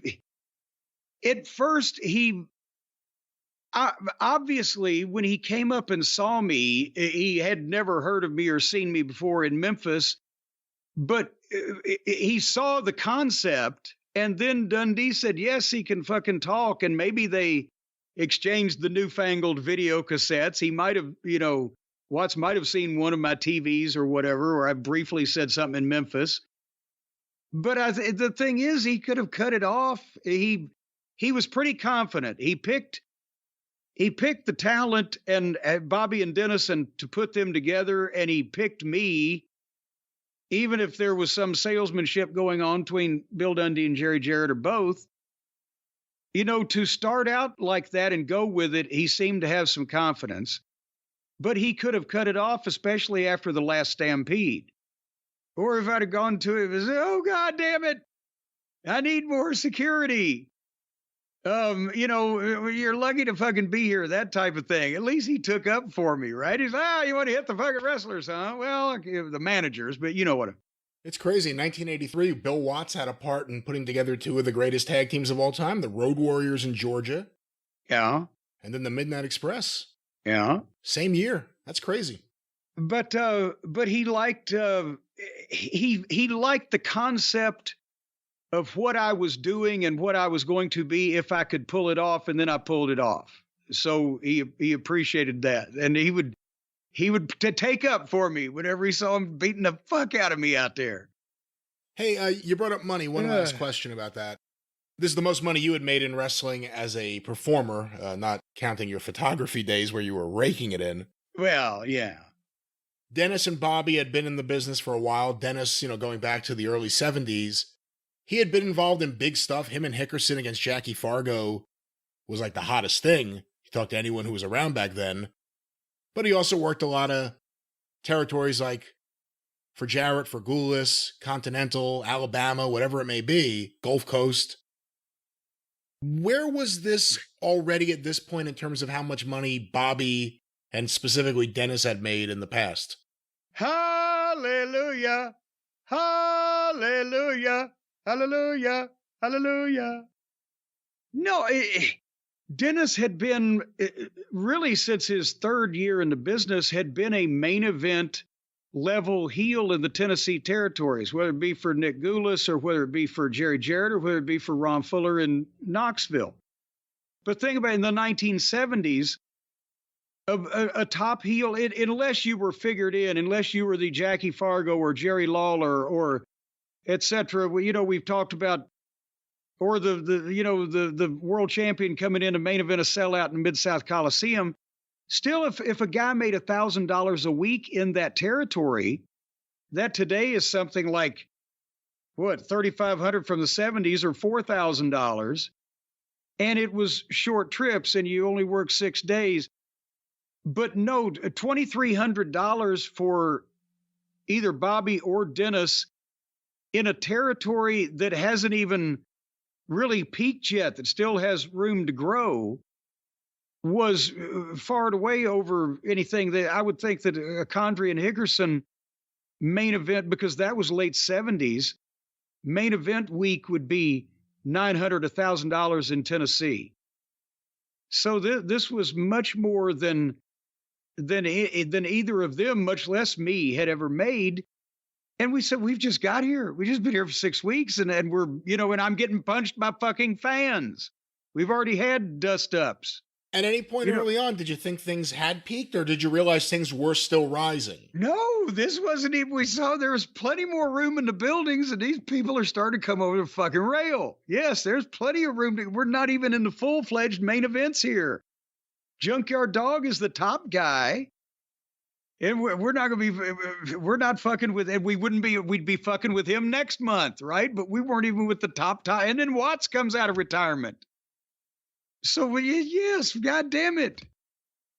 Put me a fucking pillow in the trunk. We did that on a trip to Oklahoma in that goddamn panel van that Dennis bought from Stan Lane. It used to be one of their rolling whorehouses on wheels for the fabulous ones. The vent in the top leaked, and we're on an overnight trip from New Orleans, the Superdome, to Oklahoma City, 700 fucking miles in the pouring rain, and me and Buddy Landell and Carl Fergie are trying to sleep in a U shape, hugging the walls in the back of the van because the leak is coming down in the middle, while Bobby and Dennis are swapping off driving in the fucking front. Yes, because no, this is a ridiculous amount of money for all of us. So the point is, as a summation to this week, yes, it was 2 TV shows we taped on Wednesday. At least we were home in our home arena on Valentine's Day. We did the long promo session Wednesday morning. We worked every other night of the week. And on the weekend, we do 4 shows over a course of 1,500 miles and set 2 record fucking houses in Oklahoma that day. There were $113,000 of wrestling tickets sold in those 2 towns 100 miles apart, back when the average ticket price was $10. And we weren't even fucking really cooking yet, right? But we also did 1,500 miles, as I said, in the car, and got beat up by the fucking fans and got in goddamn riots and etc. But where else you going to learn the wrestling business except a deal like this, right? That's what I'm saying. And when I'm 20, how old was it? 22 years old, where am I going to make the equivalent of around $7,500 for that week's work? And you know why that I couldn't make that money, Brian, anywhere else? In 1984 at that time? I'm not sure why. Because they didn't have Shopify. If they'd have had Shopify, I wouldn't have had to been punched in the nose by random Cajuns or cowboys in Oklahoma. And I wouldn't have had to have driven up and down the road 4,000 miles back and forth that week. And I wouldn't have had to been pummeled by refuse thrown from an angry throng. Because what I could have done is I could have come up with a great idea or a wonderful product that needed worldwide exposure, and I could have gone to the people at Shopify.com, and they could have taken me by the hand, led me by the ear, if you will, all the way from the concept stage to the execution stage to the, we're all rich and we're going to buy a tropical island stage. Shopify.com does it all. And if I'd have only known that, I wouldn't have had to gotten beaten and pummeled and abused and injured and PTSD'd and a sour disposition. Brian, I could have been selling things. I could have made things with my hands. Bird photography. I could have done bird photography. I could have communed with nature. I could have even taken the little birds and trained them and then sold them to people around it. You know, if you want to train some birds, folks, and then put them in a little box and punch some air holes and sell those, Shopify.com can send them from here to Taiwan and get you paid for it. They'll set you up to be a professional business instead of some fly-by-night bird operation. Because heaven knows, I'd hate to get a bird lawyer involved in this. So, once again, folks, if you need this global power platform, commerce platform, the global commerce platform with power behind it, is what I'm trying to say. Like millions of other entrepreneurs of every size and state and country and zip code all over the world, 175 countries. Well, this is a big deal. They will if anybody messes with you, well, Shopify's got people they can send over there to take care of it. Brian? They don't, and they won't know, right, Brian? Well, no, they have millions of entrepreneurs all across the world, 175 countries. They're a global force. That's right. They power 10% of all the e-commerce in the United States. I would think that they've got the resources, and if somebody's getting in your way, trying to maybe take over the block, somebody's going to drop around. You just pay a visit. I don't know A what you're bibbida talking about.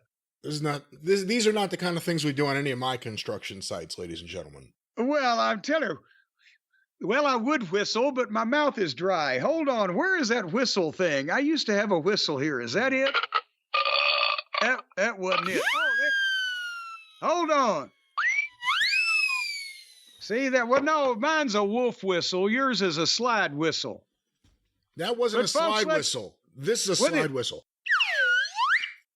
Well, regardless of whatever kind of whistles, folks, you want to sell slide whistles or meat whistles. It doesn't matter, because if you want to sell it, Shopify will make it easy for you to do this. They're your no excuses business partner. Sometimes they just take over and do their own thing. You don't have any idea what's going on. You'll get some money, though, and you'll like that. But otherwise, just sit back and let the professionals do this. And you don't even need to code anything. You can speak out in plain language like everybody else. But right now, folks, you can sign up for a $1 a month trial period by going to shopify.com/JCE, all lowercase on that JCE now, shopify.com/JCE, to grow your business no matter what stage you're in at $1 a month. Well, even if you weren't happy, who gives a shit? I mean, you find that much in a couch cushion, don't you? $1 a month in a couch? Well, yes. I would think if you go through your couch about once a month, you probably get $1 in fucking nickels and quarters, maybe the occasional penny. What if you're dealing in yen? Well, then you're gonna in for millions and millions. So, and folks, if you're dealing in yen, and you're wanting to get involved with Shopify, well, Jesus Christ, that might be billions and billions of yen they could make you. I think somebody needs to get on this right now. If you want to make more yen than you've ever had a yen for in your life, go right now to shopify.com/JCE and grow that daggone business. That's right. Grow it today with Shopify. Promo code JCE. Lowercase. But, Brian, you asked what Watts might have thought of me or whatever. At this point, and let's explain the booking thought behind what he's done so far. Because remember, we've been there almost 2 months now. We're going into the week of February 20th. We started Christmas and did a few TVs before that. And the talent trade with Memphis, everybody remember well the Rock and Roll Express and Buddy Landau and all these other guys. But he knew that he couldn't just take a clump of talent and get all these new guys over at the same time, especially with the way that his TV was bicycled around the territory, but just as a matter of booking common sense. So he, as we've seen by these cards, he said, give me the top baby face I'm getting, Terry Taylor, and let me establish him. And Terry Taylor has already won matches on TV and is having music videos done, and he's wrestling the top heel Nikolai Volkov, the evil Russian.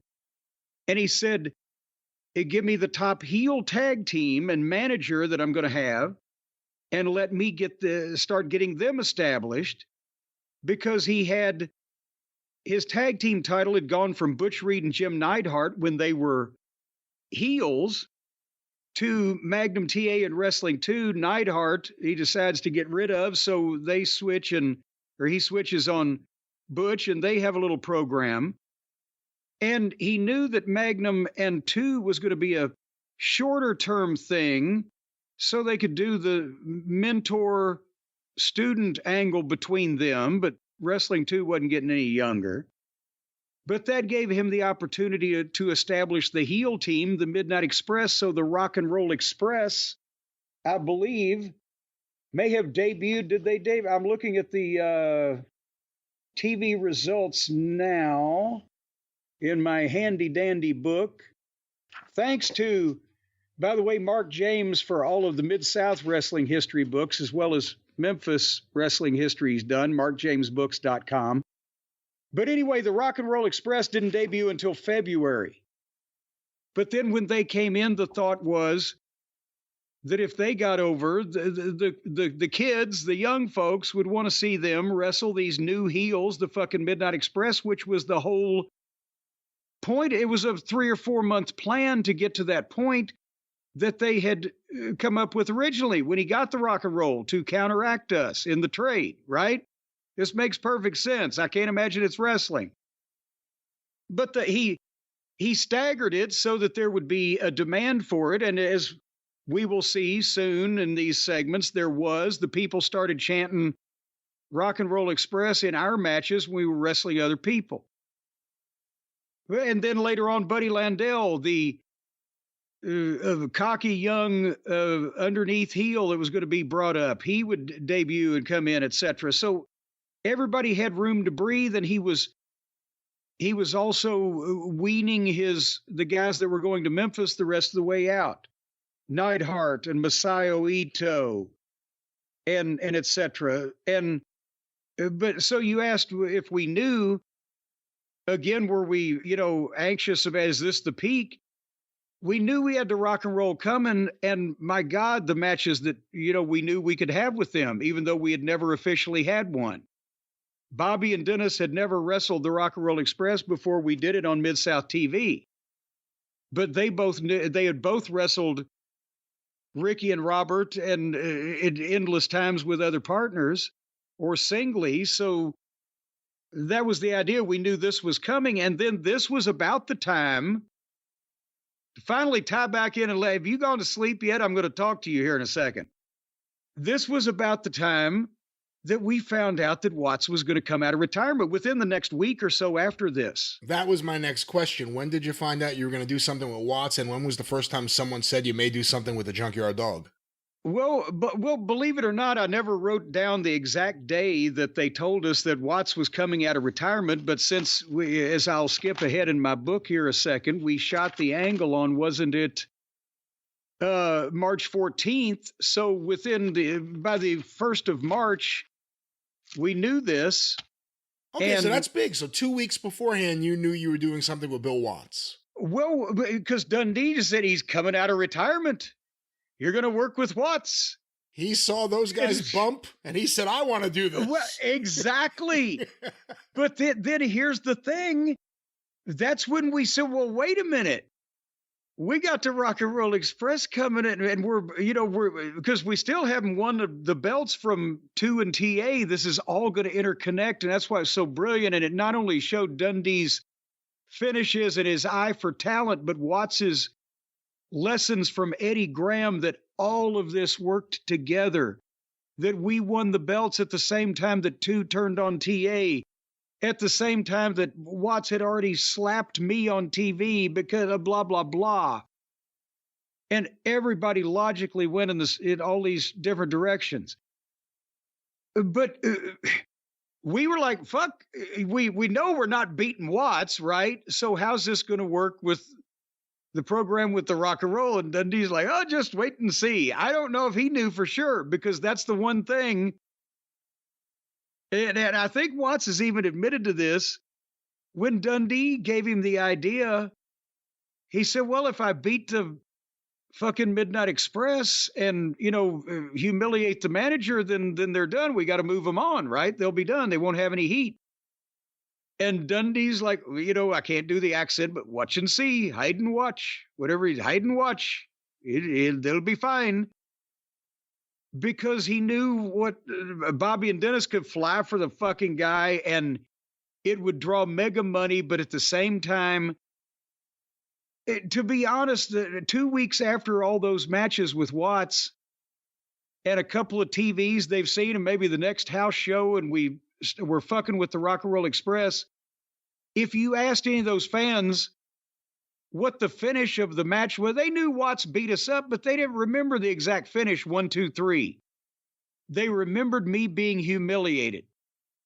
And then when I get back on TV and fucking starting out with the Rock, they want to see me humiliated again.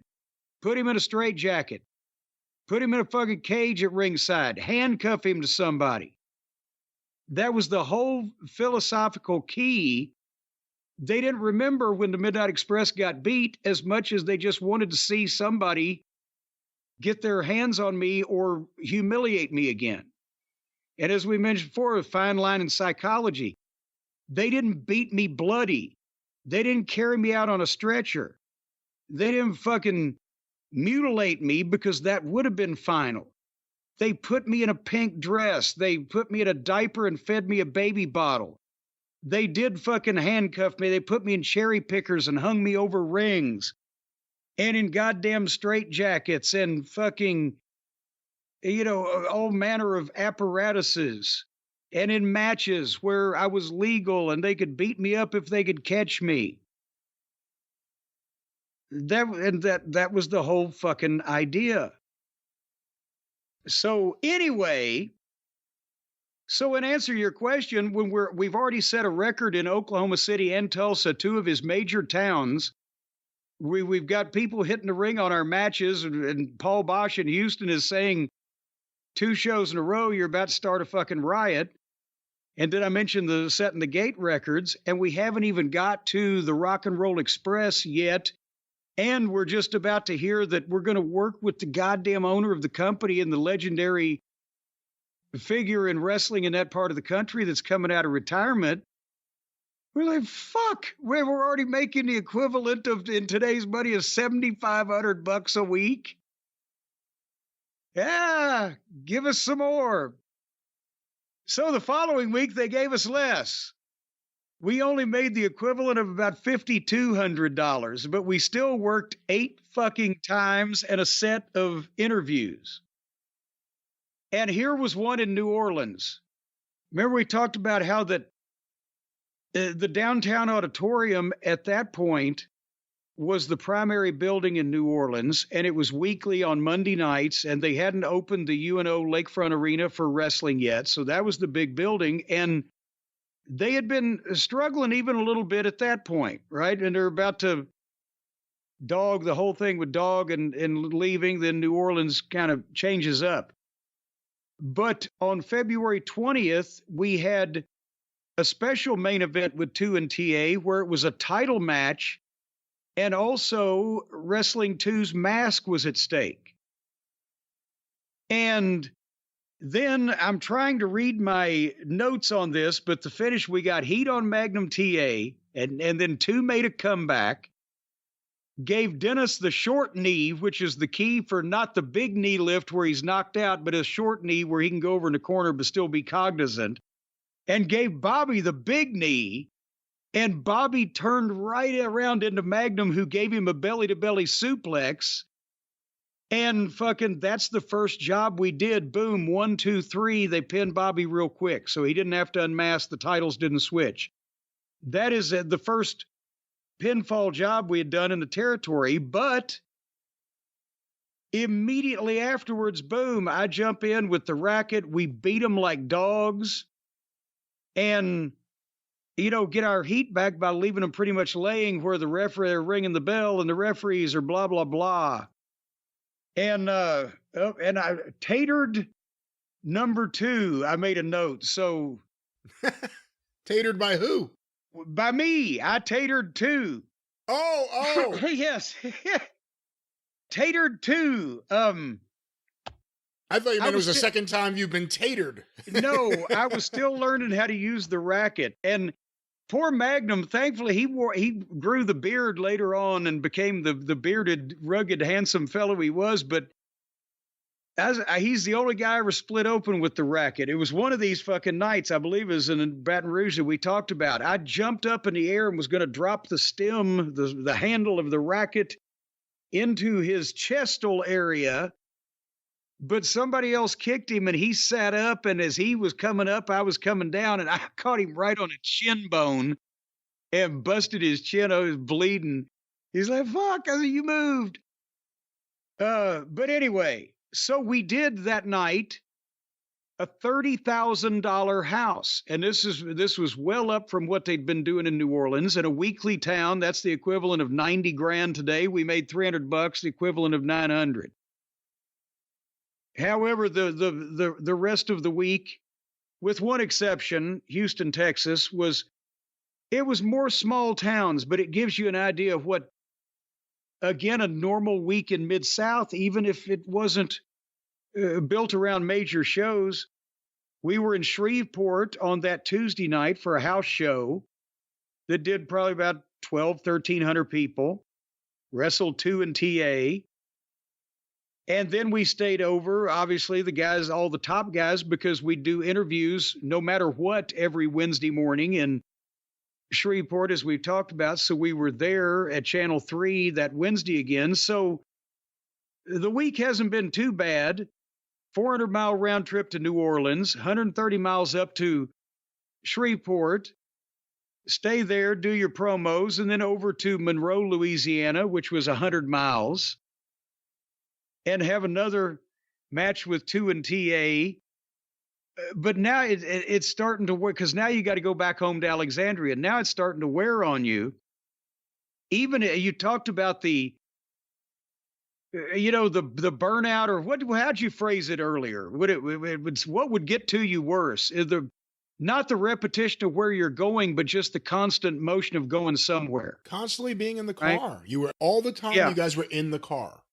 Well, in Monroe that night, and by the way, $11,000 house. Monroe was one of secondary markets. It could have been better, but that still is probably around 1,400 people. We do another match where boom, boom, boom. They beat Wrestling 2 with the racket, 1, 2, 3, and they've got to take lash. So now those guys are getting 5 lashes with leather straps, 2 from Dennis, 2 from Bobby, and the last one from me. So they ain't having no fucking box of fluffy ducks either, right? But now we've gone to New Orleans and back, and we've had this fucking match where, the goddamn chaos. And then we've gone to Shreveport and had a fucking match. And then we've done hours of interviews. And then we've gone to Monroe and had this fucking match. Now we go back home to Alexandria. The next day, we're going to Little Rock, Arkansas. And as I mentioned, 275 miles each way, all state highway, no interstate in those days. That was a hard fucking trip. And whatever was going on with Little Rock on February 23rd, they only drew 13,000 fucking people, or $13,000, which was maybe 1,500 people. But so I don't know what was happening there, but that was a shame on us. Where were they in the loop in terms of what week they got TV after it aired? For the Almost first time? At the end, late, like with Oklahoma City and Tulsa. Probably the last week around, 5 weeks late. Well, that may be a part of the issue with how many people were at that show. It may be also because actually, yeah, they're still on late January television. So that's one thing. But as you can see, the miles are starting to pile up. Even though that was the first long trip, it's constant. And Brian, back then, you didn't really have any choice. You had to listen to the radio if you were within a radio signal, or if you were one of these fancy Dan people making all kinds of money that got the cassette player put in your car. You could listen to your own cassettes, have some tunes or whatever, but there wasn't the options that we have today. And in this modern space age world, we pretty much had to talk about wrestling, talk about fucking girls, talk about bullshit, and or listen to the radio. And when there was no radio, a cassette tape. If you didn't have a cassette tape, then you stared out the window. That's what I'm trying to say. For hundreds and hundreds of miles a day. Oh, if only they had had the Raycon everyday earbuds back in 1984. I wondered where you were going. As a matter of fact, was the guy who invented the Raycon everyday earbuds even born in 1984? He may have been, or if he wasn't, he may have been about to have been. I don't have his birth date in front of me. Do you think he was just a gleam in his father's eye, as Mama Cornette used to say? I think so. Maybe. Well, possibly. Who knows? That's why back in those prehistoric days, when we had to sing to each other is what we had to do. That's how I learned to sing so good. Because we sang. We sang to each other in the car, the top hits of the day. But now you can listen to anything. You can listen to the music of today or yesterday or any day. You can listen to podcasts. You can talk on the telephone. You can call NASA now with all the things the kids can do with these earbuds, and they have upgraded the everyday earbuds even more. Now they're not everyday things. Certainly they're special occasion earbuds now that you can use every day because they've got now the new quick charge function. 10 minutes of charging, you get 90 minutes of battery. Did you know that? I want to talk a little bit more about Dennis and Bobby's harmony in the car. They were singing too? Well, every once in a while, The hits of the day? Bobby would go boom, ba da boom, ba da boom, ba da boom, and then Dennis would belt out every once in a while.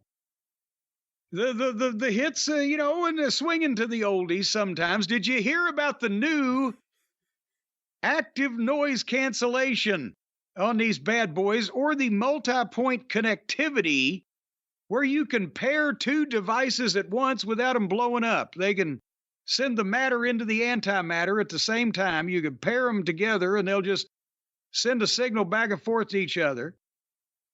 And they've also got of course, the ergonomic design that we've been talking about, where you can just insert them into the various orifices that they're meant to go in. It's not for us to decide. And they fit well without just falling out willy-nilly. You've never stuttered as much as you have talking about the orifices to put the Well, you get me worried when you talk about, you're always trying to put out disclaimers on what you should do with these things. It's not for us to decide what you do with your everyday earbuds in the privacy of your own home. It's pretty well defined. You put them in your ear. Many people do. You do. But that's what you do. Yes. Yeah. Well, and you're not going to pick up those oral waves anywhere else. All power to you. Well, it's oral or however you want to. Hey, however you swing, that's your fucking business. These things are also weatherproof and or sweat resistant. Oh, good. Depending. So you got that going for you too. And you gotta go now to buy Raycon and see for yourself. Words can't describe what you can, the functionality and the quality and the craftsmanship and the joy and pleasure you'll get from these products. Go to buyraycon, BUYRAYCON.com/JCE right now and get 15% and free shipping. So 15% off, well, you know what it is. 15% off of whatever you want to order, and they'll send it to you for nothing, nada, zilch, zippo, the big goose egg, bupkis. 15% off and free shipping, buyraycon.com/JCE. And you got to use the code word there. And also you can see all about these. My gosh, it's new with exclamation points. They've just revamped the whole product to make it even better than it was. And it was so darn skippy before, and now available in a variety of vibrator colors. What? A variety of vibrant new colors. Vibrant new colors to complement any and all skin tones. So they speak too. Soon as you fucking turn them on, they say, "Oh, you have a wonderful skin tone." Says right here they complement any and all skin tones. That is what it says. So even if you've got some of the fucking heartbreak of psoriasis or that jock itch or whatever, if you want to feel better about yourself, get a pair of these, turn them on, and they go, "Oh, you have wonderful skin." Our new spokesperson, Chuck Taylor. Oh, good Lord. What is that? Rosacea all over his puss? Good Lord. Face like that looks like a ransom note. Anyway, buy Raycon. buyraycon.com/JCE now. Now, I say. Now. Hey, before we go any further and I forget to ask you to do it. Oh. No, I wasn't going to ask you to do that. Would you just tell the people what's happening at the Arcadian Vanguard Network this week? I could say that. Get caught up on everything on Twitter at Superpodcast or on Facebook at facebook.com/Arcadian Vanguard. Of course, every day, the wrestling news. the wrestling news for you for free. Available at thewrestlingnews.com. If you haven't heard it, it's new to you. And wherever you find your favorite podcast, look for Arcadian Vanguard's The Wrestling News. Every single morning, get the Wrestling Newscast. Also want to make mention, the latest episode of Shut Up and Wrestle with Brian Solomon, out now by the time you hear this. Another roundtable of former Titan Tower employees. Hear what they think about what's going on with Vince McMahon, WWE, and so much more. SUAWpod.com. Shut Up and Wrestle wherever you find your favorite podcast. We're looking at 40 years ago in Mid-South right now. On Stick to Wrestling with John McAdam, they're looking at 40 years ago in the World Wrestling Federation. Hear that today, McAdamPod.com, or look for Stick to Wrestling with John McAdam wherever you find your favorite podcast. And of course, the 605 Superpodcast, the Mothership!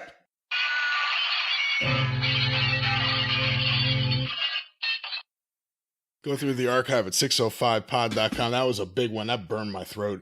605pod.com, wherever you find your favorite podcast. Lots of fun stuff. Burned your throat, chapped my ass. Oh, no. When do you next leave your home? Could it be arranged where somebody came in and carried that thing off? Which thing? That thing, it's making all that noise. There's a lot of those things around here. You talking about this thing? That thing? No, I was talking about the other thing. This thing? No, you got my thing. Now, don't grab my thing. I was talking about your organ. That's what I was talking about. I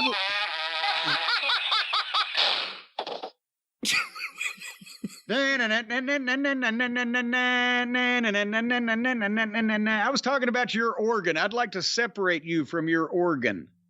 Oh, Lorena Bobbitt. Yeah, well, bob it, chop it, whatever needs to be done to it. But anyway, we're going to finish this week while we finish this show because we're at a very important day here in wrestling history. Friday, February 24th, and we were in Houston, Texas. Because as I mentioned, this thing was starting to build up. First, we did 400 miles Monday. We did 130 miles Tuesday. We did 200 miles Wednesday. Then we did 550 miles Thursday. Now we do another 500 miles on Friday. But we're in Houston, Texas, and again, besides Midnight Express versus Magnum TA and Wrestling 2, and they got the lashes. Here was the card in Houston that night. Butch Reed beat Jim Neidhart in a football helmet match because they both had the football backgrounds. That was, again, Butch is the top heel that's staying. Neidhart is going to Memphis, so he's dropping these matches around the territory. Midnight match. Junkyard Dog beat Masayo Ito. They had elevated Masayo Ito, I think, as you remember, to an element of hitman status to get him to do some jobs on the way out. Terry Taylor beat Darso. And listen to this underneath match, because again, Paul did his own thing for his own market. Gordman and Goliath beat Jose Lothario and Buddy Marino. So, if in the answer to a trivia question, yes, the Midnight Express were on the same fucking wrestling card at one point in time as Black Gordman and the Great Goliath, one of the great in-ring tag teams of the 70s. Yeah, fans from Southern California especially would say, the ones who were there for, the next generation, at the Midnight Express were the best tag team they saw since Gordman and Goliath. And that was, the example of some of these unique matches that Paul still was having and would have through the rest of this year, too. It really wasn't totally assimilated yet, Houston as a Mid-South town. And also Nikolai Volkov beat Tony Torres, and Buddy Landell, who's just now starting, beat George Weingeroff. So that show drew $58,500, which if we're doing our math for today's money, that's almost $180,000. And we made $700 a piece, which is over $2,000 for one night. And again, we're thinking, geez, the building ain't full. We got the rock and roll coming. And I don't know exactly what day we found out Watts was coming out of retirement, but it was sometime within the next 7 or so. So we're thinking, To my question before, though, when I brought up the junkyard dog, it was more not even necessarily about the last Stampede as a run, but more just, when was the first time someone said, man, they made you someone, you guys and the dog? Well, see, the dog was actually, the dog was the trigger that they wanted to pull. It was Stagger Lee, obviously, as we will hear in these segments. It's never been proven. Well, highly suspicious. Dog was going to lose the loser leave Mid-South Wrestling match to Wrestling 2. And I believe he did go to the No, it wasn't the Carolinas. It was Memphis he went to for a while, right? Just for a few weeks. JYD went to a bunch of different places. He went to Memphis when it was in Florida. He showed up in Mid-Atlantic in 84.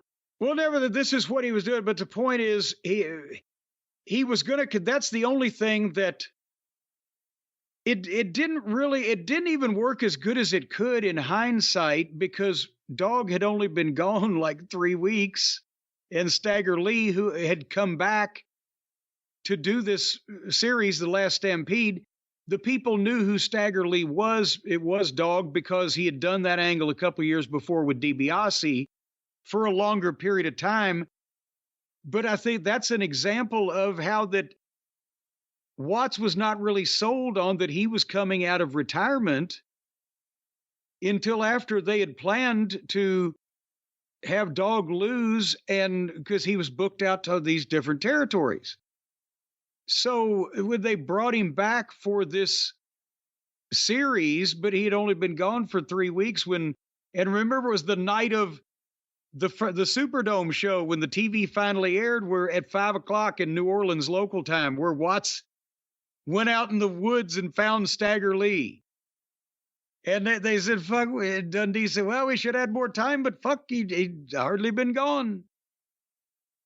So I think that's an example of how that Watts said, because Dundee had to talk him into it. Watts didn't plan. Oh my God, the territory wasn't in verge of bankruptcy. It was down. He wanted new talent and a fresh booker. He didn't want a goddamn life preserver.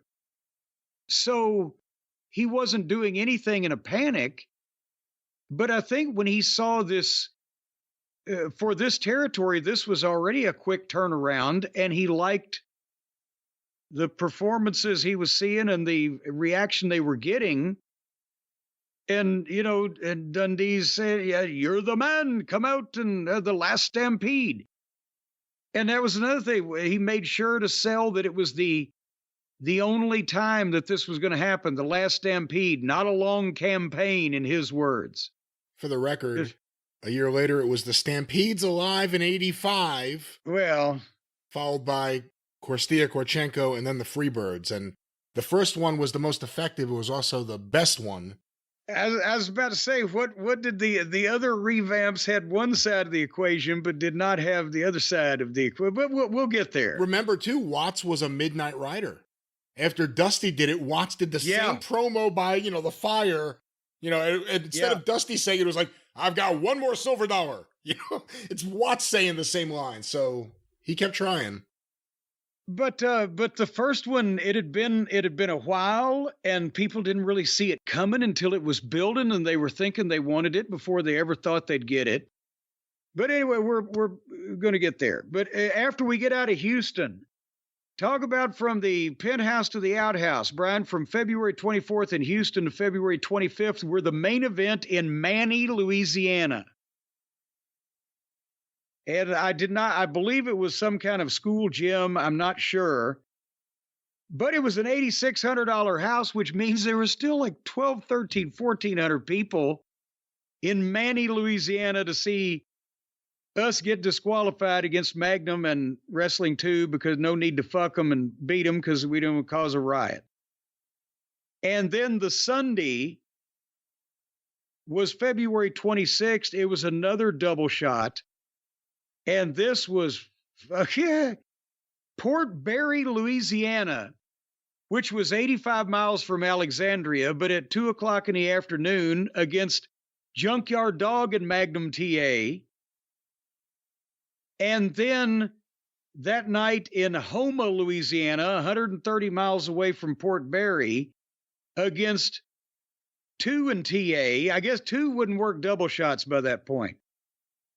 And so we do 2 more matches in front of $4,300 in the afternoon, $7,100 at night. That's 12 grand, probably 1,500 people for the 2 shows. And we made $200 in their money, so the equivalent of about $600. So we did better in Houston on Friday than we did in 3 shows over Saturday and Sunday, and put in a round trip of 160, 240, 370, 570 miles to do that Saturday and Sunday thing. It wasn't all sunshine, lollipops, rainbows, and waterfalls. But it also speaks to how Houston's business started really popping. This was kind of the payoff to working with Bill Watts at Mid-South Wrestling. It would never be this good again. I mean, it goes for a little while here in 84, but they couldn't recapture that in 85 or 86. And before this, it wasn't this hot. Things started really blowing up in Houston. And, you know, that's, again, if I'm a promoter like Bill Watts and I'm the owner of the company, and I've just hired a new booker at Thanksgiving and brought in new talent at Thanksgiving time on television and Christmas in the territory. And now I'm in the middle of February, and I've done record gates in terms of number of dollars taken in Oklahoma City and Tulsa.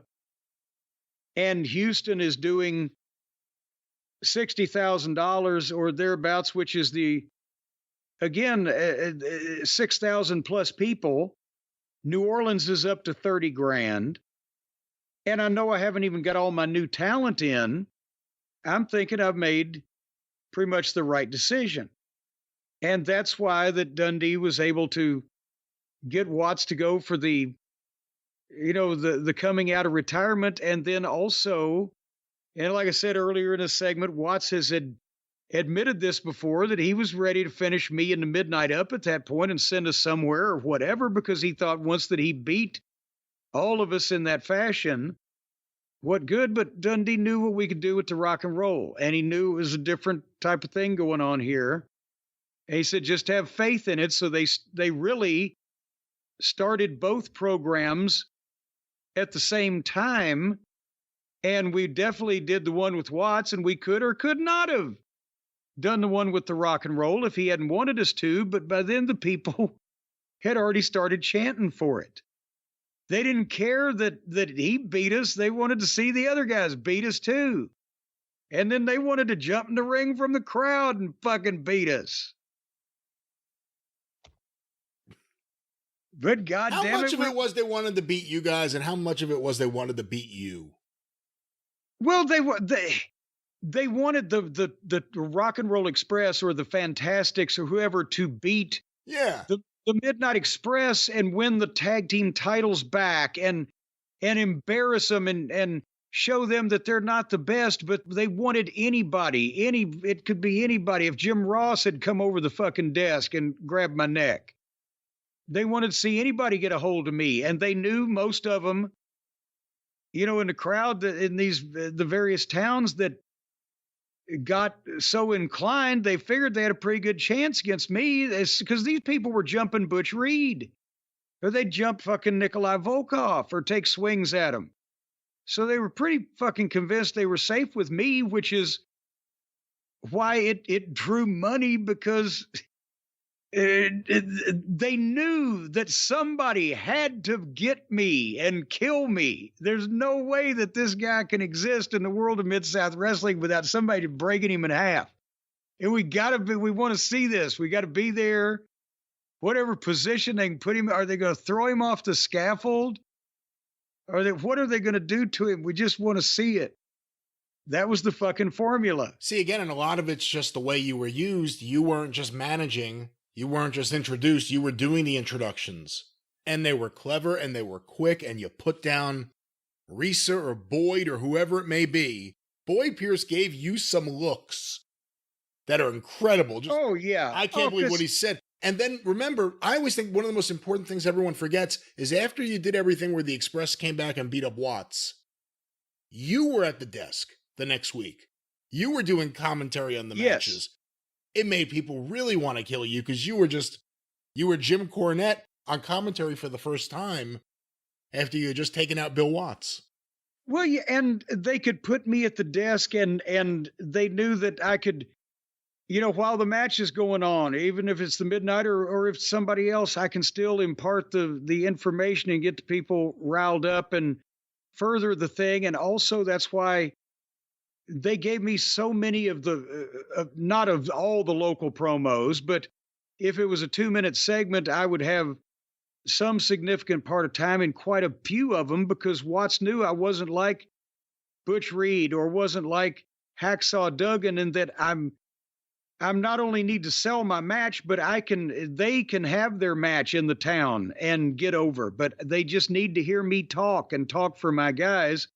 So that's why I was doing a predominantly, most often, interview subject, because anytime we get him to talk on television, somebody else will want to fucking assassinate him. So that was the formula that they were using or starting to use. And as I said, then, once we got through with the daggum last Stampede, and see, a lot of people don't remember the Midnight Express were the Mid-South Tag Team Champions all through that series of matches where Watts was kicking the shit out of us, Watson Dog, but the matches weren't for the title. It was the Eddie Graham lights out match kind of thing stipulation without saying the lights out match. There's no need to put a hat on a hat. Lights out last Stampede. But in the Superdome and in Houston and in a couple of the other towns, we actually had tag team title defenses on the card and then came back down to main event. So we beat somebody underneath and then come back and get the shit kicked out of us in the main event. But again, and I'd hate to get ahead of ourselves, but when by that point we're getting to in Houston and New Orleans, we're getting $2,000 payoffs for these matches a piece. They're equivalent like $6,000 today, and we're working every other night of the week. And these payoffs, we're like, oh, fuck yes, kick the shit out of us. But anyway, we ended up at February 26th. Do you think that's a good place to save the rest until next story time with Jim Cornette, baby? Okay, I don't know why you're doing that, but yes, why ruin this with an Adam Cole impression? But I think that's the perfect place, the end of February. Well, I kind of did Paul Lynde, bang, bang. Kind of there, yeah. All right. That's snarkiness. That's what people need. Because we will continue to do this because we have many more record houses and revealing angles and revolutionary items. And my God, in 2 more weeks, a day off is coming up. So people got to stay tuned for that. I was quite a bit younger 40 years ago, Brian, and that's what we've been discussing. All the kids know out there that listen to the program on a regular basis that on and off we have been discussing my schedule 40 years ago at a particular date, and we've been trying to stay up with this. So many other things happened, but we left off. And by the way, again, you can go to the official Jim Cornette YouTube channel and look these up. It's Jim Cornette on his Mid-South Wrestling schedule for first half of January, second half of January, first half of February, second half of February. And if you want to go back a little further and get the lead into it, we even go back to Memphis in 1983. We do that too. So you can play along at home, kids, but you can hear these, but we've been basically going day by day with some information, and everybody talks about, oh, it's such a grind, the schedule. Well, we've been talking about some of those too, but I believe we left off on Sunday, February 26th in Houma, Louisiana. What a horrible, disheartening place to leave off at. But things take a nip upward the next day, where we start on Monday, February 27th. As we mentioned, the Midnight Express had come into Mid-South Wrestling. We were working an angle with Magnum TA and Wrestling 2, who were the Mid-South Tag Team Champions. and we were beating them most places throughout the territory in non-title matches with stipulations, but we had not captured the belts as of yet. And some of the stipulations were that the losing team, each man would get 5 lashes. And you'll see here on a couple of them, they changed it up over the course of the territory, where some of them would be the lashes on the Midnight Express versus Wrestling 2's Mask. If they lost, he had to unmask. So again, the houses were starting to come up.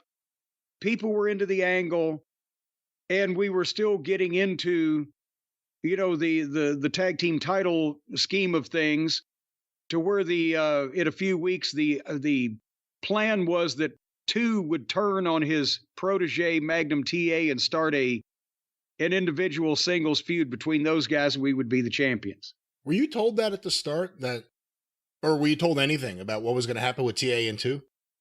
Well, as we got into it, first it was, just that we were going to work a program with them for the belts, and we obviously knew or figured that we'd be winning the belts pretty soon because we're the new top heel team, and we knew the Rock and Roll Express was coming in. And then, I can't remember exactly what time frame it was, but then Dundee had told us, yeah, we're gonna switch 2 on TA, because at the time we've talked about it, Wrestling 2 was near the end of his career. He was in his 50s. He was grumpy. He wasn't a fan of the schedule anymore like any of us, but he'd been doing his shit for 30-something years. And so that was going to be a way to finish him up in the territory, is switch him heel and have him run the deal they did with JYD for the North American title before he left. Anyway, I mean, you would hear, stuff like that. They wouldn't sit us down and lay out everybody's goddamn angle, but since Dundee was the booker and he was Bobby's father-in-law, and we talked to him at every show and we were involved in some of these things, he would tell us where guys were going so we would know what to fucking do with it in the matches. So anywho, are you ready for February 27th? I'm ready to get out of Homa. Well, let's do that. Baton Rouge, Louisiana, against Magnum TA and Wrestling 2 with the lashes on the line, and we whipped them. That's another thing. We were whipping the baby faces every night, and Magnum was happy to be there and giving his all, and 2 was getting fucking tired of it because he had no idea he was going to be involved in matches where he got whipped when the new booker came in. The house was $10,600 in the Baton Rouge Centroplex, and that was, the local promoter was Jimmy Kilshaw. And he had this giant red, I guess they used to call it a carbuncle, but kind of a blood blister on his neck. And no matter, it seemed like what the house was, the boys would rib, he would always say it, $10,600. And you would get paid on whatever he reported. I don't honestly know if that was tolerated by the office or suspected by the office or, whatever, but it seemed like that, as we mentioned in some of these earlier segments, where there was still a local promoter involved that had been since the old days, the 60s and before Watts, and had been, it was in some way politically connected. There was shenanigans going on. Anyway, good thing about Baton Rouge, that was only a 220-mile round trip.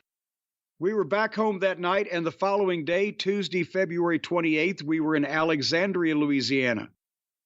At the Rapides Parish Coliseum, did the same match as we did the previous night. $14,000. Alexandria was pulling ahead of Baton Rouge, even though the size disparity in the two towns was significant. And who's telling you the gates? Well, you ask whoever the guy was, if it was Jack Curtis that was checking up for the office, if it was Dundee, the booker, they had to tell the booker. And if you were like, who was in an opening match? If you were Joe Savoldi or John King, or Tom Lentz at the time, and you were just in the preliminaries. And no, if you asked what the house was, they'd probably said none of your fucking business. But the main event guys that know that they're allegedly getting paid on the house, and we're keeping track of how this is doing because we're causing it. We're trying to get it up. We need to know where it is. They kind of had to tell you. And that was the thing back then. The question was, now I've over the last 20 years, all the guys ask, how many people out there? How many people do we draw? We didn't care how many people were out there. Sometimes, because I was a, recording nerd, I had to record everything, jot it down. I would ask that, or I'd just hear it. But the idea was the money. What was the house? How much was the gate? That's what every main event guy or every guy that was on some semblance to the top of the card wanted to know about. Because that's how they could figure, well, if the house was up, so my fucking payoff ought to be up. And if it ain't up, then why wasn't it up? And then you have those talks. Does that answer your question? It does.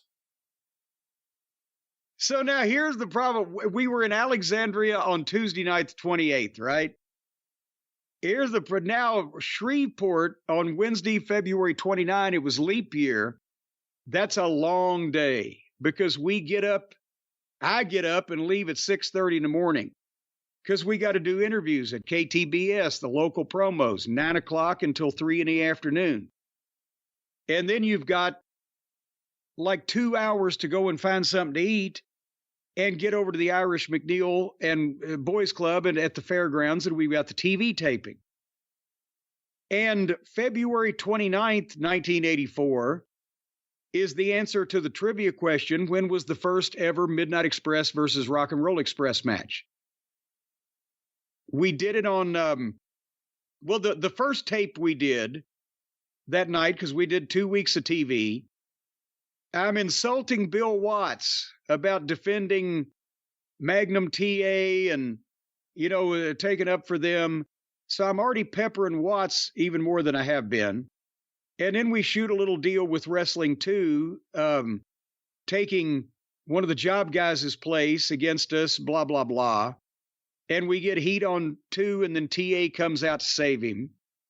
But then the following tape, they just advertised the Midnight versus the Rock and Roll, because the Rock and Roll were new. They'd only been in, what we said, 1 or 2 TV tapings. But people the Express, it was natural. We had come in first. People hate the Midnight Express. Then a team comes in called the Rock and Roll Express, and it's Ricky and Robert, and the girls love them. So then become the Battle of the Express, or the Express Showdown. Who should be called the real Express in wrestling? That type of thing. So Dundee put this in a TV taping just to give the people a taste of it. The Rock and Roll were working with Nikolai Volkov and Crusher Khrushchev in a regular tag team program while we were doing a deal for the belts with TA and 2. But in this match, we just gave them 5 or 6 minutes of the stuff that Bobby and Dennis did with Ricky and Robert. And then the Russians run in and jump the Rock and Roll Express, take scissors out, and cut Ricky Morton's hair. And it keeps the heat on their program, but the people then were like, well, holy shit, for 6 minutes. This was some shit they hadn't seen before, and they liked it. So that was a little tease as to, and Dundee was, by this point, he knew the thing was coming up with Watts, the last Stampede.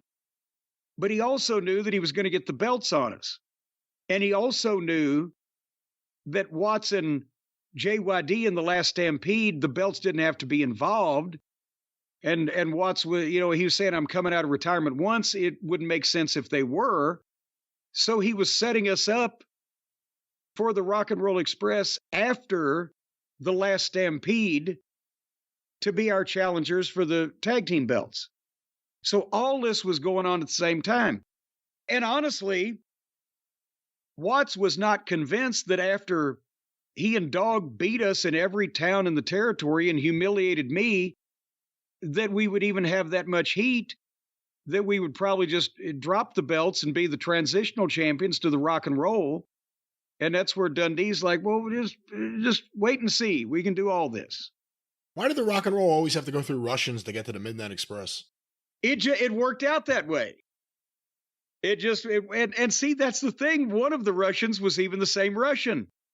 Barry Darsow, right. Crusher Right. Khrushchev. Yeah.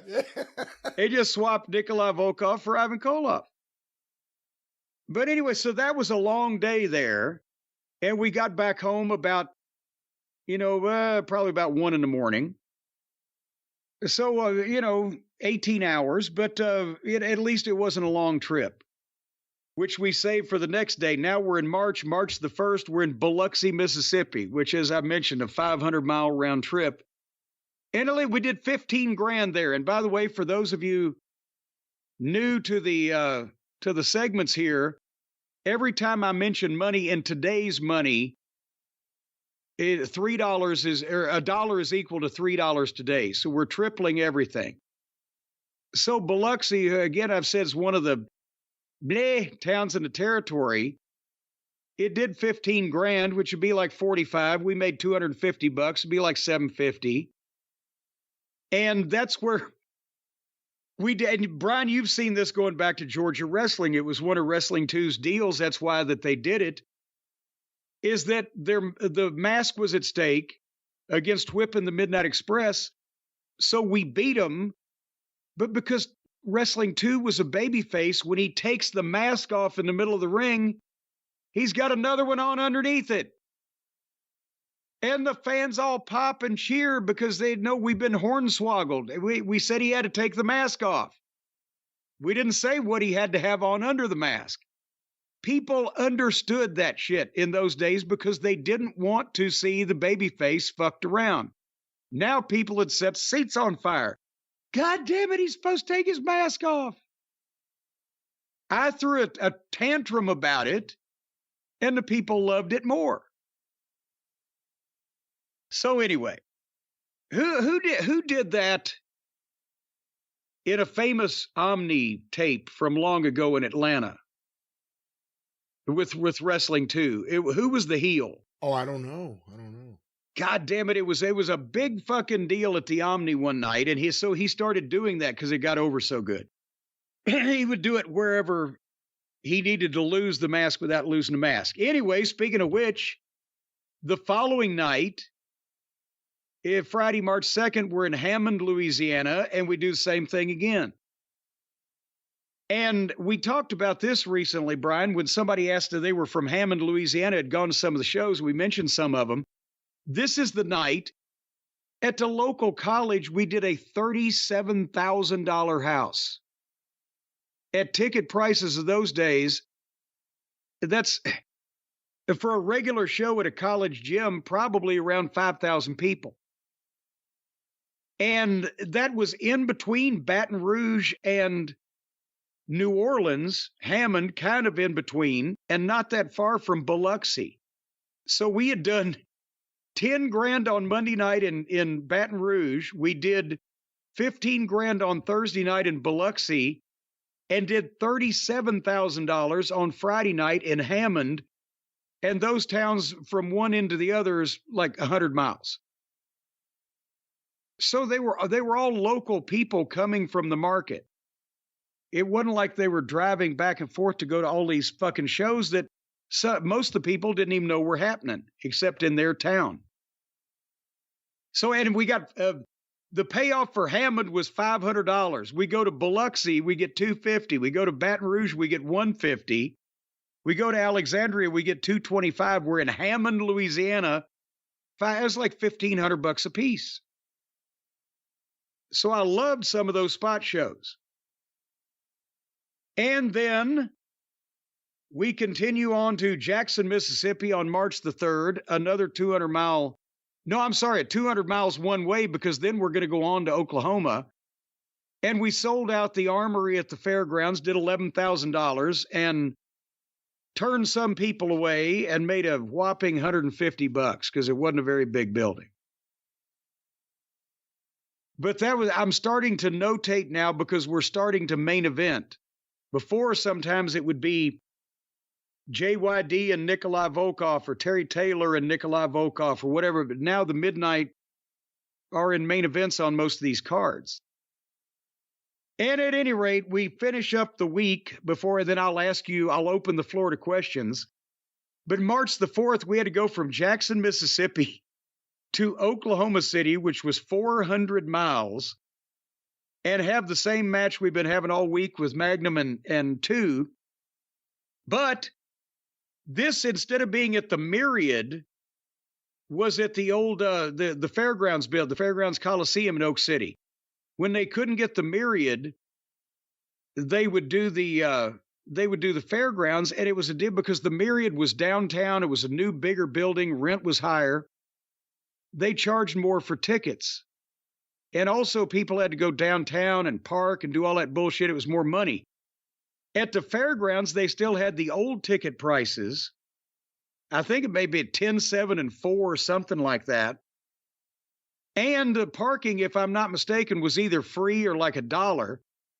So we did 10,125 people at the Fairgrounds Coliseum, a sellout with about 800 turned away. The house was only $51,000, but still, our first main event in Oklahoma City, and we turned people away from the building that they ran there for years and years before the Myriad opened.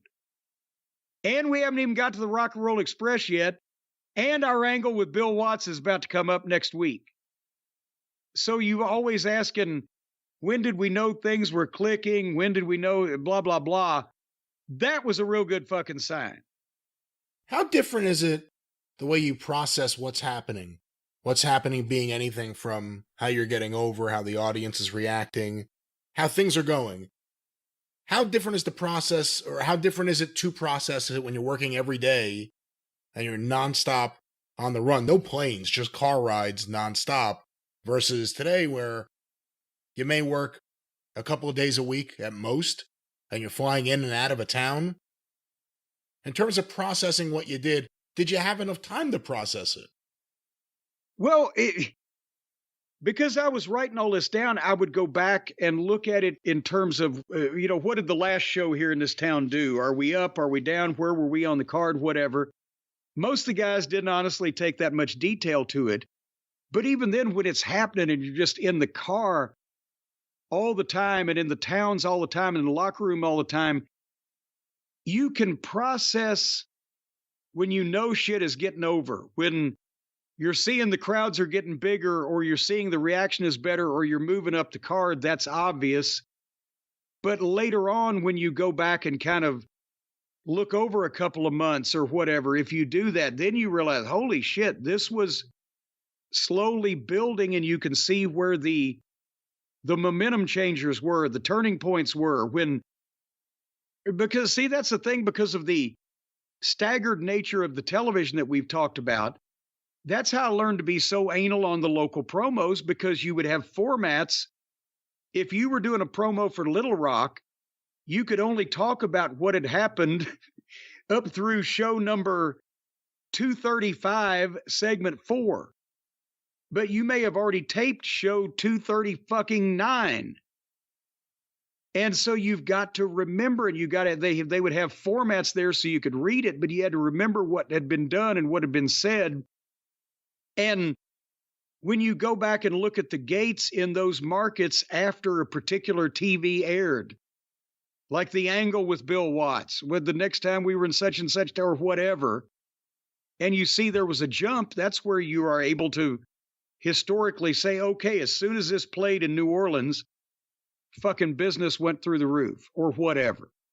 So that's kind of both ways you process it. It was easier every night when you were in front of people to know when you were getting over, because you had that response every night, or your angle was getting over. Or if I teased using the tennis racket, if they just sat there, well, we hadn't got the racket over. But if I teased using the racket and the people start screaming, the racket's over. That type of thing.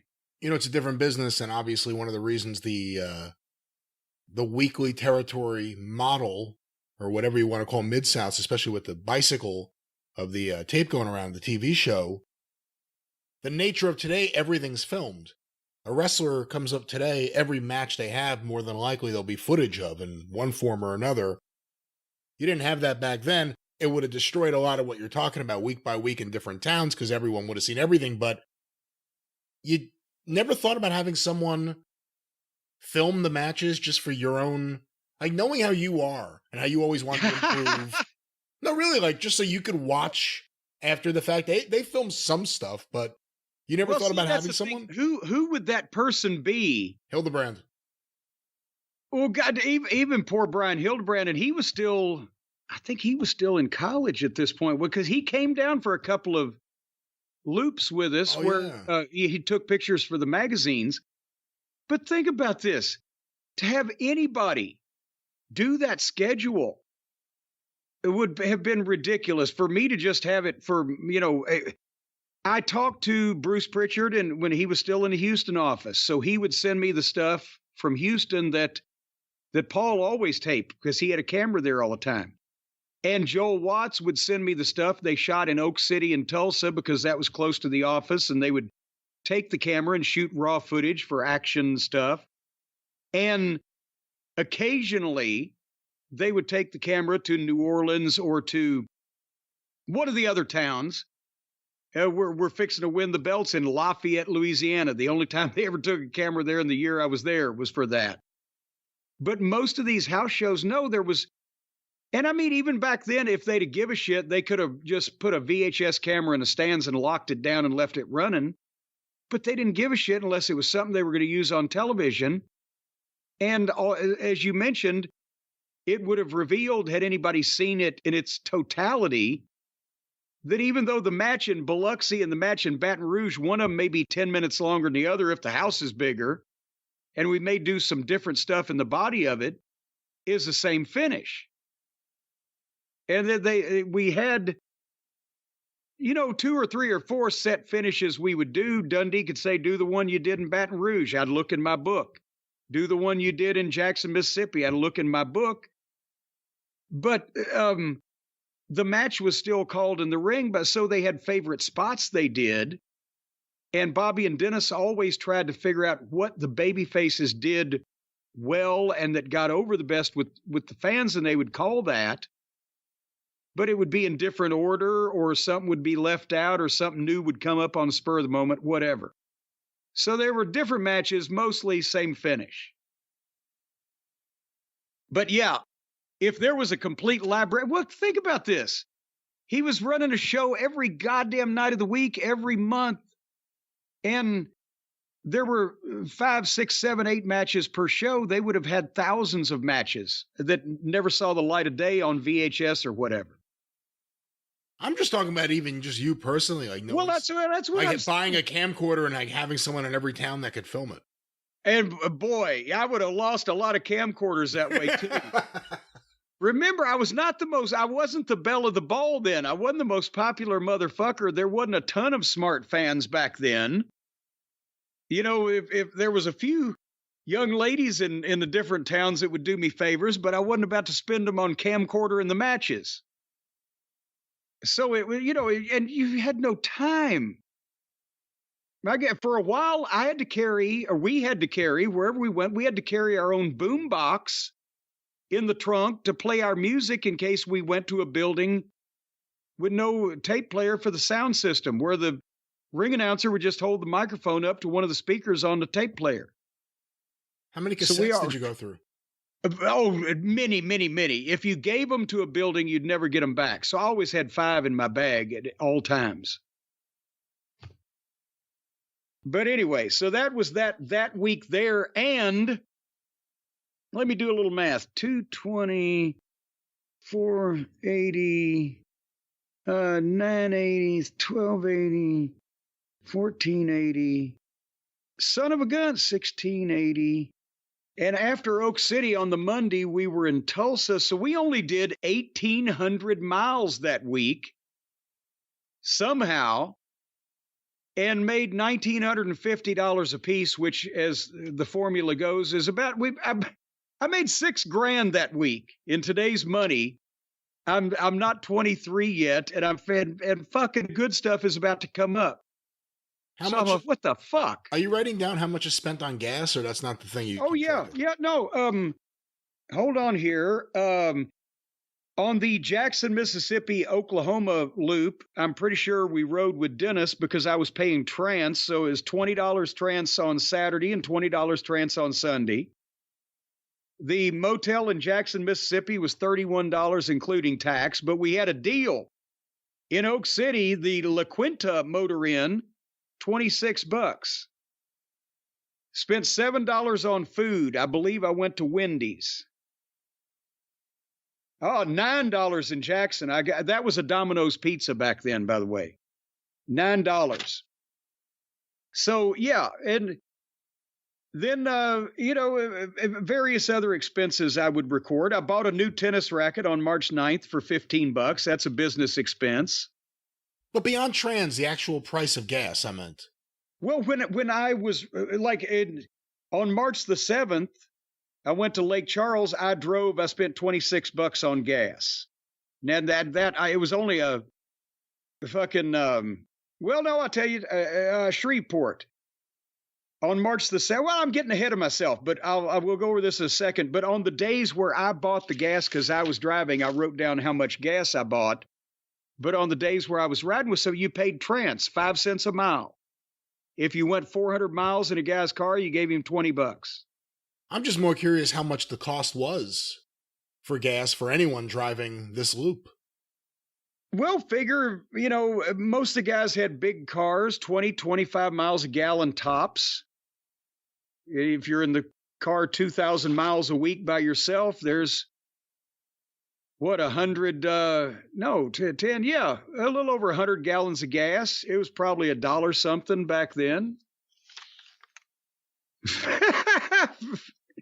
So it's a lot of gas. Anyway, let me give you this week, and we'll figure this out.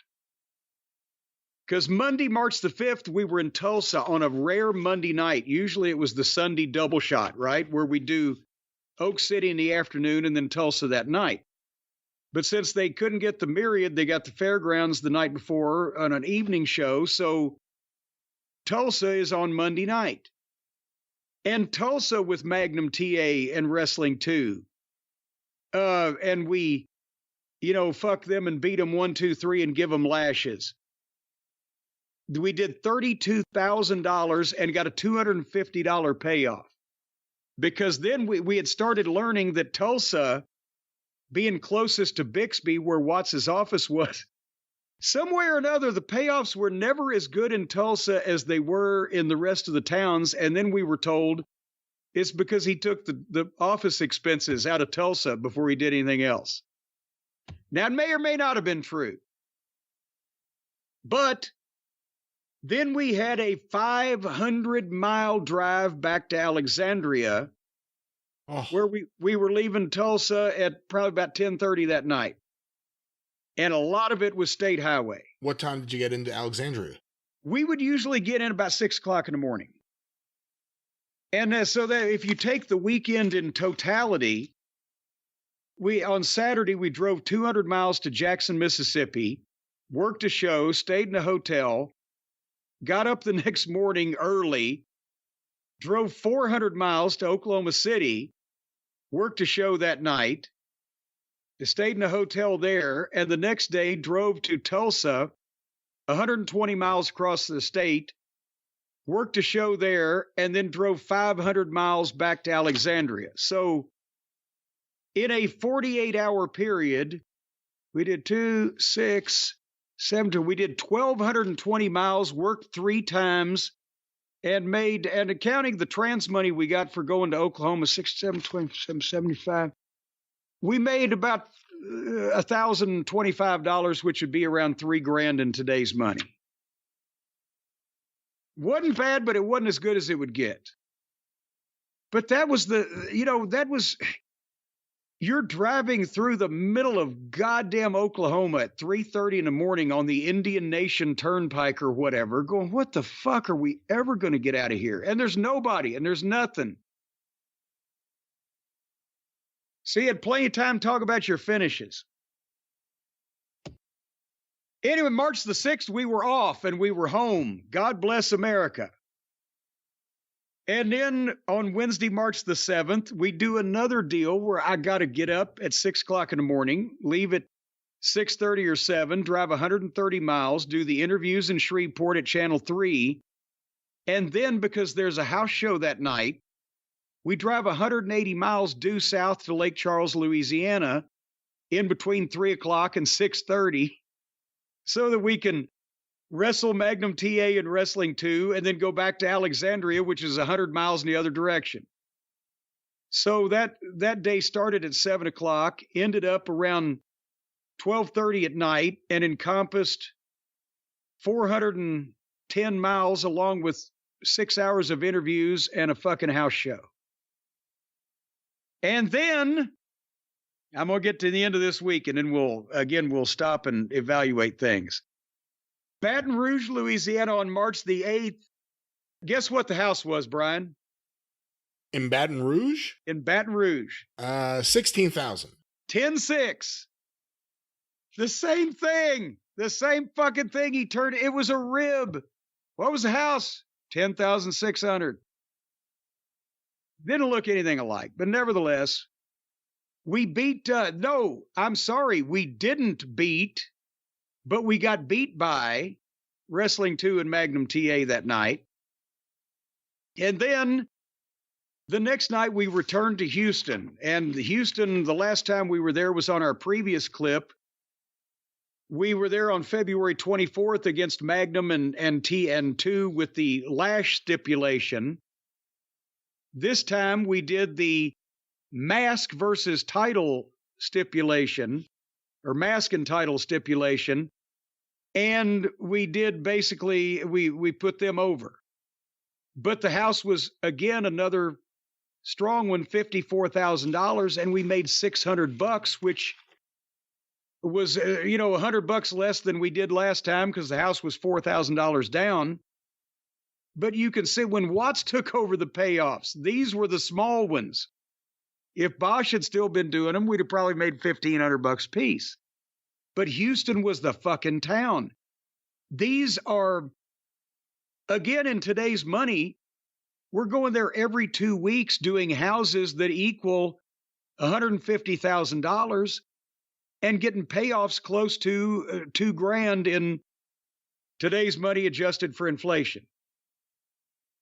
So I loved me some Houston. And then we finished the weekend, March the 10th. We were in Alexandria again, and not very well attended. We made $150, and then we had a double shot on Sunday, March 11th, Laranja, Louisiana, at 3 o'clock, which was a political favor for the people down in fucking Baton Rouge, and then Houma, Louisiana, which I think was a political favor for Satan himself.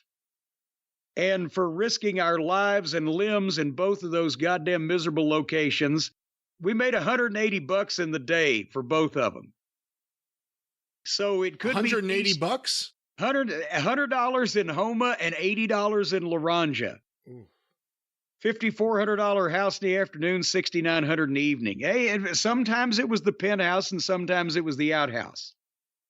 But with a day off that week, 1, 2, 3, 4, 5, 6. With a day off that week on Tuesday, so we only had 7 house shows and a 6-hour stretch of interviews.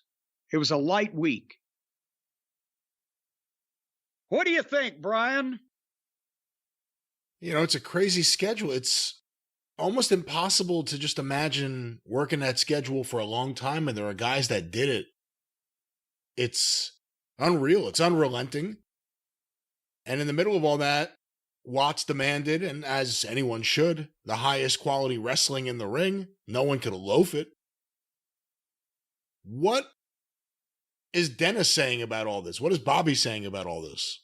Well, Bobby's happy to be there, except, but boy, the roads, the trips, the miles, the fans, whatever. But Bobby didn't complain about anything. Dennis was loving it because he had waited all of his life for a big break in a major territory. And not only here it is, but also it's It's working.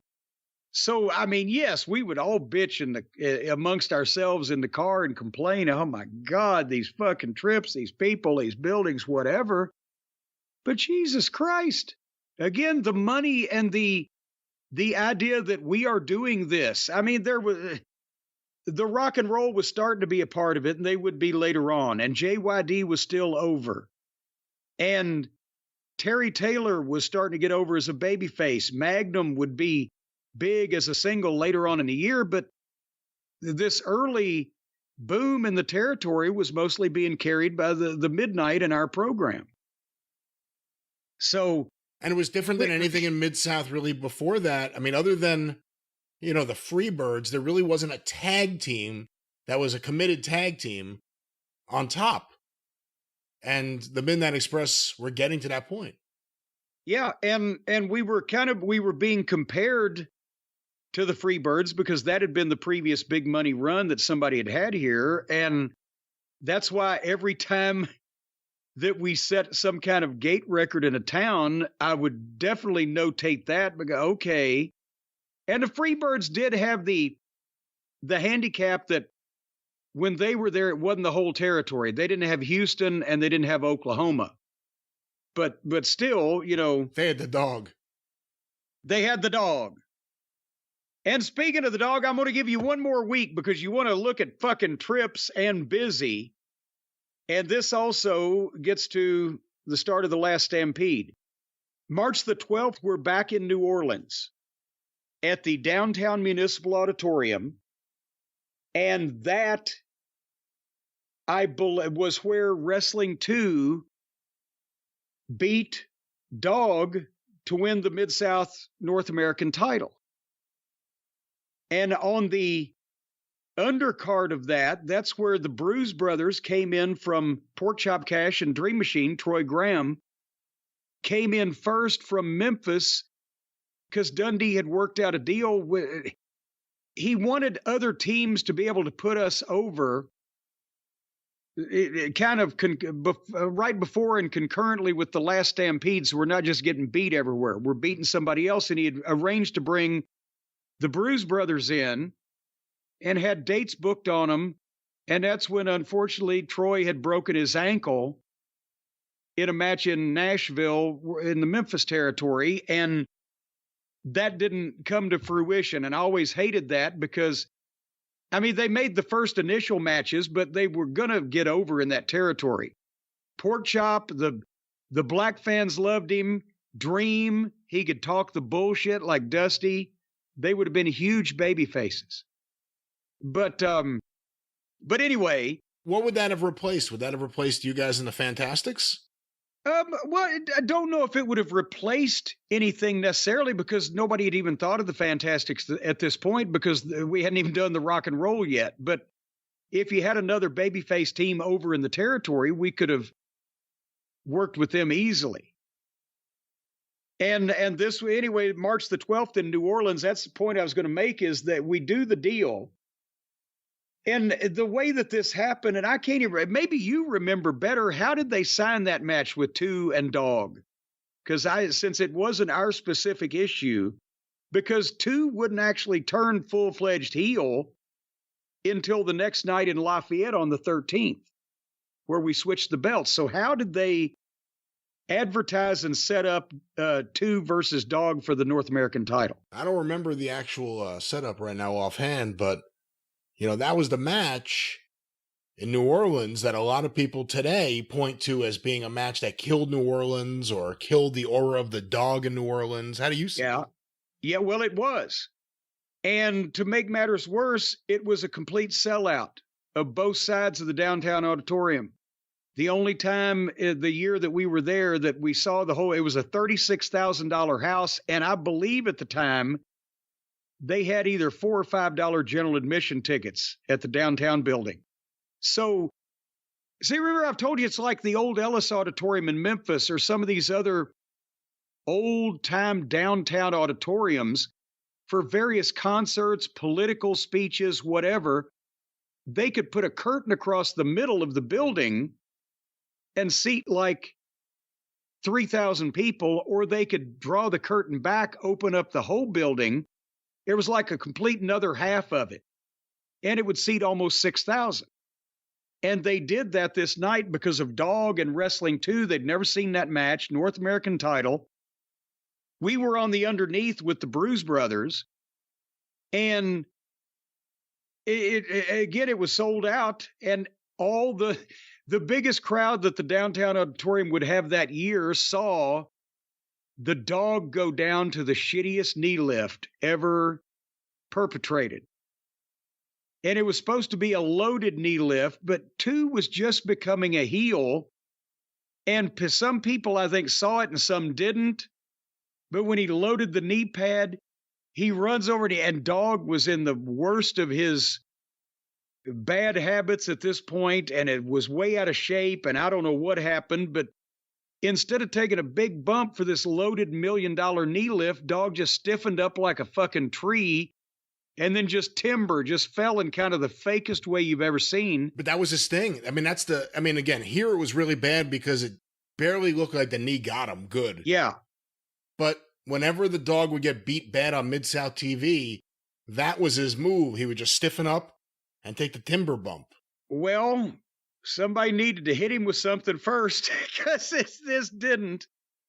And people farted at it. They didn't believe it. Whatever their conception of it was, Junkyard Dog took a dive, or that was phony, or what, it just looked like shit. And whether it was beating the Dog in New Orleans in that way, or whether it was the shitty way that it looked, or, whatever, that building never recovered. They farted at it. So thank goodness the UNO Lakefront Arena was about to get introduced to wrestling. But it was like 2 couldn't get up too high and Dog couldn't bend over enough. Something like, It just, blah. It's like, what just happened? Why is he selling that? The only other time they opened up both sides of the downtown building that year was in September, when they shaved my head but put my hair on the line, and we didn't draw $36,000. It didn't work. And you didn't do the scaffold there, you did it at the Superdome, right? Exactly. But anyway, that was March the 12th, and then March the 13th was a Tuesday night in Lafayette, Louisiana. And we were on a little string there because Lafayette's 150 miles directly west of New Orleans. We sold out New Orleans on Monday, and we sold out Lafayette on Tuesday. And this was the start of a number of shows in Lafayette. It's, again, the auditorium, where the ring was on a stage, and it was like you could watch a play in this. That's probably what it was primarily used for. There was a stage and then theater seating, right? So the ring was on the stage with ringside seats on the left side and the right side, and then all the people were in the the theater audience type of thing. And they couldn't get any more people in the building, so every time we started going back, they would start increasing the ticket prices slightly until I think we had 4 sellouts. When we get finished with this, we'll find out we had 4 sellouts in Lafayette at 4 different fucking gates. It kept going up, and we kept setting a record. But this was $13,600, probably close to 2,000 people. And that's where we win the belts from 2 and TA. The stipulation was the belts were on the line, and whatever team loses will get the lashes. So a couple of spots during the match, I was harassing Wrestling 2, and I would draw him from the corner to where Magnum would get to the corner and be able to tag, but there's nobody there to tag. And then finally, the 2 would get back in the corner, and he'd be yelling at Magnum like, "Get up, come on, tag me," like it was his fault, right? And finally, we beat up Magnum, and he takes a big bump, and Wrestling 2 just jumps off the ring kind of in disgust. And as the referee's arguing with him, Magnum got an abdominal stretch on Bobby, and I throw the racket into Dennis, and he hits Magnum and knocks him over the head. And as that also was the part where when Wrestling 2 turned to walk away from the referee on the cover, Magnum TA got his foot on the ropes, but as 2 walks past him, he accidentally knocks his foot off the ropes. And 1, 2, 3, we win. We win the belts. They're supposed to get whipped. But because 2 is so disgusted, he walks out on Magnum and leaves Magnum to take the 10 lashes. But Terry Taylor, to get over as a babyface, runs out after we've whipped Magnum 5 times and his back is all chewed up. And Taylor offers to take the other 5 lashes, to even put more heat on that no good piece of shit Wrestling 2 for walking out. So that was a multiple angle thing that got Wrestling 2 out of the team with Magnum. It put the belts on us. It set Terry Taylor up as a bigger babyface than he was before. And it opened up Wrestling 2 versus Magnum. And also, as we know, the deal with Dog was going to be 2 with the North American title, and Dog was going to the Carolinas and be out for a while. So that tied all that stuff up in the happenings in 2 days. And they did take a camera to Lafayette to shoot that because it had to go on Mid-South Television. Yeah, I never really liked the way it looked on TV. I guess just the arena, how lit it was, and well, I don't know. That's how it had to. We were on the stage. The only other place to put the camera would have been directly behind the ring, behind the curtain, looking out at the people. But then you could only get like 10 feet from the ring. But you have no gauge of how many people are there with the footage, I guess. Oh, yeah. No, you can't see it there. And see, that's what these buildings weren't meant to shoot TV in. They wanted to do that title change at the very last possible moment before the March 14 TV taping the next day. Because that's when everything fucking happens to set up the Superdome. So they had to get it in, and they picked Lafayette. But yeah, the curtain that closed behind the ring was just in front of a brick wall, and you could walk out on the stage and peek out through the curtain and watch the matches from like 10 feet from the ring, right? And that's where Grizzly Smith would stand there and watch. The fans couldn't see him, but he'd watch the matches, make sure everything was going okay. And I walked past there one night, and as I walked behind him, because it was a $50 fine at one time in Mid-South Wrestling to Goose Grizzly because he was jumpy. And one night he was talking to Watts, and somebody gave him the thumb up the ass, and he slapped the shit out of Watts. So I said, fuck it, this is too good, it's set up. As Grizzly's peeking through that curtain, I walked behind him and gave him the thumb up the ass, and suddenly all those people watching that preliminary match in the building saw this giant 7-foot, 400-pound motherfucker throw the curtains apart and scream, "Whoa!" as he jumped almost to the ring. And then I was gone by the time he turned around and got back there. So you have Grizzly Smith, who's on the road and goes to every single show. And that's the thing. You want to know what can take a mental toll on a motherfucker? He did that for years. Not like the boys who would come in and come out. Well, it turned out he was a dirty pervert, so maybe he had his reasons. But you know what? Sometimes you didn't even have time to be perverted. But no, he had to be completely out of his fucking mind because it would do that to you. I'm talking probably 7, 8 years. Grizzly Smith never missed a show and never got in an airplane. He would spend sometimes 3 days straight in his car with some underneath babyface or heel that needed the money, would drive Grizzly around in Grizzly's car and wouldn't have to pay trans, just so he'd do the driving, because Grizzly wouldn't get, since the deal in Puerto Rico where they had to foam the runway, he never got on a plane again. Never changed his outfit again either. Well, the same thing every time he was on TV. No. Oh my God, no. Same fucking clothes. You should have seen the inside of his car. It looked like an episode of Hoarders. again, dirty pervert. But my point was going to be, you have Grizzly Yes. Smith on the road with you every day. He is Watts' eyes and ears. Yes. Obviously, there are local promoters, but that's a different thing. Nowadays, we all talk about agents, producers. Who was the agent for this match? Who produced it? You didn't have any of that back then. Why is it so necessary today? Why was it so unnecessary there? Well, without trying to insult a lot of the current talent, and there is a caveat, you got to have an experienced producer today because a lot of these guys don't know how to work on television or don't know how to execute a finish or don't know the timing or whatever. And also because now everything is so controlled in the way it's shot for television, the talent has to relay to the producer what they're going to do if it's something odd. Like, how many times you see a guy run and dive out of the ring and the camera misses it on a live show? Because the guy just decided to do that, didn't tell anybody about it. How's the director supposed to know? The producer is the conduit there now. In those days, especially in a house show match, the booker gave you, or the booker's representative gave you the finish verbally in the locker room.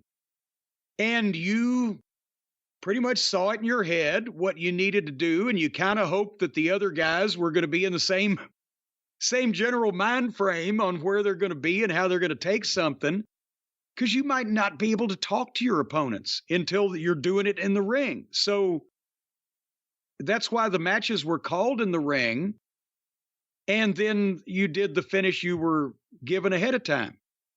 And when you knew what the finish was, sometimes you'd throw in little things that would tease the finish or make sense when you did it at the end of the match. If you could talk to your opponents, sometimes that was a plus, but then again, nobody was sitting down for an hour. Flair's finish meetings with most of his opponents, if he won an hour, would be 5 minutes, and you wouldn't understand most of the words. Yeah, you give me the deal. Come on, bing, bang, boom. Okay, we're over the time. We're done. Like that kind of show. Okay. And he'd be moving his arms in the air.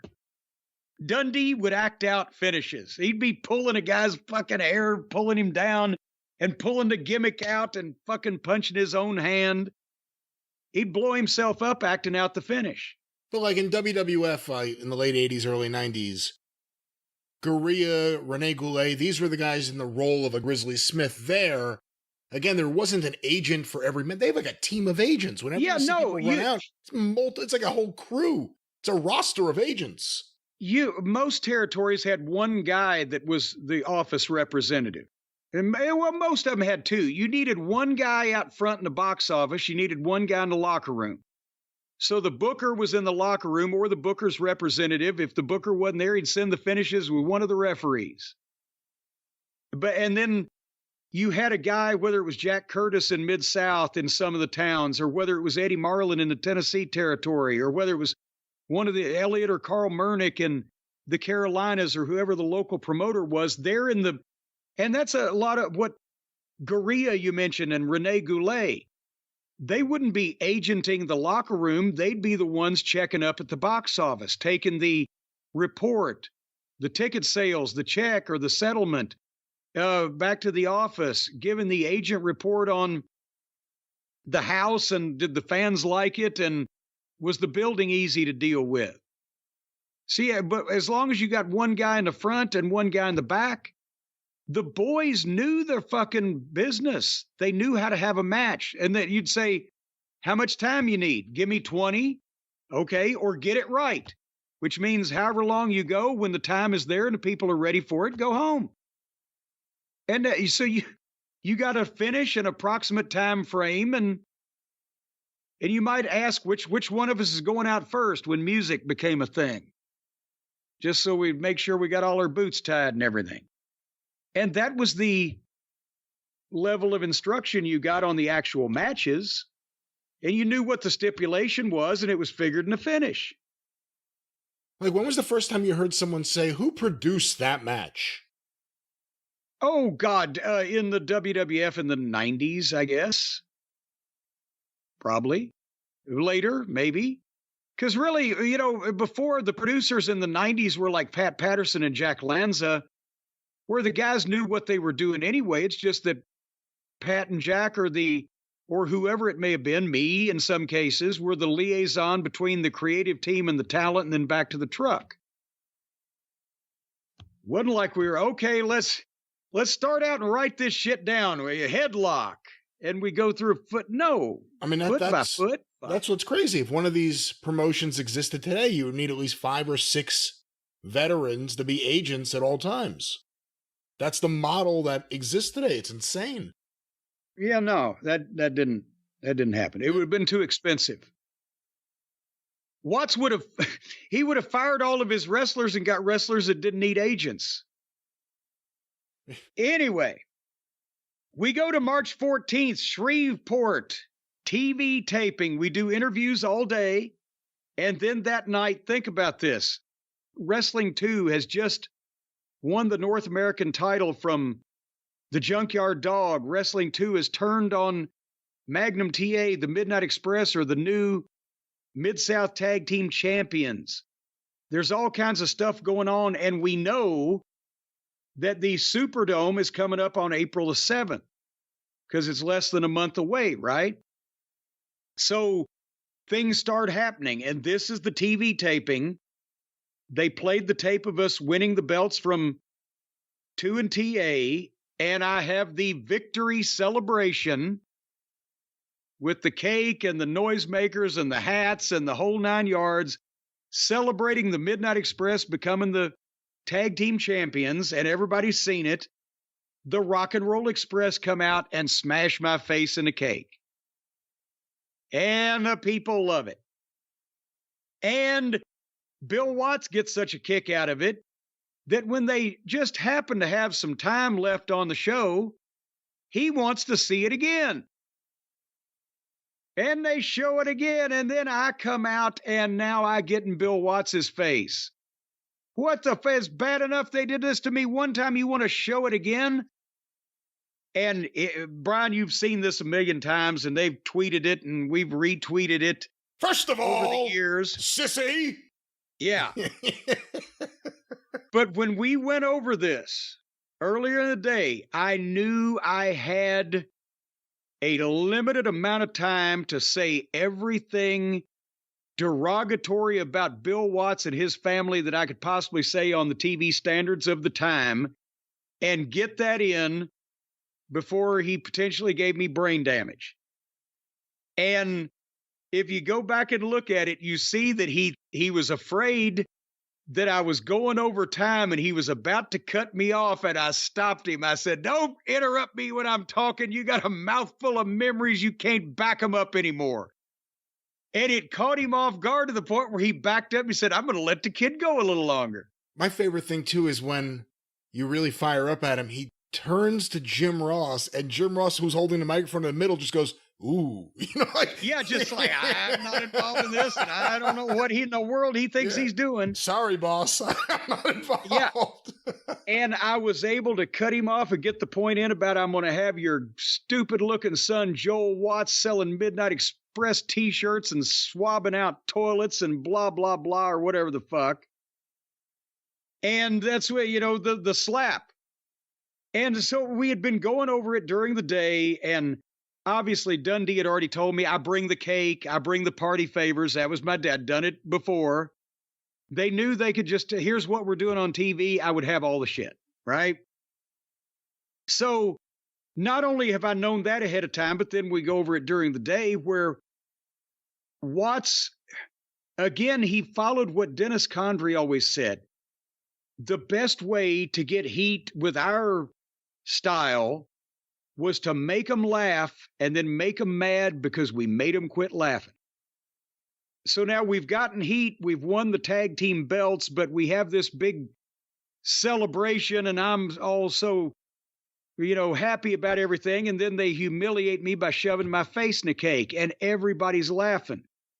And then I come out and I cut a serious promo on Bill Watts where he then says, "I'm going to walk away from you. I'm going to give you one more chance because I'm not going to argue with a sissy like you. I settled things with physicality and you're not equipped for it. I run out of words and my fists do the talking. Yeah. Well, I knew that there was some potential that he was going to knock me into fucking next week, but I figured, God damn it, if any was the time, now is the time. So we had worked out the deal. He said, I'm going to give you one more chance. I'm going to turn and walk away. And when he turns, I grabbed his shoulder and stuck the fucking chin out. Bam! And I saw some sparkly things, but he didn't hit me in the ear. It was right on the neck and the chin bone where you could make a noise, but it was safe. And boom, I take the bump and I sell it all the way back to the locker room on my hands and knees and staggering or whatever. And that was the end of that show. But then the following show that we did the same night, again, he's okay. Now everybody, again, they got mad. Then they laughed. Then I got what was coming to me. But now it's our turn, me and the Midnight Express. So following up on that, but to not make it look so formulaic, it was on a pre-taped interview where they could pitch, ladies and gentlemen, a shocking incident took place earlier today. Bill Watts was pre-taping interviews with, and I think it was Butch Reed and Terry Taylor. We're going to be wrestling that night in the Mid-South TV title tournament. So he's out there interviewing Butch Reed when I come out and interrupt it. And I start yelling at him from a little ways away, right where he can't reach me. And they wanted to make the point that Butch had nothing to do with this, and he was so shocked by what was happening that even Hacksaw Butch Reed wouldn't get involved. I'm out there yelling at Watts. I'm interrupting the interview. Watts saying, somebody get this sissy out of here. Reed standing there. The Midnight Express come from the back door and jump Watts from behind, and that's where I learned how to make a blackjack. Because Watts the tennis racket at that point was not over. I'd been carrying it, we'd been using it for the past, few weeks in the house show matches, but it wasn't like it had been a devastating thing. And Watts wanted to, I think in hindsight, if he'd have known the way it was going to turn out, he would have used the racket. Because the racket ended up getting a ton of heat in that territory. But he wanted to make it real and something he could sell, so we hit him over the head with a blackjack. And he got fucking color. And now he's been retired at that point, 2 or 3 years? And the people are screaming because they're watching these heels. He hadn't done angles. He hadn't done physical shit. And these heels have got Bill Watts down, beating the shit out of him, busted him open, and even Butch Reed puts his hands up and walks away like, I don't want any part of this. And so then all the baby faces come out and save him, blah, blah, blah. And that was the instigation for the last Stampede. So on this TV taping, they did everything that not only would set up the big April 7th Superdome show, the main events, but that would be headlining all the towns in the territory all the way until the middle of May. And this was the most important television taping I'd ever done to that point, maybe the most important one I ever did. Because this was what led to us directly setting all those records and getting enough attention to where everybody in wrestling wanted to book Jim Cornette and the Midnight Express. And we got paid $40 for TV. That was the interviews were free, and we got $40 expense money for television tapings.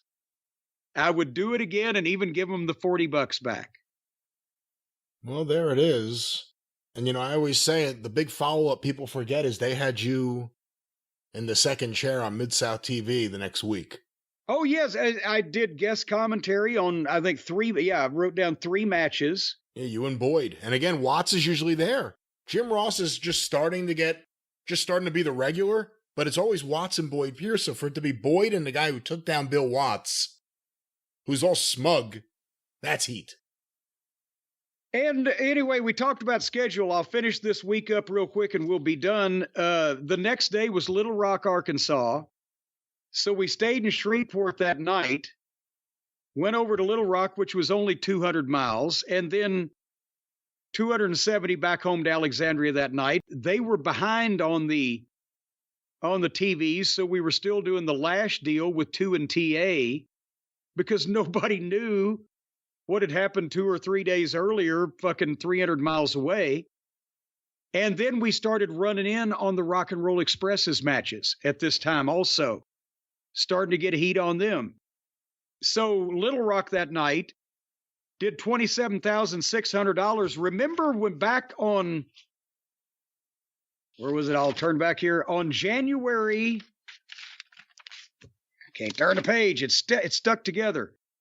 On January 1st, we were in Little Rock, Arkansas. The house was $10,000. We made $100. On March 15th, the house was $27,600. We made $500 apiece. And Little Rock would go on to be a very strong town the rest of the year. Then Friday, March 16th in Monroe, Louisiana, again with 2 and TA. We're finishing up there. And then Saturday, March 17th, Greenwood, Mississippi, Brian. That was one of the George C. Culkin towns, the old Curtis family towns. And when they had been independent from Watts, they had run Greenwood and Greenville, Mississippi, Jackson, Biloxi, and Vicksburg as their main towns, right? And again, that wasn't a big money territory, but it was steady and it was consistent. They'd been running these buildings in these towns for years. We go to Greenwood, it was advertised Wrestling 2 and Magnum TA. But I don't remember exactly what the reason for the switch was for, but it ended up being Wrestling 2 and Bill Dundee filling in. Since Greenwood was close to Memphis, they knew who he was. But we did an $11,600 house. It was a sellout of the building in a record house for Greenwood, Mississippi, with like a 5-match card. And, you know, in that match on top, this again was a great sign because it was, even though it wasn't a lot of money, is a building they've been running for 30 years, and it was a record crowd. And we've been there 3 months. So take that, right? And then Sunday, March 18th was Alexandria in the afternoon in Lake Charles, Louisiana that night. And we finished up on March 18th with the whole thing with, I believe finished up, yes, with Wrestling 2 and George Weingeroff as his partner.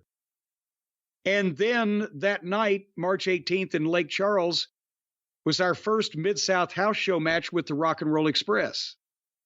And we did a DQ. The house was $11,000. We were the main event, but we'd done no angle.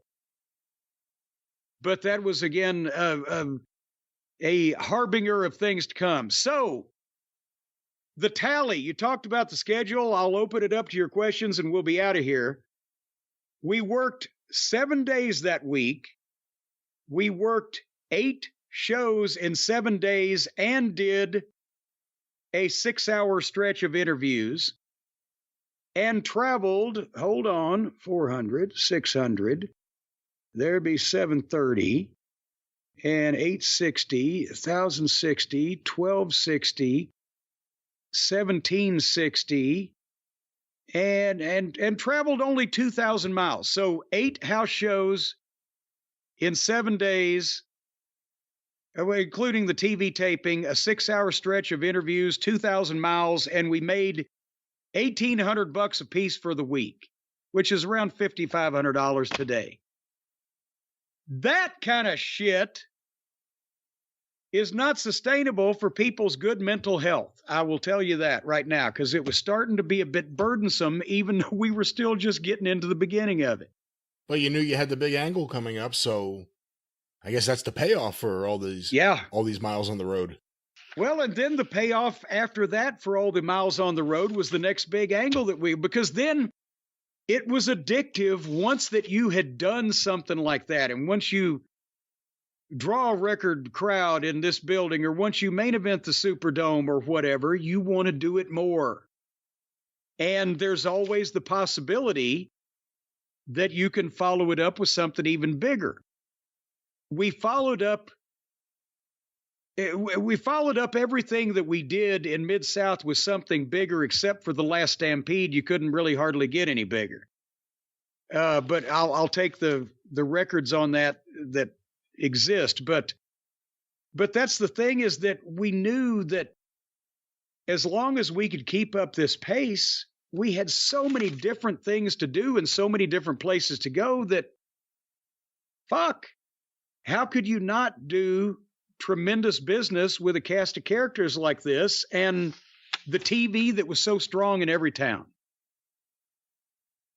Because that's even when Watts's house show business was down, everybody still watched the television. He had the people watching. You just needed to reach them with something they wanted to pay to see. And every once in a while, you need to shake things up and change the talent around. And that's what he did. Comments and suggestions. Well, no suggestions, but I think that's a great place to end for this week. Our look at Mid-South. We went into early March 1984, and things are only going to pick up from here.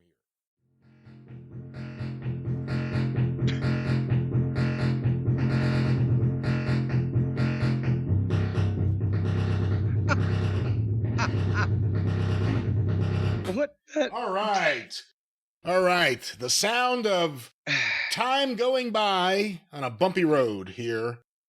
This is your show. Why am I saying anything? Well, yeah, because you had to time travel, and it's starting to take as long for you to play the music as we're traveling through time. Because we just stopped, but I wanted to refresh my notes and get a new sprite, and we time traveled with you in the. If it's not the way back machine because we're going forward, is it the way forward machine? Well, in this case, we're going back. We're going to talk about something in your past. Ah, good segue there. See, because to give some context to the rest of the show, now that we've covered all the TV we're going to cover for today, we're going back and we're revisiting a project that we have left sadly limping along here in 2024. We started and have got mostly through the middle of March going through my schedule for 40 years ago, the first year in Mid-South. Actually, on the YouTube channel, we did this for 1983, and that's up there. And these previous Mid-South 1984s are up there if you want to catch up on it. How are they labeled? Great Brian Last. Jim Cornette Bores the Listeners, Volume 1 through 6. God damn you now. Fie upon you. I'm trying to be a responsible broadcaster here and not leave the listeners in the dark, and you're just... I believe it would be Jim Cornette looks at his schedule, for instance, October 1983, November 1983, so on and so forth.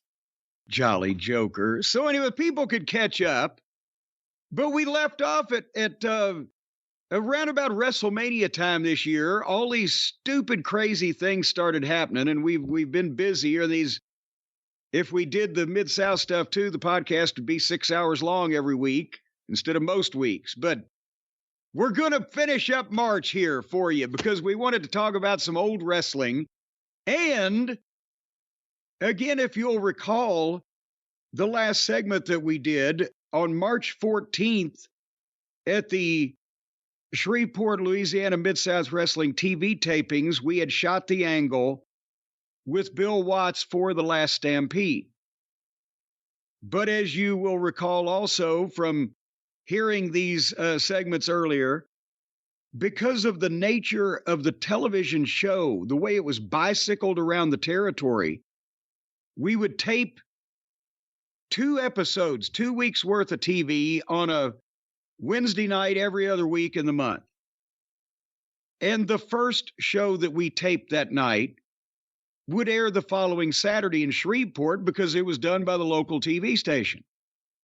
But then it would start going around, and maybe 4 or 5 or 6 markets like New Orleans and Baton Rouge, and that end would get it the following Saturday. And then the next round, maybe up in Mississippi, and down in southern Louisiana, Lafayette and Lake Charles, they would get it the next week, and it would be in Houston pretty quick too, usually about like with New Orleans. And it would take 5 weeks to get all the way to Oklahoma City, Tulsa, and Little Rock, Arkansas. So for the remainder of the last half of March, even though we had shot the angle with Watts, most people had not seen it on television yet, only the live crowd that was at the boys club.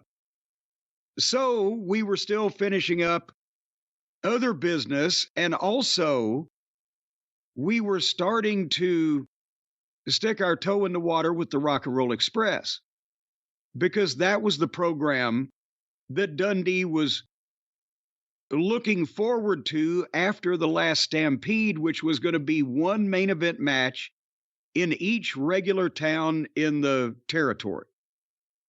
But we were working every night of the week, so we had to have opponents in the other towns and after the last Stampede.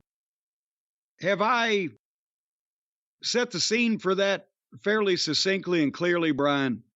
You have. I guess my only question would be if Bill Watts, because I think you've said in the past, Bill Watts kind of thought after the last Stampede, he would have to finish you up because he got all your heat. And yes.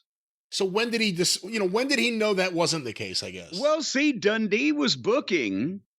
If Dundee was booking you guys in the Rock and Roll in advance. But, and here's the thing, Watts wanted the Rock and Roll Express to get over. So, the brilliance of the way that it was done with the angle involved the Rock and Roll Express, and then people kind of, even though they didn't lose track of it, but they were directed in another direction immediately by the thing with Watts following it up. And people may have seen the clip on Twitter or whatever, or watching back in the old days. But we win the Mid-South Tag Team title from Wrestling 2 and Magnum TA. The very next day on television, we have the celebratory party with the cake and the party hats, where the Rock and Roll Express come out and smash my face in a cake. And the people went crazy, and if we left it there, then that would have demanded that we start working with the Rock and Roll Express immediately, and that's what people would have been focused on, right? But then, in the same program, Bill Watts decides it was so funny because Ricky and Robert finally humiliated and embarrassed that fucking wimp that I want to show it again. And they showed it again, the replay, and then I come out and cut to promo on Watts, and I've still got the cake all over me, and I'm fucking red-faced. And that's where I put my finger in his face, and that's where he slapped me into the stratosphere, and my head looked like Linda Blair in The Exorcist. And now, holy shit, what's going to happen next? Well, what happened the following week was they showed a pre-tape where Watts had been interviewing Butch Reed when suddenly I came out to interrupt it, and the Midnight Express jumped Watts from behind with a blackjack and busted him open and left him laying there. We kicked the shit out of him. And now that's when Watts announced that he was going to come out of retirement one time, and one time only, the last Stampede. So that, the immediacy of that took precedence over the Rock and Roll Express, but the people still wanted to see the Midnight and the Rock and Roll. Watts believed that he would take all the heat off of us, and, then I'm sure he would have said, okay, Dundee, go ahead and have the Rock and Roll Express beat the Midnight Express or whatever. But Dundee knew that we could pick up after that deal because Bobby and Dennis were the kind of heels that could get beat, and then I could get on TV and talk their heat back. So he had confidence that we were going to go along as normal as he thought. So that's why he did it that way. So we had two programs, one for the last Stampede and one to start the deal with the Rock and Roll and Midnight, which made perfect sense. And if Dream Machine hadn't been hurt, how would that have changed things? Well, as you will see in a couple of these matches, because we're coming up on that point also, Dundee had high hopes that the Bruise Brothers were going to get over as big baby faces in that territory. And that way, as Mid-South Tag Team Champions, we could have worked with the Rock and Roll Express and the Bruise Brothers, because also there was still, they had kind of promised, and remember, they would go, the Rock and Roll Express would come back to Memphis. They weren't going for the rest of their lives, right? And they finally had to give them back. In what was it, July, we did something where it was a 90-day deal. So he was building teams. But you'll see in a couple of these results, even though we had just shot the angle with Watts and with the Rock and Roll, and we were the tag team champions, the first time that we worked in a couple of these towns with Porkchop and Troy before he got hurt, we didn't beat them. They did DQs or whatever the fuck, right? So it wasn't like he was just bringing them down for shots from Memphis. He was going to bring them in. But anyway, would you like to open the book and see what was going on? Yes. And yeah, that was the most enthusiastic yes I've ever heard. I need you to beg. No. We got to remind the kids that $1 in 1984 is $3 today, right? On the inflation calculator. That was the mathematics that we were doing, correct? Because that way, Yeah. if we did, Except in comic books, yes. well, no, comic books appreciated a much greater, That's right. percentage. Yes. $1 then ain't $3 today. $1 Because then is they're- like $10 today. Yes, because comic books are valuable, whereas actual money, currency, just, limps along. But anyhow, we finished up with Sunday night, March 18th on our last segment of this. And where do you go in Mid-South Wrestling in 1984 on a Monday, but back to New Orleans? But this time we were at the Lakefront Arena. And was that the first time at the Lakefront Arena? I thought it was later in the year. But son of a gun, we only did $14,400. And I think since it was a regular house show, remember again, fans, tickets were like $10, $7, and $4, that is. So that was probably about 2,000 people. And how many of the regulars from downtown were actually there at the lakefront? Almost, it was almost a completely different crowd, but you had, diehard fans that would be, wherever. But almost a completely different crowd from the downtown auditorium and the Lakefront Arena, which, as I've mentioned before, is almost a completely different crowd, except for the diehards that when they would go out to the St. Bernard Civic Center. It was weird about New Orleans that you had, and then everybody would go to the Superdome. That was what they could all agree on. But you had, it depended on the neighborhood you were in.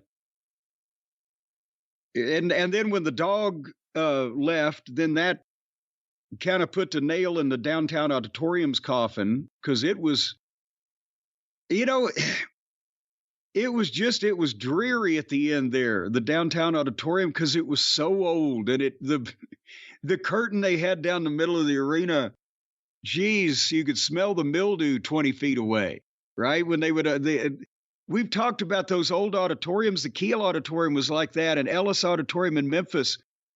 They had a curtain that you could cut the building in half, or you could open it up for the big concerts and the big political rallies and shit they had. But after a while, those fucking curtains, when they were never taken down for years and years, and all the sweat of the boxing and the wrestling and the fucking people screaming for Elvis, and the humidity in those buildings, it was like hanging a wet kitchen sponge 100 feet tall and 100 feet wide in front of your nose. Anyway, we had a match with the Rock and Roll Express, not for the tag team title, just one of those feelers out where they hadn't even seen the cake angle yet. But since New Orleans was a weekly town, and he said, all right, let's see how they buy this. And we did a fucking match where They slipped over 1, 2, 3, and then we kicked the shit out of them afterwards and left them laying in the ring. So nothing was settled. And then the following day, Tuesday, March 20th, we were in Beaumont, Texas. This was scheduled to be Magnum TA and Wrestling 2, no disqualification, and a loser gets lashes. But because 2 had walked out on TA the previous week, that's one that Watts would do the same matches in a lot of towns. You know, obviously, there's only so many matches you can put together when the TV points to, we want to see this guy against this guy, you know, okay. But he wouldn't do turns or title changes more than once in the territory. So in Memphis, they did it in each town, right? Oh, yes. And I mean, before the internet and the TV markets didn't really overlap, you know, you could kind of get away with it. But, and if, why would, and see, I know it's hard for today's fans to get this, but if the average wrestling fan in Louisville, Kentucky knew that he could go downtown to the Louisville Gardens on Tuesday night every week of the year and see the matches, even if he knew they might be wrestling in Evansville every Wednesday night, he didn't give a shit to go. It's 100 fucking miles, right? Who knows what happens in fucking Evansville? That type of thing. But a lot of places would do it, but Watts wouldn't do that because, you know, people are going to figure it out, and he was too much of a stickler. So anyway, this night we had Magnum, and I didn't write down who, but we beat him. The house was $9,600. We got paid $120. Have I mentioned that I hated Beaumont, Texas? He never drew a house in Beaumont. You gave it a nickname yesterday off air when we were talking. Blow Snot, Texas. Every time we'd get in the car, here we go to Blow Snot.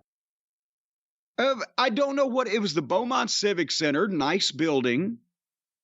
It seemed to be a relatively nice town, not that big, 60 miles from Houston or whatever. And Houston would be doing, God, the biggest business in the territory. And you go to Beaumont, you'd have, again, $9,600 was probably 1,400 fucking people in those. Bleh. Because then we had to go 160 miles back to Alexandria. Now, New Orleans, by the way, I forgot the travel details. New Orleans, as we know, 400-mile round trip from Alexandria.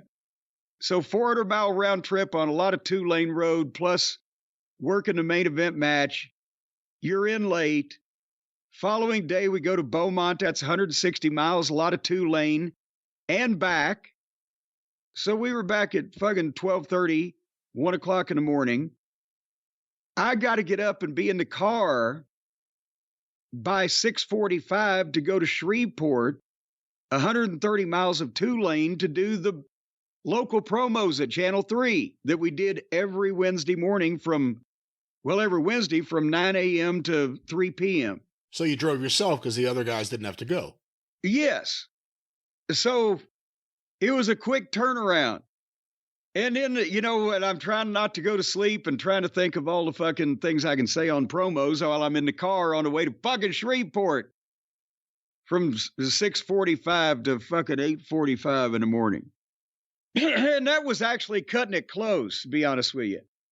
So then, at least that night, we had a Shreveport house show. And that way we could, you know, take a couple hours in between promos and the show to, you know, go get a pizza or fucking something, right? Some element of mental decompression. And then we're at the Shreveport Memorial Auditorium.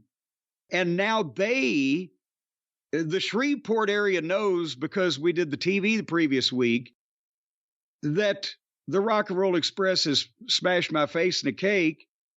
But they haven't, I think, wait a minute. Yes, they would have just seen Watts slap me too. So we wrestled the Rock and Roll Express, and this time it was a non-title match, but we fucked them because Buddy Landell ran in when there was a big four-way going on. The referee was distracted, and he ran Ricky Morton into the ring post, and then Bobby pinned him. And where the fuck did Buddy Landell come into this, you say? Well, as they say on the Iron Chef, if memory serves, the next time in Shreveport, we were going to have the big match with Watts. And the Rock and Roll Express was going to need somebody to work with. So they were going to be working with Buddy Landell, and I can't remember who the fuck else. Maybe we'll see it here later on.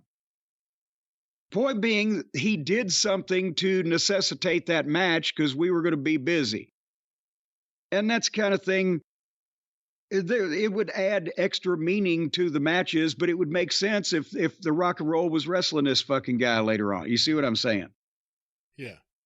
So, for that first little dry run with the Rock and Roll, we did $11,100, which was up for Shreveport. As I mentioned, the old building, Elvis fucking played there. And we made $150, which would be $450 today on a $33,000 house. It wasn't great, but it was coming along. And then after Shreveport, by the time we got back to Alex, it would have been about 1 o'clock in the morning. So we could sleep all the way until, noon or so before we had to get in the fucking car and go to Biloxi, Mississippi on March 22nd. Again, 250 fucking miles in the opposite direction. Go ahead. Were you always able to sleep when you needed to? Or were there times where it's like, goddamn, I need sleep, but I'm so amped up for whatever it is that you couldn't get to sleep?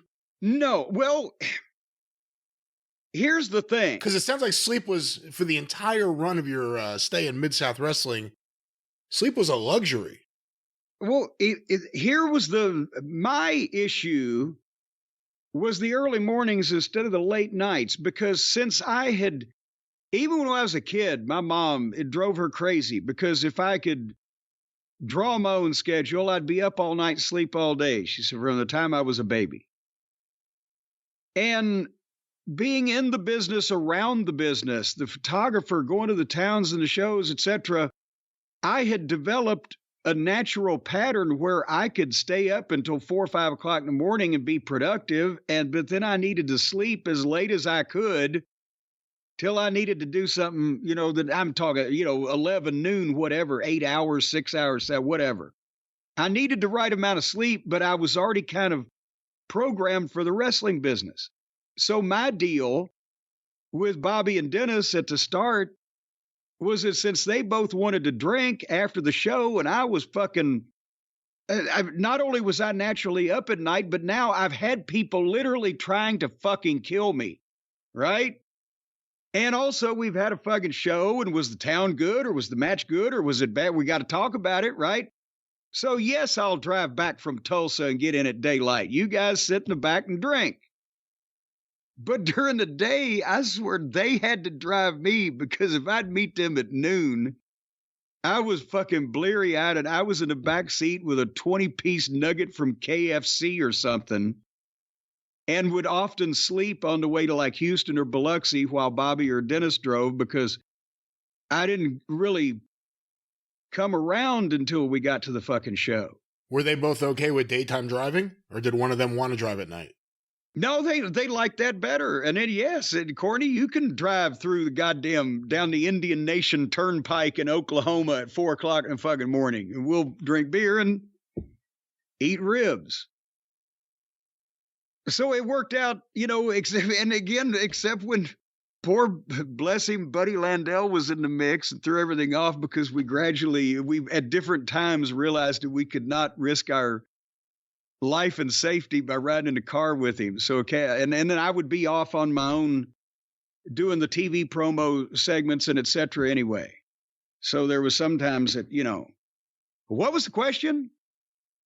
I don't know what the answer was. Well, there you go. You proved my point. See, it's only information like that you get on a show like this. Oh, we were going to Biloxi, weren't we? I think it was March 20th, 21st? March 22nd. 22nd. Yes, a red letter day in Biloxi, Mississippi. And remember, I've said the Gulf Coast Coliseum, that huge fucking building. I mean, the WWF ran a pay-per-view there in God, some fucking time. I think it was 96, 97. And but it didn't do that well for wrestling, no matter what. I mean, as we'll see later on, even the last Stampede was not a fucking huge crowd in that giant building, and they would only use half of it, and it was dark, and we had riots there because it was in pitch black. It was like trying to get past people who were trying to knife you in a crowded fucking dark theater. But we had another match, a tryout match not tryout match, but a little testing the waters match with the Rock and Roll Express, and Buddy Landell came in, did the same thing as we did the previous night, fucking 400 miles away. And we won the match, but now that set the Rock and Roll up for Buddy and etc. But we did $21,000, which wasn't bad for Biloxi. I would say that would be going on 2,700, 2,800 people, which was not bad for Biloxi. And then we had to go all the way fucking back home, 250 miles, much of it two-lane, to get back. And I swear to God, we get back from Biloxi at 3 o'clock in the morning. And then on the next day, Friday, March 23rd, they had booked Houston, Texas. So we were going to go 250 miles in the exact opposite direction, much of it two-lane. So for Houston, you would have to leave, counting the traffic and et cetera, if you want to get something to eat by 1:30. So we were out of the car about, 10 hours. And we're traveling the same distance in the opposite direction. And though that's what the question you asked, could I sleep when I wanted? Is when we got started talking about the travel schedule. Yeah, like you said, you slept till noon. Even when I'd like to sleep late, I can't. I'm wired to wake up early. So even when I'm really tired, I'm like, I'd like to sleep till noon. Maybe I'll get to 9 a.m. and then I'll wake up.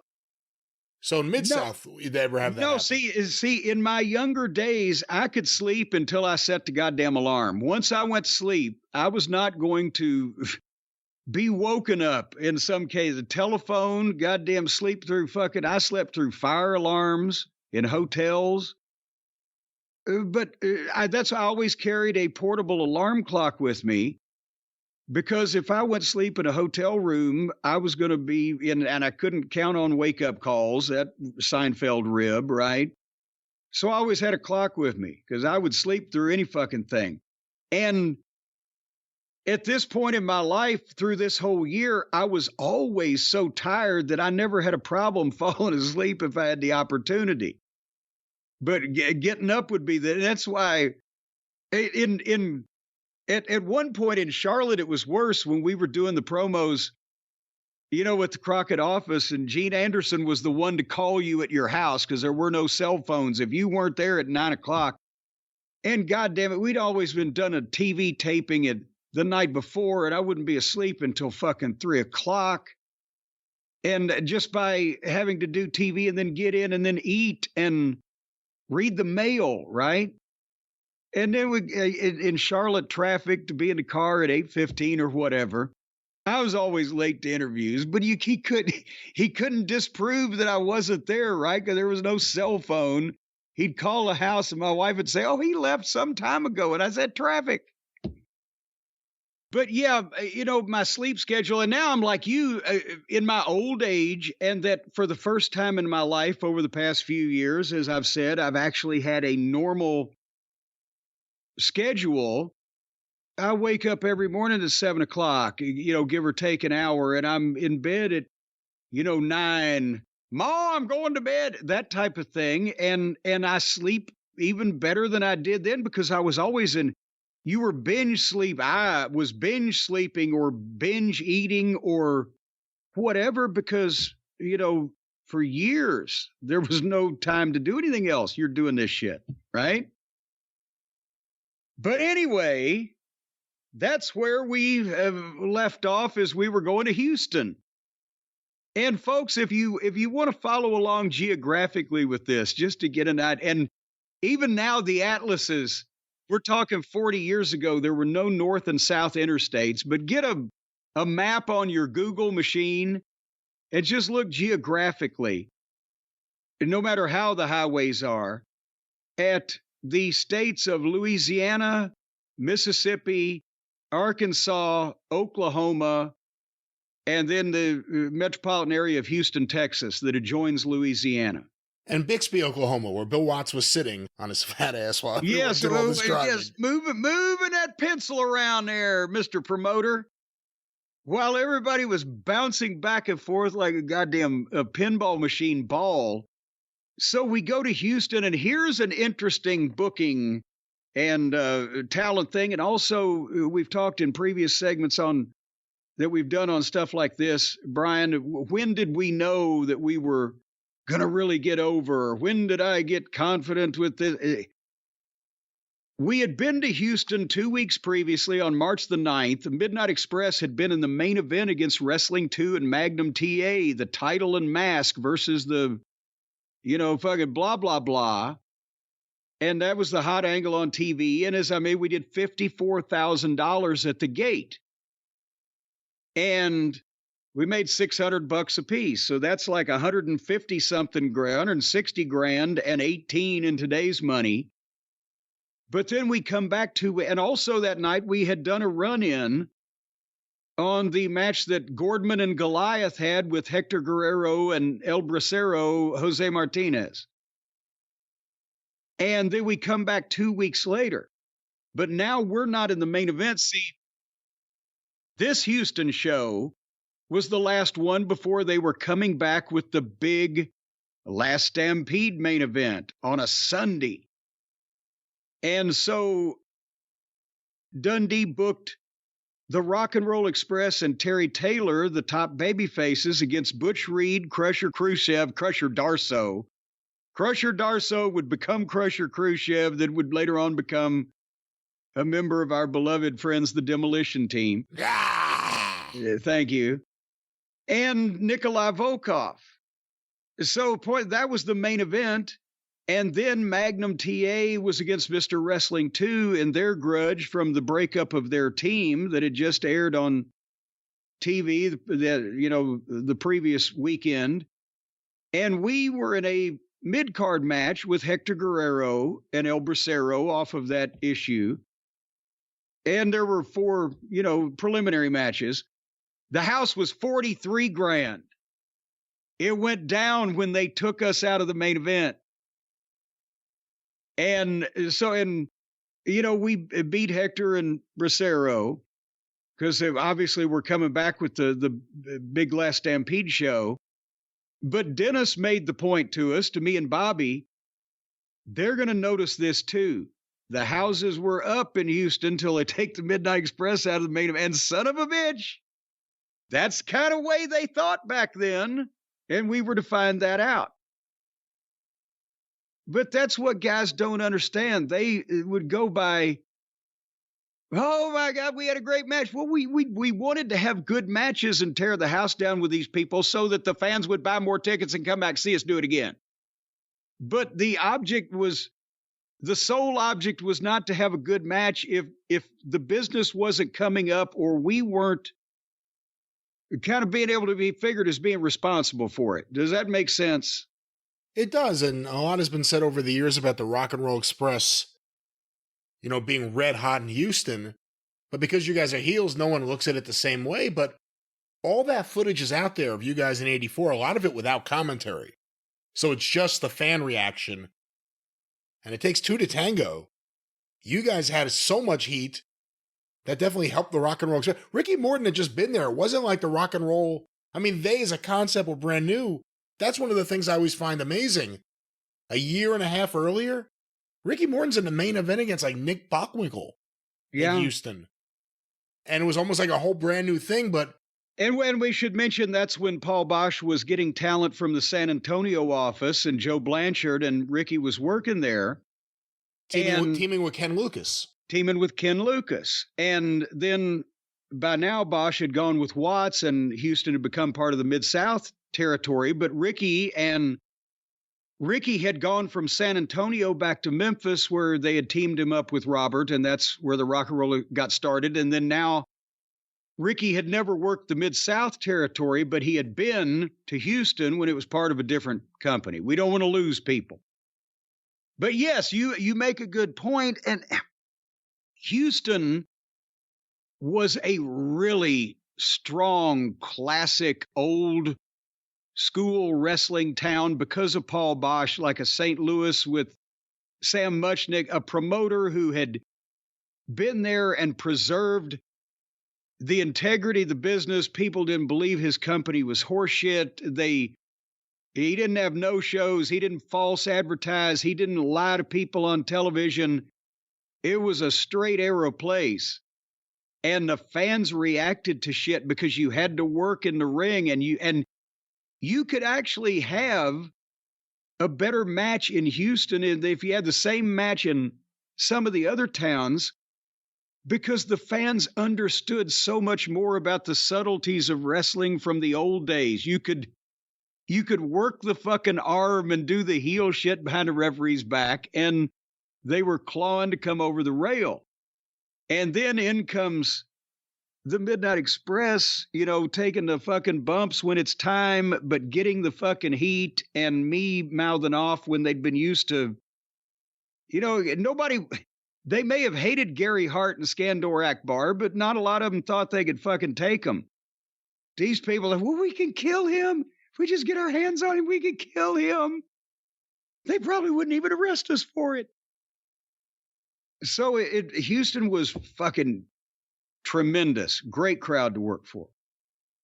Anyway, on that night, it was a great $43,000 house to work for. We got $350 because we weren't in the main event like we were the previous 2 weeks ago when we had got $600 or whatever. But we made a little point there that need to put us back on top. So we'll see what happens next time. And then Saturday, March 24th, this is so. What we have been doing literally is traveling in an X pattern all week. On Monday, we left our home base of Alexandria and we went southeast to New Orleans and then back northeast back to Alexandria. Then on Tuesday, we went southwest to Beaumont and southeast back to Alexandria. Then on Wednesday to Shreveport, we went northwest and back to goddamn Alexandria, southeast. And then on Thursday, we went southeast further in the same fucking way we just to New Orleans and past that to Biloxi. And then back the same way we came. And then back, Houston goes through Beaumont to get to Houston. And then we went back home. And then Saturday, we went back to Baton Rouge, which you have to go to Baton Rouge to get to New Orleans. You have to go to Baton Rouge to get to Biloxi. Do you see what I'm saying here? Yeah. It would drive you out of your fucking mind. And we wrestled. I'm sorry. Did anyone ever bring up anything to watch? Is there any way? I mean, I don't even know who could have done it. Is there any way we could change the schedule around, move some days around so that this is a little better on the wrestlers, a little easier on them? Well, you couldn't move the schedule around because a lot of these towns, you had to run them on specific days and times they had found to be, some of them, they bounced around on different days, but the major towns, Houston on Friday night or a Sunday afternoon for major shows, that type of thing. What he could have instituted was a way that everybody only had to work 5 fucking days somehow, right? Instead of 7 and double shots on Sunday and some Saturdays. That would have preserved some more people's sanity.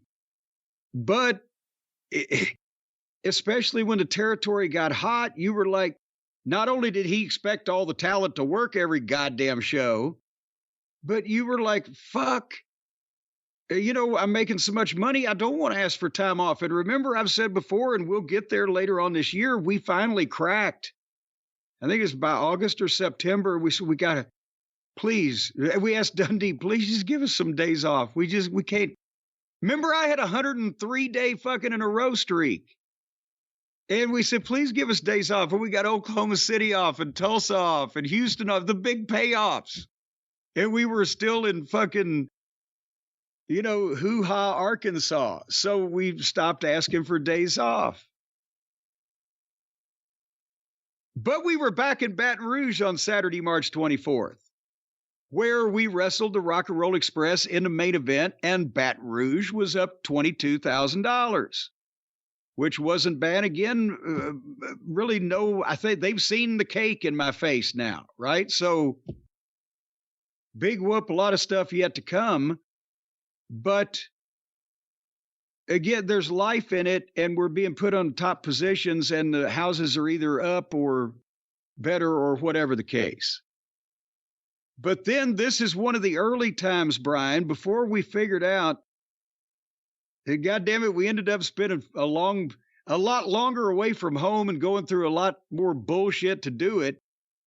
We stayed in Baton Rouge and bought a plane ticket and flew to the Oklahoma towns the next day. And remember, how much was it? Well, the plane ticket was $145. How much was the payday?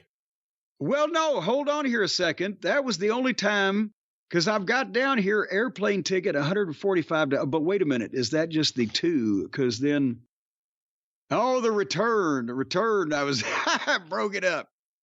Well, the point being, I've explained this before, but what would happen?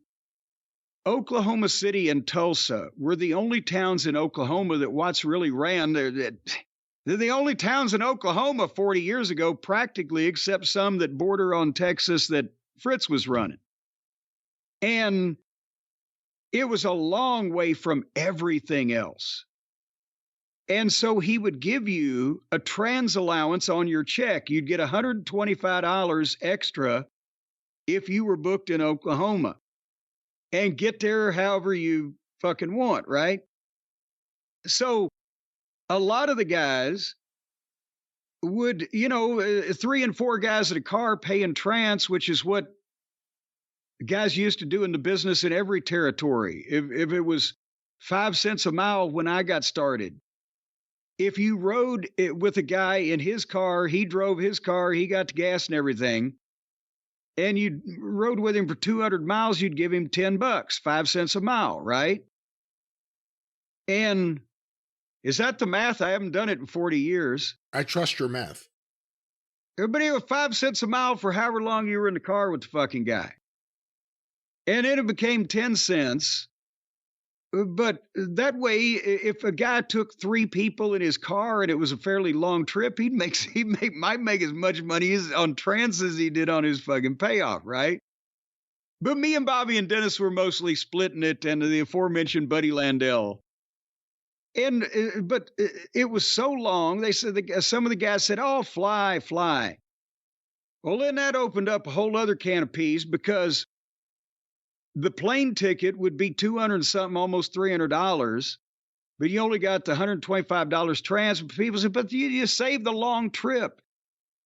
But Baton Rouge was the closest town to Alexandria that had legitimate jet service. We're talking from Alexandria, it was prop jet, commuter plane, American Eagle fucking bullshit, right?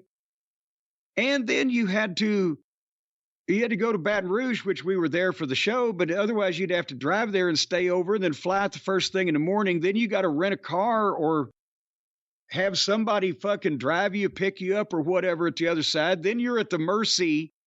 Watts had a guy that he would rent a heel van and a babyface van for the Oklahoma City and Tulsa trip. And the heels, if they wanted to, could ride in the heel van, babyface, obviously babyface van. But nobody could drive. He had he'd hired these drivers. And this motherfucker, I can't remember his name. And it's not that he was a fucking bad human being. But I hated him. We despised him. Because here's the thing, from Oklahoma City, the Myriad show in the afternoon, to the Tulsa show that night, it's 100, 110 miles, whatever it was, from building to building. And Oklahoma City started at 2 o'clock. The show would be over at 4:30. Tulsa would start at 7:30. You're supposed to be in a locker room at 6:30. It's a 2-hour fucking drive. So you see, time is of the essence. So if you had your own car or if you'd driven, you could get out early if you were on the undercard, and you could maybe stop and get something to eat along the way. Or at least you could goddamn hurry up and get to where you were going, whatever. You had some freedom. But if you had to ride in a van with this fucking guy driving, they stopped at a Love's Travel store. And you could get, and this was when the only Love's Travel stores in the world, I think, were in Oklahoma. Now they're everywhere. But you get the fucking deli sandwiches and goddamn some microwave shit and some soft drinks and chips and hop back in the fucking van. And I swear to God, I don't know if there's much difference in the scenery between Oak City and Tulsa as there is in the fucking Mojave Desert. There ain't nothing in between those two towns. And this 4-lane highway, and here the motherfucker drove 55. The speed limit was 55. I don't know why. You couldn't have goddamn, if you were in a rocket car, you couldn't have hit a living creature if you'd gone out of control. And he would not. We offered to give him money. And can you imagine me, Bobby Eaton, Dennis Convery, Hacksaw Butch Reed, Nikolai Volkov, Crusher Khrushchev, Ernie fucking Ladd, fucking Hercules Hernandez at various times, these fucking heels in his van, wanted to kill this motherfucker. He's going 55. We had guys in the van that could fucking jog alongside and beat us. And it wouldn't fucking go any faster. So we ended up started not having to, we just didn't change, most everybody, from put sweats over the tights and just so we could have more time to get a sandwich. Am I boring you? Not at all. I mean, he was boring us. And think about the sandwich talk, maybe the sandwich talk. But we're all in this fucking van. And it's a goddamn rental van or whatever. It's got an AM, FM radio with speakers in the fucking front of it. There are no cell phones. There's no fucking internet. There's no goddamn portable television. We're talking to each other, or bless it, Butch Reed would sit in the back so he could somehow insert cocaine into regular cigarettes and fucking blow it out the window. And I'm sure this fucking 55-year-old Oklahoma farmer driving had no idea what he was doing, but Ernie Ladd was on the fucking next seat to him one time, and he was during Ernie's religious phase, much after the Shaft days were over with, and Ernie had his fucking collar of his shirt up over his nose so he wouldn't inhale any secondhand substances. But anyway, so we're going to Oklahoma on Sunday, March 25th, Brian, and I know you will find this hard to believe, but it's just like I said. We did the Oklahoma City show at 2 o'clock at the Myriad against the Bruise Brothers, and then the Tulsa show that night against the Bruise Brothers again. But the houses, Oklahoma City was $49,000. That sounds great, except we'll see it had a ton of potential. And Tulsa was $31,000. So the company grossed $80,000. In today's money, that would be $240,000 on one Sunday on ticket sales alone. And they said the territory wrestling wasn't profitable. And we made, for the two matches, $355, $50, $575, $675. For the two matches that are on the card, not the main events, and the trans allowance, $650, which would account for $19.50 in today's money. But here's the fun part. We were going to talk about the Bruise Brothers a minute ago. Here's the card for Oklahoma City so you could get an idea. Again, this was the in-between before the midnight and the last Stampede with Watts and the Rock and Roll Midnight program starts. And, you know, we had already finished up with Magnum and Wrestling 2 and had done well up there. So there's some preliminaries. El Bracero beat John King. Lanny Poffo beat Jerry Gray. Terry Gordy beat George Weingeroff. Because at Oklahoma, remember, Fritz had a small interest, and because his television was on up there, Watts would book world-class talent on a fairly regular basis on the cards. And then our match with the Bruise Brothers. And Pork Chop and Dream Machine, they beat us by disqualification. And that was the thing is that there's no way that if Dundee didn't plan to use them prominently and didn't plan to bring them back regularly, we're just going into a series of main events with the owner of the fucking company. And we've already shot an angle with the team that he knows is going to be the top babyface tag team. And this is one of the biggest grossing towns in the territory. Wouldn't we just beat those guys? Right? You would think. So you can reflect on it now and say, holy shit, he was going to do something. And the response they got, especially down in New Orleans, but on these towns also, and Houston, if they'd only had a chance, right? I just hate that Troy got hurt right then, and that was the end of that, and he never really got another opportunity. What'd you think of that music video they had that they made in Memphis of them like walking into the pool hall? And yes, no, it was great. It was great because it was I'm a soul man, which was hot because of the Blues Brothers movie, but also Sam and Dave. Memphis, it'd been hot originally, right? Stax Records. And the Jimmy Hart helped them. They took Randy West with the camera, and they went around to a lot of the places in Memphis that, you know, were recognized as part of that fucking scene. And I was educated at Woodstock. They're out in front of Woodstock High School or whatever the fuck. And it clicked, but that was also, they were heels at the time, but people started liking them, and that's what Dundee saw and wanted to bring to Mid-South.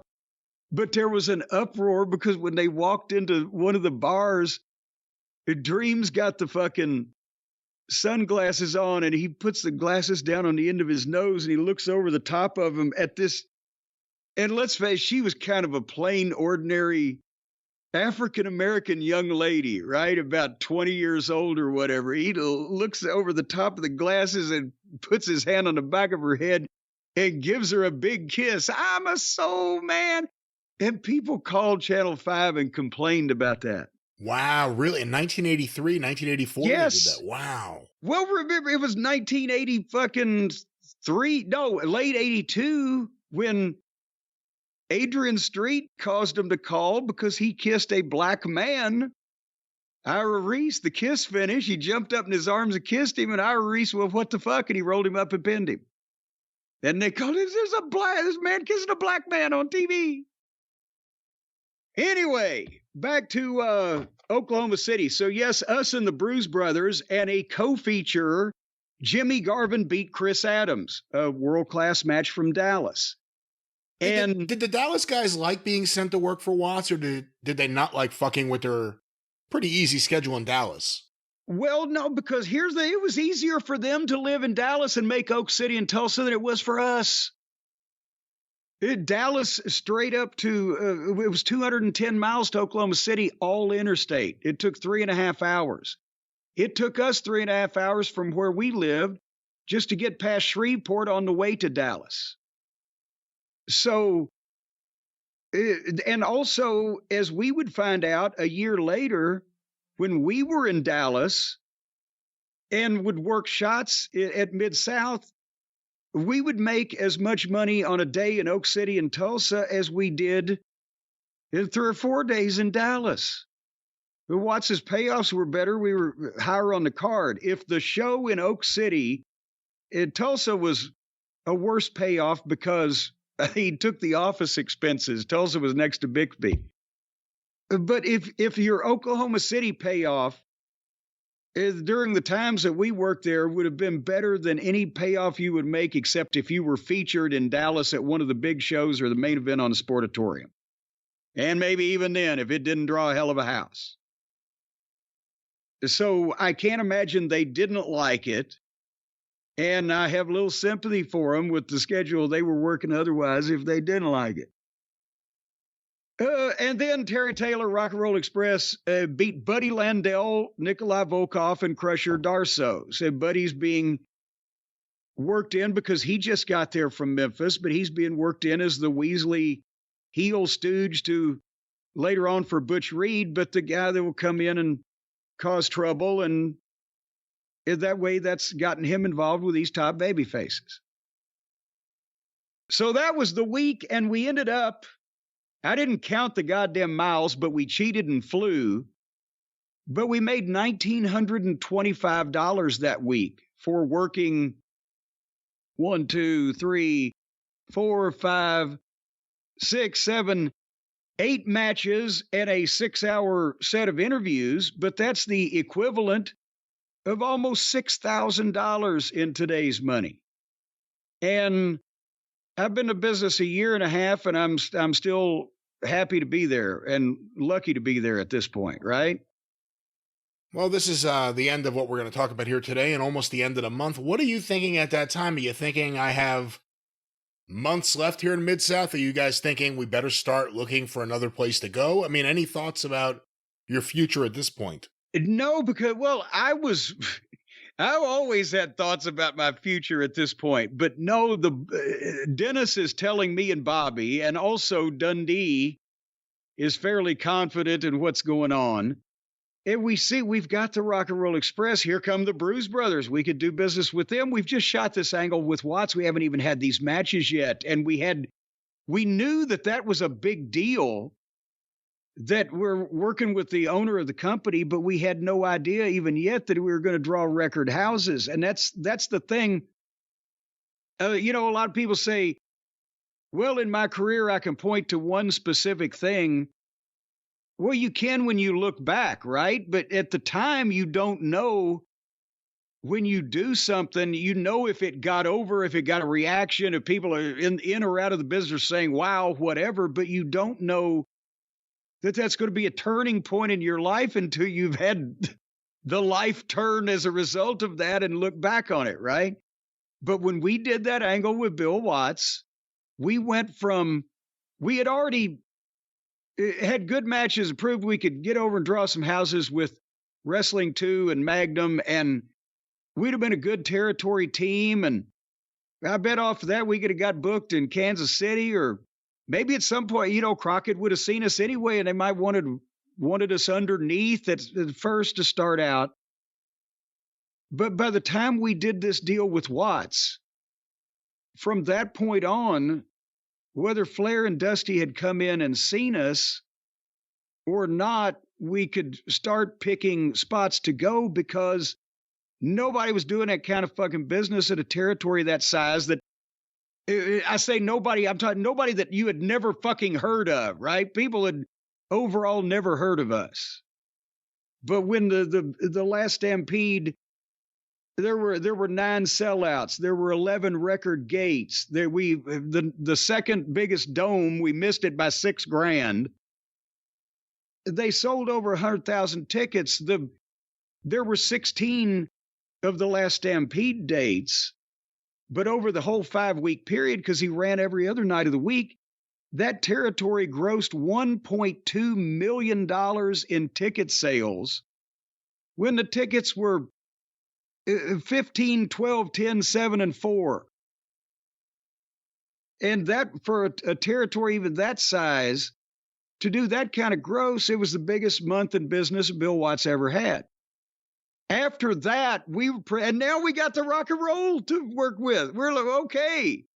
Now we started getting a little goddamn picky when over the summertime, the rock and roll was gone and they brought in this team or that team. Or you remember when they tried to have Master G replace Junkyard Dog, and there's a match out there with him and Brickhouse Brown against the Midnight Express, and goddamn, we've started to get hot. Like, hey, y'all are booking us against these fucking morons, going to fuck up a good thing here.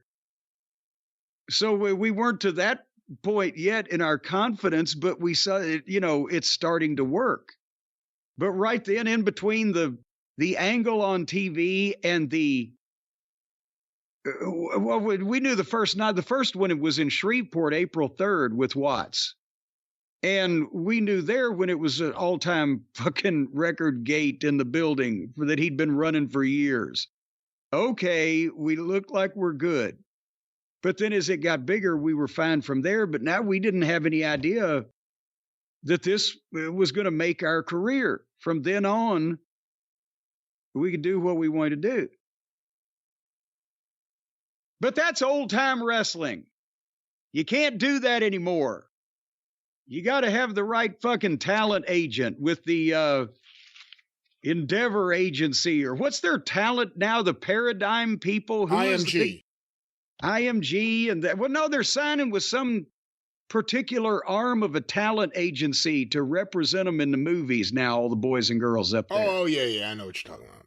Yeah, whoever they are. I think Harold Hecuba, I think he wants to do some business with some of the talent. All right, well, we promised the people something last week, Brian. And one thing, well, we never go back on our word except when we say it's going to be a great show. Sometimes then, you never know, but we're going to wind the program up. It's headed into the holidays. This is the last experience before Christmas and our little break. And as I said earlier at the top of the program, I've been looking forward to taking a few days off, but I don't want people to think that we don't like talking to them, because we both, probably the most fun that you and I have at this stage of our lives is when we're actually, jacking up the jocularity here on the program. But I found last year that when we didn't do something every 2 fucking days, that after about a week or so, I said, I can't wait to talk about this thing, or I've got to bring that thing up. It recharges your battery. I think back, because we're going to go to Mid-South Wrestling as we promised last week. I think back to the words of the big cat Ernie Ladd, who said, your brain is like a sponge. And when it has absorbed all the knowledge it can, you must take the time to wring it out. That's what he told us when he was leaving Louisiana, where he'd been booking and Dundee was taking over. And I think Ernie went to work for Crockett for a little while. He was winding up his career that year because, he was about ready to retire. But, that was his, after you've been a booker, you've got to wring your fucking brain out. Ernie, were you fired? No, I just got to wring my brain out. That's all. Well, no, he wasn't really fired. So, Watt said, Ernie, we need to change things up a little bit. But yeah, he said, what the fuck are you doing, Ernie? I got to get someone else. But I always thought, actually, instead of wringing your brain out, when you've been a booker, it felt like somebody has wrung your neck. That's more what it feels like. But anyway, we're going back to 1984 to finish my schedule in Mid-South Wrestling with the Midnight Express and our various antics. For the last week of March of 1984, we did the previous week, last week on the program. You can catch up on the YouTube channel with all of the various episodes that have brought us up to this point chronologically. And this is the last week before the start of the last Stampede matches, which would change everybody's finances for the better.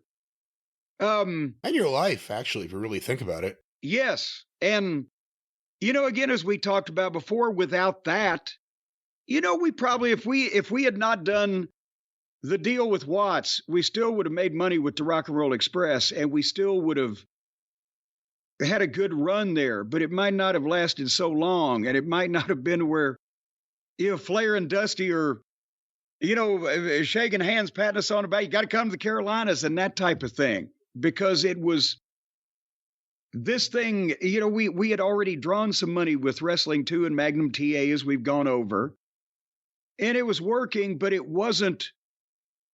It started off here with the last Stampede was the big bang, was the big holy shit that ever, not just wrestling fans when they heard about it in the magazines or whatever, but people in the business started. The Midnight Express, who the fuck are they? How did they just put 23,000 people in a fucking Superdome? And that's always good. We did the same thing a few years before with the Freebirds and with JYD, where other people in the territories, big promoters, bookers, whatever, would all of a sudden, hey, Watts just fucking did this giant house, and who was on top? We don't fucking know. We never heard of this guy. How'd he do that? That's the way you wanted your name around in the wrestling business in those days. Does that make sense? It makes a lot of sense. And again, it all happened so quickly for you. This is it 2 years or is it a little less than 2 years? When did you start managing in 82? No, my first day on TV to announce that I wanted to be a manager and begin that weekly journey of, goddamn embarrassment and heartache. That wasn't until the end of August, 82. So this is less than 2 years into your career. 18 months. Yeah. And that's incredible. And beyond you not being proven as a draw or as someone who could cause a combustion like this, Dennis, although he had done stuff with Hickerson and Jackie Fargo, for the most part, Dennis was kind of an unknown entity. And Bobby Eaton, I'm sure there were plenty of people who didn't know who Bobby Eaton was in the business. Yes. So you guys took everyone by surprise.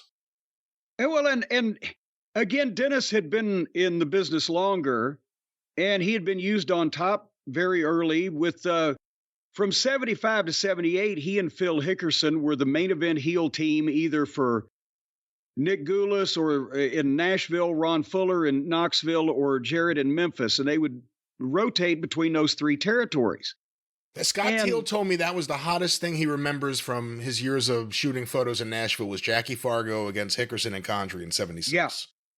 And they drew sellouts in Nashville at the fairgrounds or at Chattanooga or whatever. But, and think about this, that was 1976, 77, 78, whereas we're talking about 1984, where $1.84 equals $3 today. So if you made $100 in, it's like making $300 a day.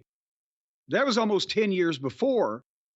So Dennis's big weeks in the business in the 70s, a top heel team, even selling out with the Fargos, $1,000 in that territory, maybe. Big week, but that would be like $4,000 a day. But Nick was not a notoriously great payoff guy. And where Dennis had been with Norvell or Randy Rose in the Memphis territory before in the early 80s, they were probably making $800, $900 a week, $1,000. Again, like $3,000, whatever today. But that's why I said earlier in this series we started, when we jumped into Mid-South and on the underneath matches just to get over, we're making better than $1,000 a week. It was okay.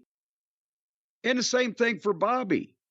And, it was kind of a thing where in the early 80s, when he was working for Nick in the late 70s, he didn't get a chance to work with that many different people. The people who came through and worked for Nick at that point knew about Bobby Eaton.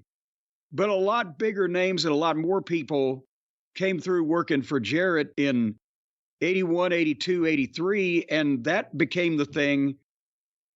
Where the fuck has this guy been? Everybody would come into territory and be like, what the fuck? He's the best worker we've ever seen. He's fucking, in the third match or whatever. But then, nobody had a track record of drawing money past Dennis really in the Tennessee territory a generation before. And they hadn't been used on top in the Memphis territory in a while at that point. So it was, and who the fuck was I? Right? They'd never even seen me before, anybody in the business. Anyway. But that's one of the reasons it worked too. You weren't the same tired old manager. No, I was a tired young manager. We weren't getting a lot of sleep, but no, I mean, the people in Mid-South had say Skandor Akbar, who was an ex-wrestler and who they knew was he had heat and he was an oil sheik or whatever the fuck. And yes, they hated him, but they didn't think they could whip him because they'd seen him. He was a wrestler and a kick-ass badass. Before that, what, Rock Hunter? Rock Hunter had been there, and same thing with that craggly fucking face. They had not, and they hadn't had a ton. I mean, Ken Ramey in the early 70s for McGurk, but that was before Louisiana, was really a big money territory, and they hadn't seen a lot of, the Bobby Davis, Bobby Heenan, Jimmy Hart, Jim Cornette lineage type of manager down there who they thought they could fucking assassinate with no problem. So it was working. And as we've said, we had shot the angle with Watts on TV in mid-March, but they did it so that we had an issue with the Rock and Roll Express also because they had smashed my face in our celebratory cake when I had the party for us winning the tag team title. So now, a couple weeks later, the people have started seeing that, that program around some of the towns because the tape was on a bicycle. But we also had not only the issue with Watts percolating, he was about to announce his return from retirement in the last Stampede. We also had an issue with the Rock and Roll Express that was just starting. And the Bruise Brothers, Porkchop Cash and Dream Machine Troy Graham, Dundee had brought them in from Memphis and was trying to establish them as a babyface team also. So we had a lot of things going on. And you've asked before about what would have been how would the Bruise Brothers have been used with the rock and roll there and what were the plans for them? Here, our last match with them shows you what Dundee was thinking and what confidence he had in them. We've already shot the angle with Watts, right? And the next show in New Orleans is going to be the Superdome. And on Monday, March 26th, we're in New Orleans at the Downtown Auditorium. And we're booked in the main event against the Bruise Brothers in a non-title match because they hadn't established themselves yet. They just got there, so they're not going to get a title match, blah, blah, blah. But Dundee thought they're perfect, not only for the Louisiana territory, but for New Orleans. It's like a tag team version of JYD. And this was before Dog had left. They didn't know he was going to leave, right? But a tag team version of JYD. Porkchop's work was fucking fantastic. The big bumps he took and his body looked great. He had that fucking face, expressive. And Dream's promos and, Dream used to call himself the blackest white man in the business. It was tailor-made for the black audience in New Orleans, the Bruise Brothers with the fucking whole gimmick and the videos and the music. And they would have gotten over like crazy, right? So we work with them, cold match, no angle, but booked in the main event and did $18,000, which at the Downtown Auditorium with prices not regular prices, that was more than a couple thousand people.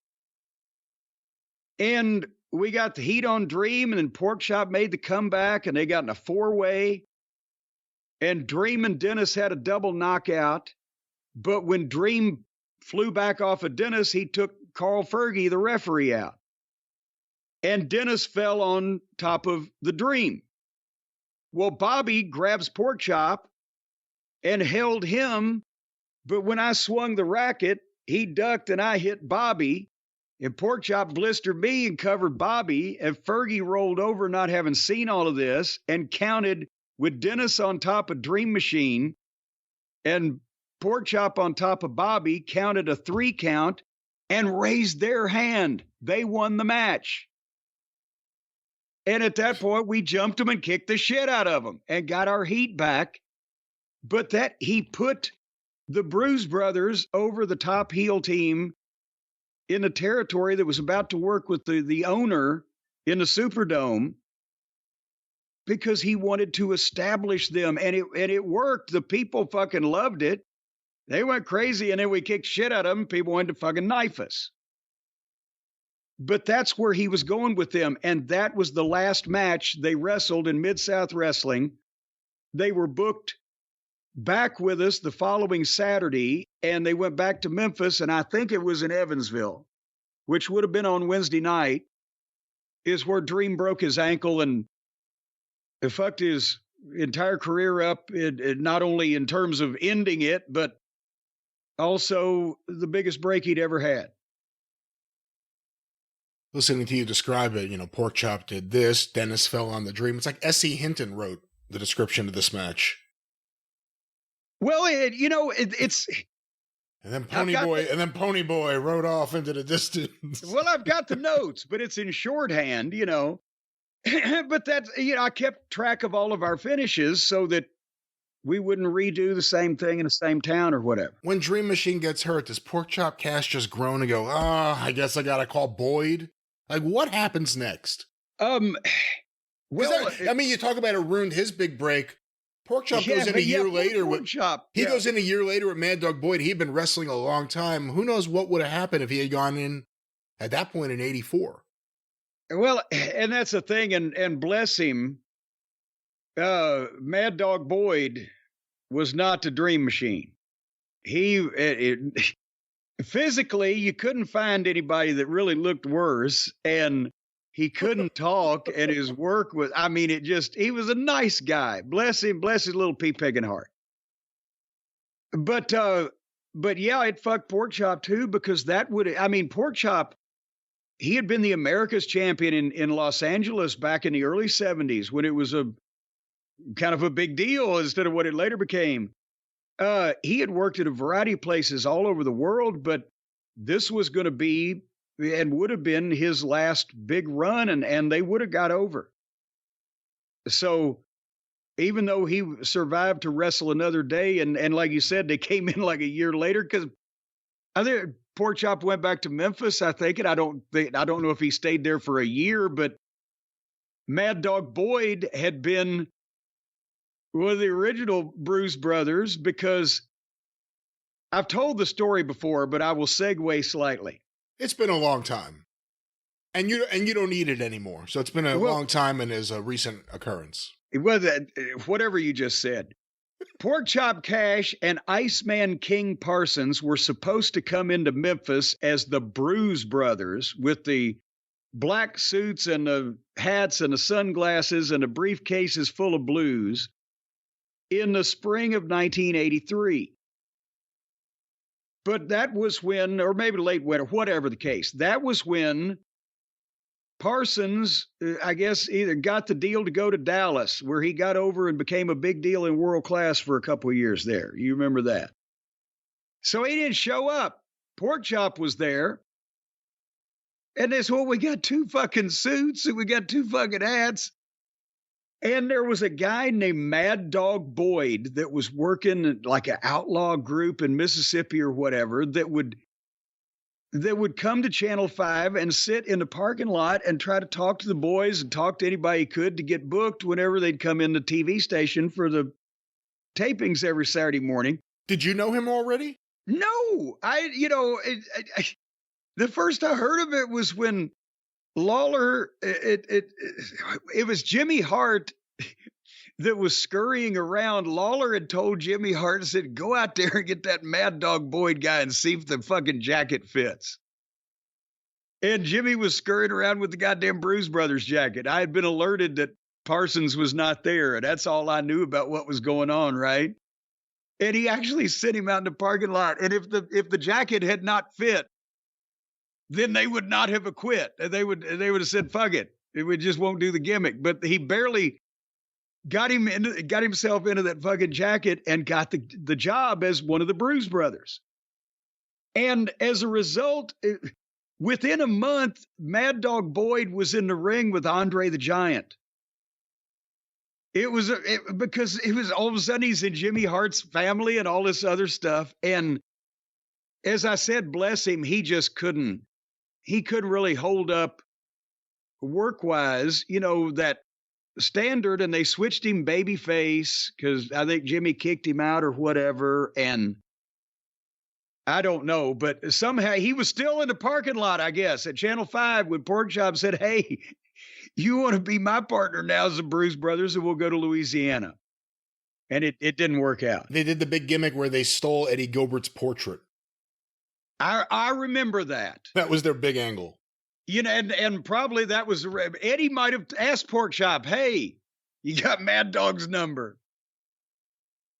But anyway, that was New Orleans that night. And like I said, a nice house for the weekly Monday night. The previous week with us against the Rock and Roll Express at the lakefront had been $14,400.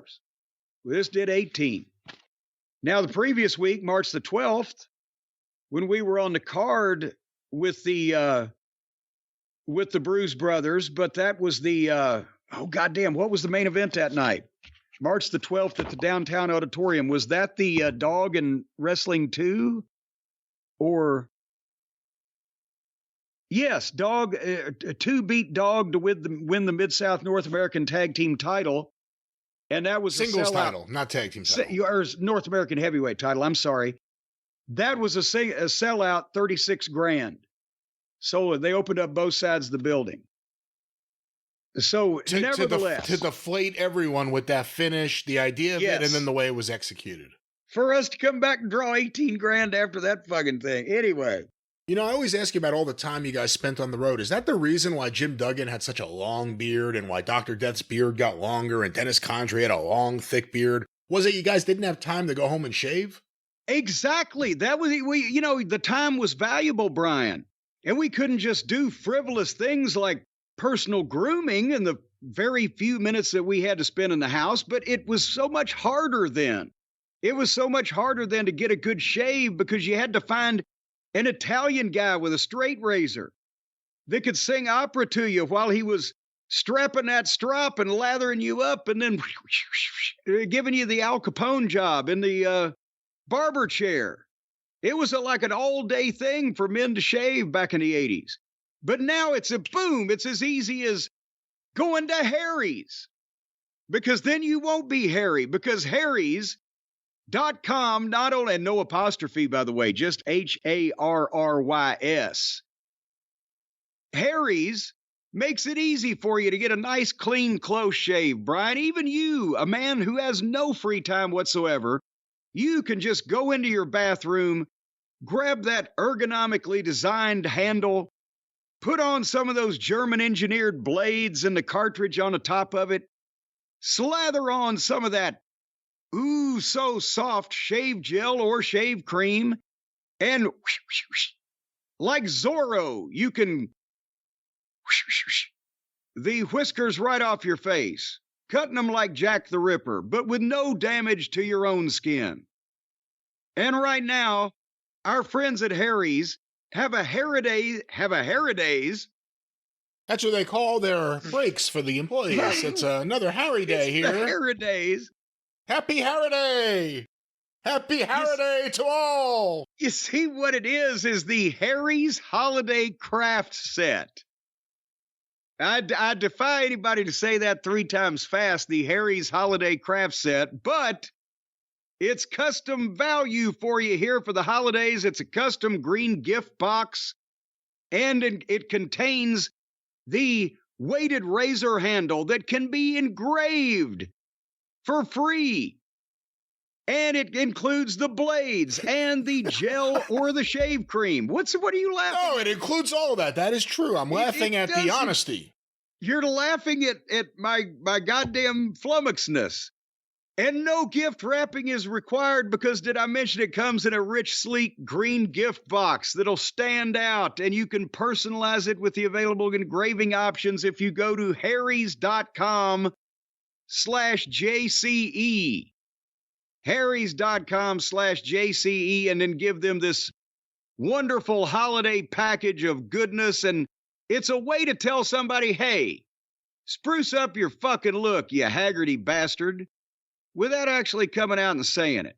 It's a way of taking care of yourself and making sure you look good for yourself and as well as for others, as well as not embarrassing the people who care about you by looking like a slob with Harry's.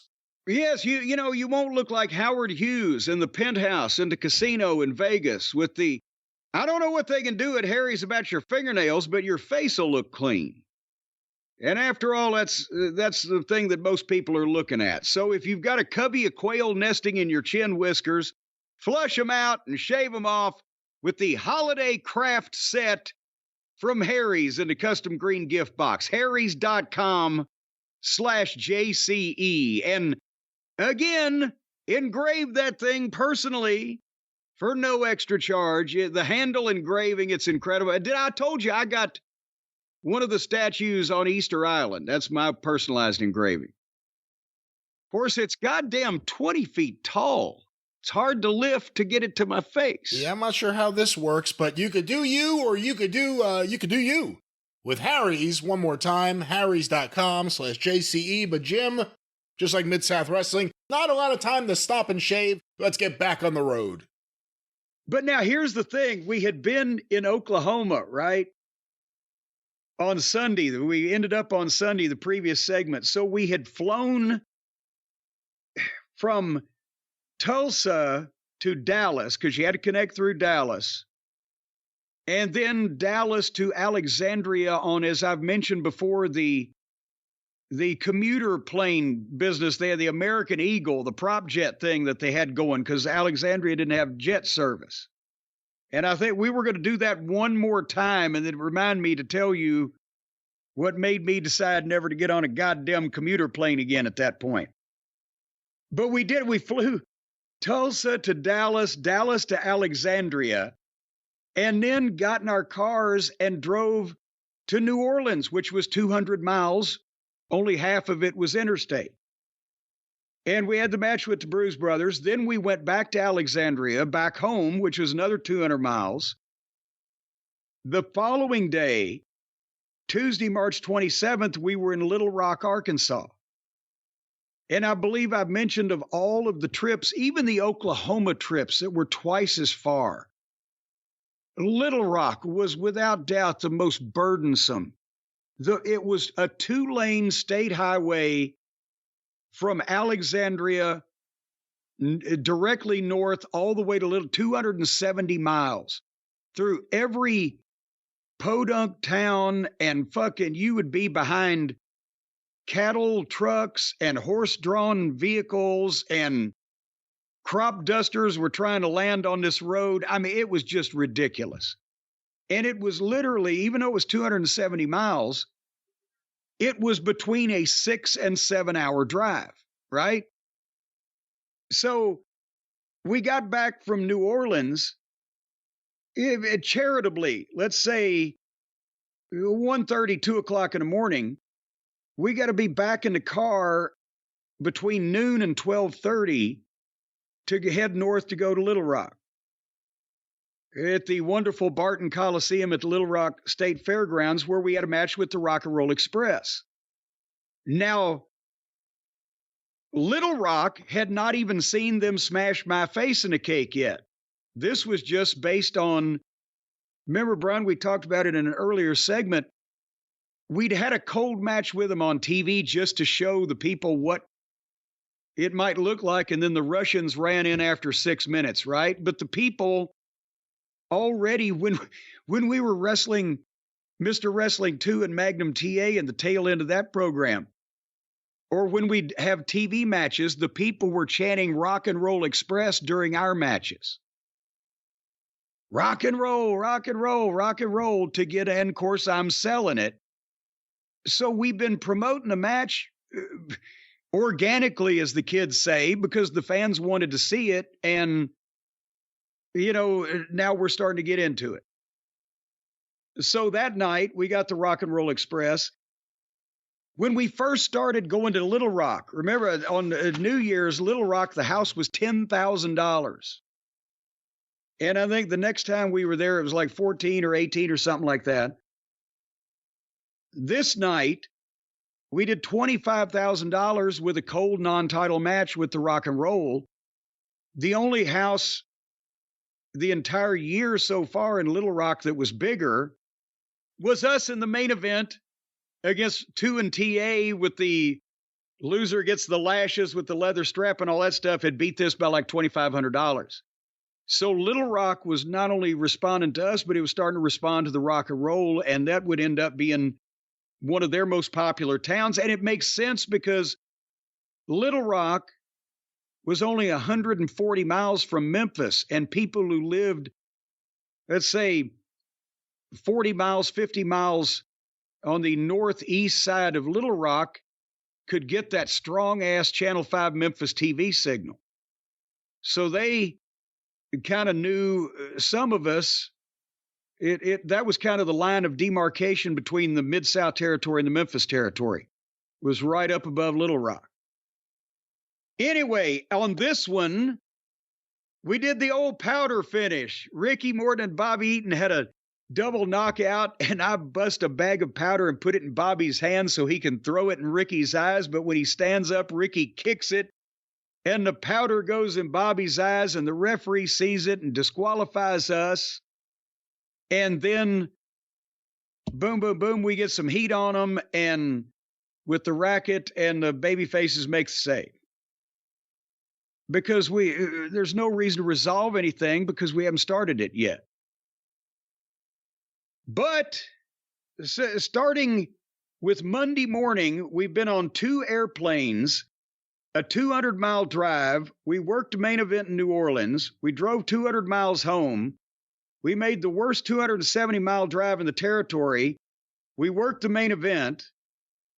And now we got to go not home, but to Shreveport, because there's no physical way to return to our homes from Little Rock and have time to then go to Shreveport for interviews the next morning.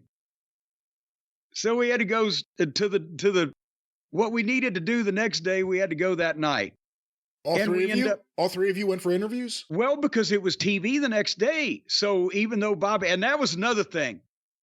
Boy, when the heels knew that Bobby and Dennis were in town and asleep in their beds because they didn't have to do interviews when they were at Channel 3 on Wednesday morning at 9 o'clock, that was fucking heat. They were like, nobody was mad, like gonna shit in their bag or fucking try to get them fired. But it's like, you Butch Reed, you motherfuckers, you dirty motherfuckers, you get to sleep all goddamn day.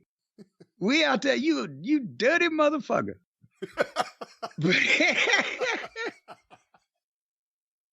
Anyway, so we go to Shreveport from Little Rock. That's 200 fucking miles. And then we get in, Wednesday morning. We get in probably around 2 o'clock, and we had to be at Channel 3 for interviews that we've talked about that we would do every Wednesday, the local promos for all the markets and all the towns on the shows. And we do that from 9 o'clock until 3 o'clock. And then we've got 2 whole hours to kill before we go to the Irish McNeil Boys Club there at the fairgrounds in Shreveport and take 2 hours of Mid-South television. And the first show that they taped that night was where I opened the show. You remember seeing this. I opened the show with Jim Ross, and they do the recap of the happenings between us and Bill Watts, where we'd had snide words before, and then finally the thing with the party and the slapping me and us beating him up with the blackjack. And then they plug in the interview with Watts where he lays out the deal for the last Stampede. Not only does he announce he's come as a man, he can't be treated like that. He's coming back one time and one time only. Not for a long campaign, but one time only in every town in the territory. But he didn't say that part out loud. one time only, the last Stampede, no titles on the line, because we're the Mid-South Tag Team Champions. People, if the title had been on the line and he'd won it, what the fuck? Then he'd have to defend it. He said, no titles, this is personal. And he did you remember the interview, Brian, with the dress and the diaper. That was the stipulations, because we couldn't start with a match and then bring it back with no disqualification and then, or 2 out of 3 falls. And then, well, a special stipulation, you've got to do this, because it was one time. It was a self-contained blow-off. So they worked it to where they wouldn't overlap stipulations when the towns were too close. But he was going to humiliate me for talking about his family and saying that I was going to have his no good son Joel selling Midnight Express t-shirts and swabbing out toilets and all that other shit. And they were either going to put me in my mother's frilly dress, and they held up this moo-moo, this pink and fucking flowery moo-moo, or they were going to strip me down and put me in a fucking baby diaper and feed me milk out of a baby bottle. Folks, if you pay for a ticket, this is what I'm telling you I'm going to do that fucking Cornette. And this was Memphis TV all the way, but it never had a delivery. Memphis Angles never had a delivery by Bill Watts. Can you vouch for me that he made even this sound like something that he wanted to do? Yeah, because they gave him, it's him, it's his show. Yeah. He had enough time to stand there and explain every single thing to the point where you couldn't believe that he was actually going to do these things. You had to see it. And then... When did you find out these were the stipulations? Maybe when I got there to TV that night. I don't really remember. I think, Dundee may have said, yeah, we're going to put you in a diaper in the Superdome. But I don't remember getting the whole fucking layout with the, all the stipulations and everything way in advance. Remember, we knew we were going to do the thing with Watts maybe the week before or whatever it was as we were going through the book. I said, we had to know. But they didn't hand out all this information to every fucking body at that point. And Dundee knew, well, they can do it and they will do it and they'll be happy to do it. That's all he needed to know. It's not like he was going to have to talk us into anything. So there you go. And then right after that same show, this was half an hour of the program, they did the deal where they went on the search for Stagger Lee in the fucking wind with no windscreen on the goddamn microphone, and Jim Ross's hair, it looked like about to blow off his head. But so the only thing that they regretted in hindsight was that somehow, because remember, Dundee was still new to the tape bicycle thing, and even you had, like I've got right here, Wednesday, March 28, we're doing tapes 238 and 239. And then if you go to April 7, the night of the Superdome, I've got noted tape 238 plays tonight. Because the time slot of the program in New Orleans was 6 o'clock on Saturday. So he mistimed it. He should have done everything he did on 238 on 237. See what I'm saying? Because they only had an hour before the show was starting at the Superdome before they saw the last week of the goddamn promotion, this where they found Stagger Lee. And we still did 23,000 people. I guess that's the big mystery. How much bigger could it have been if you had another week or two? Or was this what it would have been? I think the dome would have been, everything else pretty much was what it would have been. The dome would have been bigger. And even if it had been 11 o'clock that morning, I think people would have had time. I mean, are we talking, it wasn't going to be 30,000 people. Might have been 25. We would have done that extra $6,000 and beat Michael Hayes and JYD in the dog collar match. God damn it. But nevertheless, so we did that night in Shreveport. And then the following tape, the Midnight gets a win over Mike Jackson and a kid named Jeff Young. And then I did the deal where on the Rock and Roll Express's match, I was out taking notes on them at ringside as potential future challengers. And when Robert Gibson's about to hit the ropes, the referee's misdirected. I jump up and pull the rope down, and he takes that fantastic backwards over the top rope spinning thing he used to take, which might be why he has a bad back today, and it caused them to lose the match and, just kind of continue our little thing. And by the way, I've told the folks what you got paid for Mid-South TV, haven't I? But I'll tell them again. We got $40. Because for Mid-South Television, the job guys got more than the top guys. The top guys got $40 basically to pay for their room at the Alamo Plaza.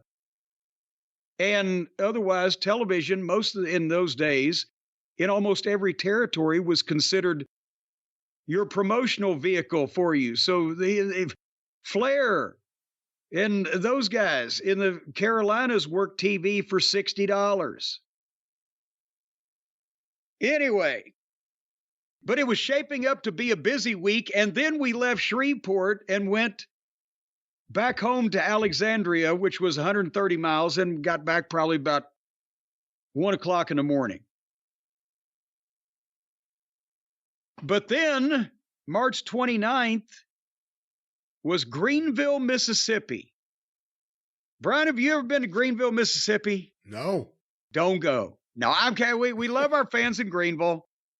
But Greenville was, again, in the state of Mississippi. It's only like 100 miles from Memphis. It's closer to the Memphis territory than it is to the Mid-South territory, but some way or another, because of the Culkin/Curtis promotional family, Greenville was a Mid-South town. So on that Thursday, we were a 450-mile round trip to go to Greenville, Mississippi, for an $8,000 house, which was probably about 1,200 people.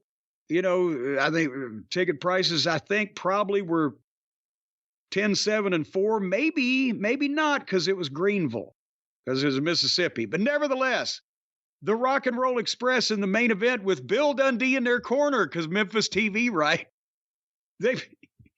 Dundee was probably a bigger name at that point in Greenville than any of us. And we got disqualified and made $100. And again, 225 miles up there and 225 miles back. That was a dreary fucking trip. But in case you're keeping track, Monday, New Orleans, 2 flights and 400 miles round trip and a main event. Then Tuesday was 470 miles, brutal miles, and a main event.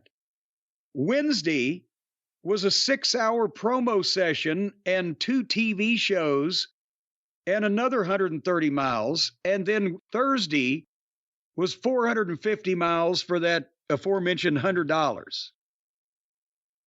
It was a busy week. What about Friday, you say, Brian?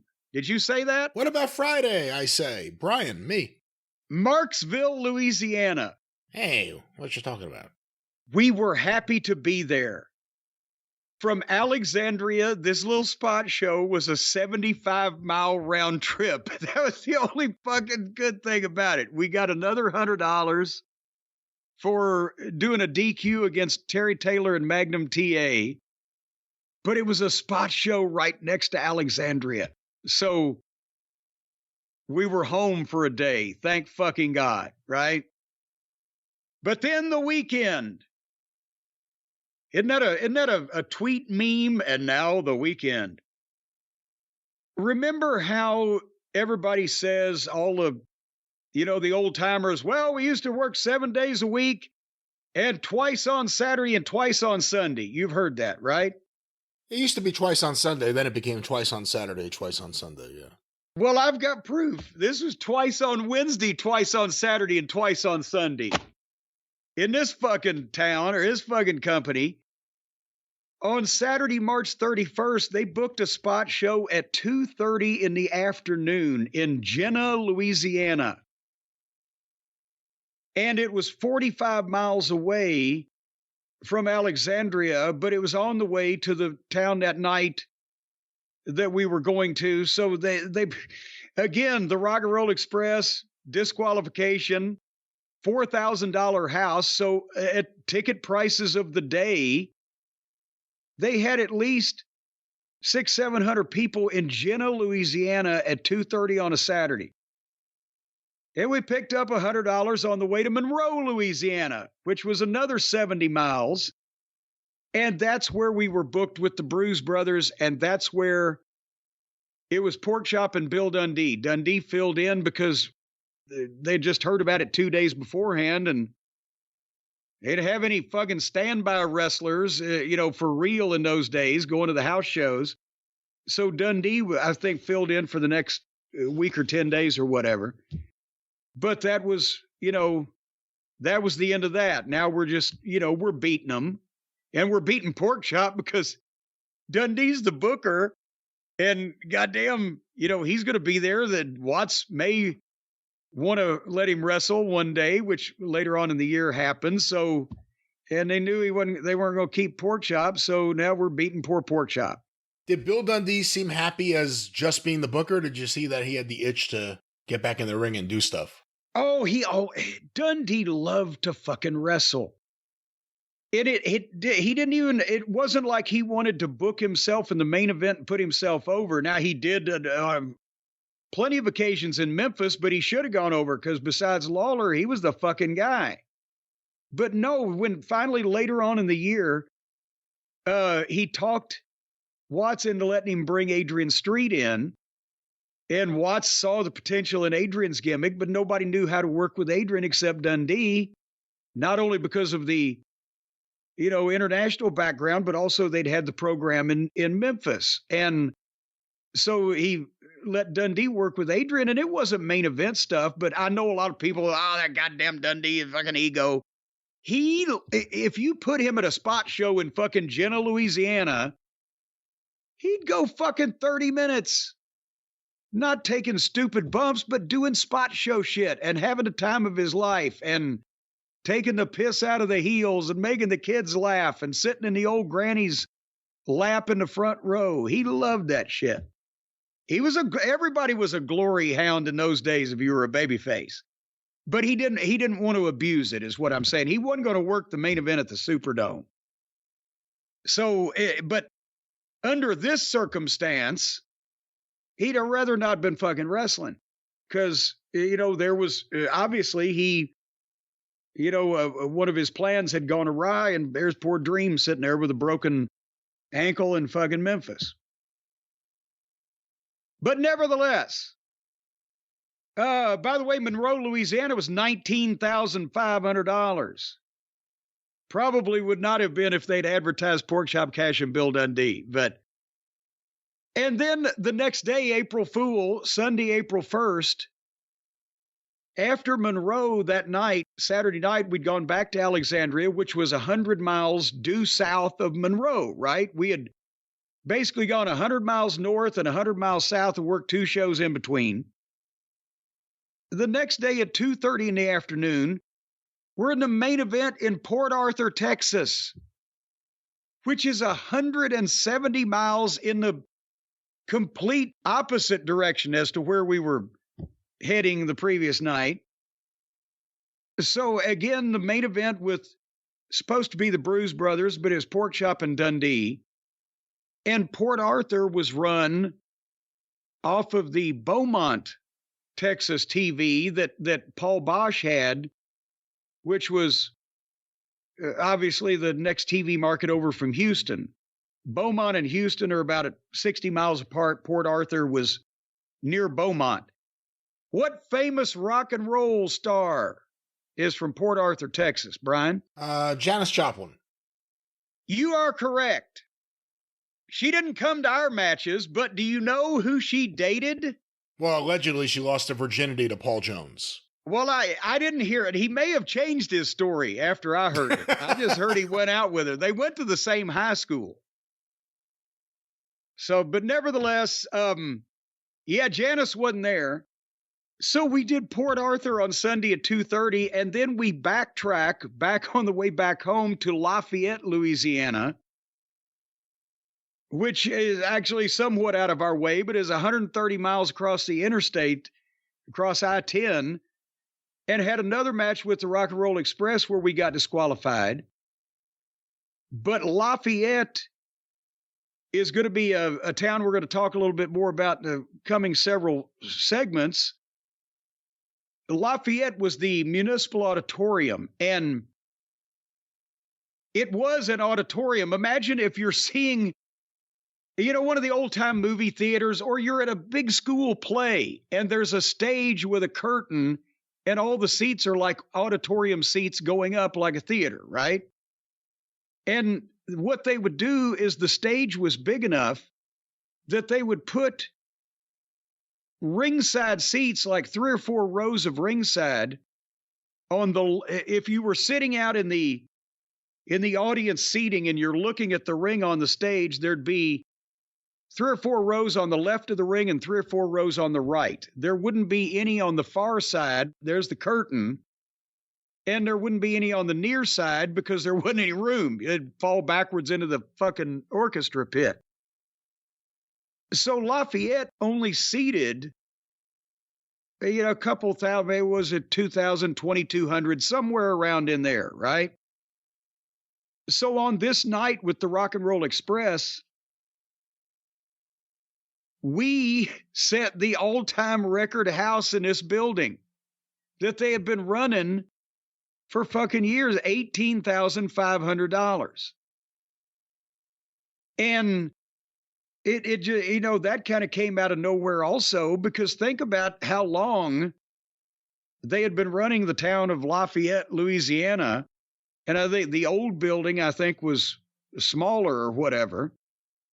But that's still, it's 2,200 people or whatever the fuck it was.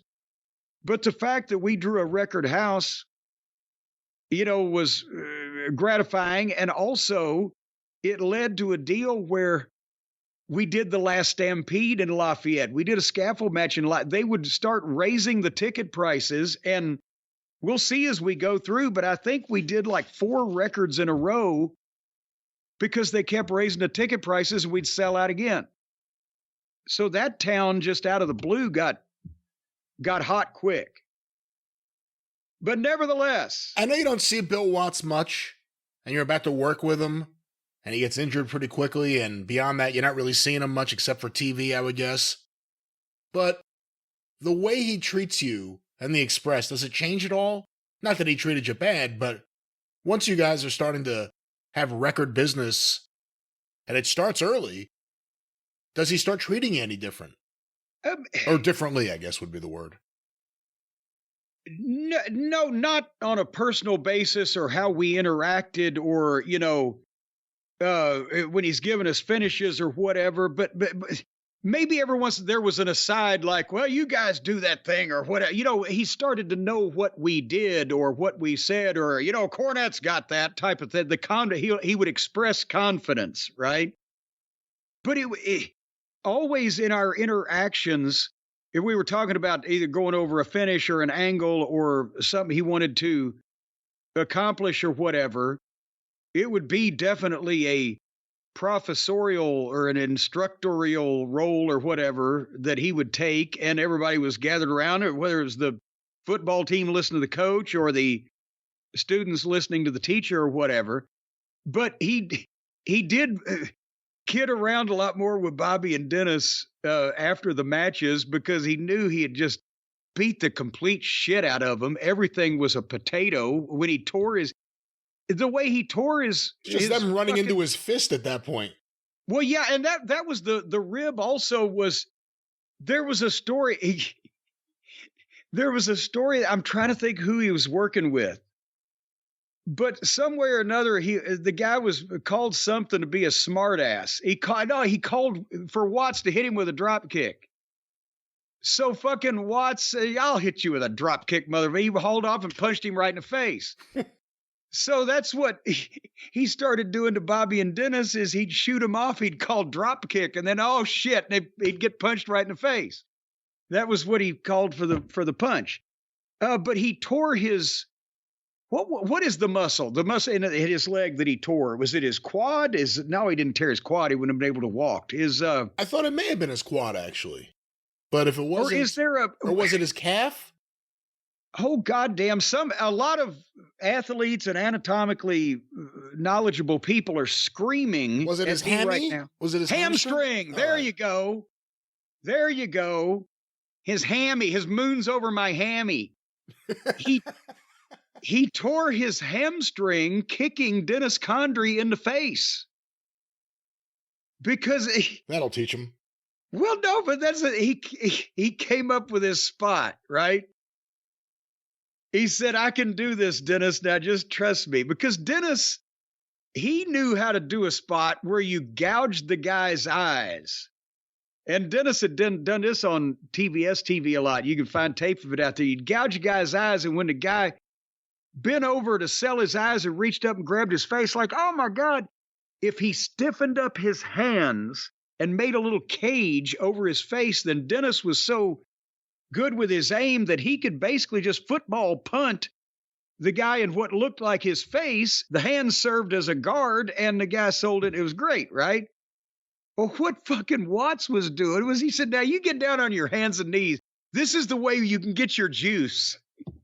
You get down on your hands and knees after that slam or whatever, like you're trying to get up, and I'll come along and I'll kick you in the forehead. And you get your color that way. Well, fuck, that's he not only got his color that way, but he also fucking tore his hamstring and kicked him in the head so hard. So then for the rest of the matches, there was no thought of Watts not working or substitution or whatever. We would have burned the buildings down. They locked the front gates of the Barton Coliseum at half an hour before bell time because so many people were trying to get in. What if we'd have said, well, Watts is fucked, so yeah, fuck you. He had one leg, he couldn't move, and he was the worker of the team. Yes, because Dog was in his elements there, or substances. Stagger Lee was staggering. We have no proof that was the dog. Well, you know what? That was his excuse. It wasn't me. I wasn't even there. But yeah, so that's, Watts was, to answer your question again, he was a little kindlier to him at that point because he had, beaten a shit out of him, potatoed him, and then they had carried him through being a one-legged man in an ass-kicking contest. But I can't imagine what would have happened if he had not made any of those matches. I mean, it would have killed whatever town that it happened in. So. You could have gone on TV, though. Who's the sissy now? Who's the sissy now? Yeah. Where's Joel in those Midnight Express T-shirts? I have a feeling you would be doing a memorial podcast about me now if I had done that. The heat that I had after we got the shit kicked out of us by him. I guess I'm always just amazed, and I know people have to cycle in and out. You don't want to burn people out. Nowadays, everyone's around forever. But considering this, and we're months away, the idea that Watts, it was never, I need to hold on to these guys as long as I can. It was, all right, I got to send them to Fritz. I have this deal with Fritz. Of all the talent I'm going to send Fritz, it's going to be the Express and Jim Cornette? Well, but think about this. What else could we do? With the rock and roll had to win in the end, right?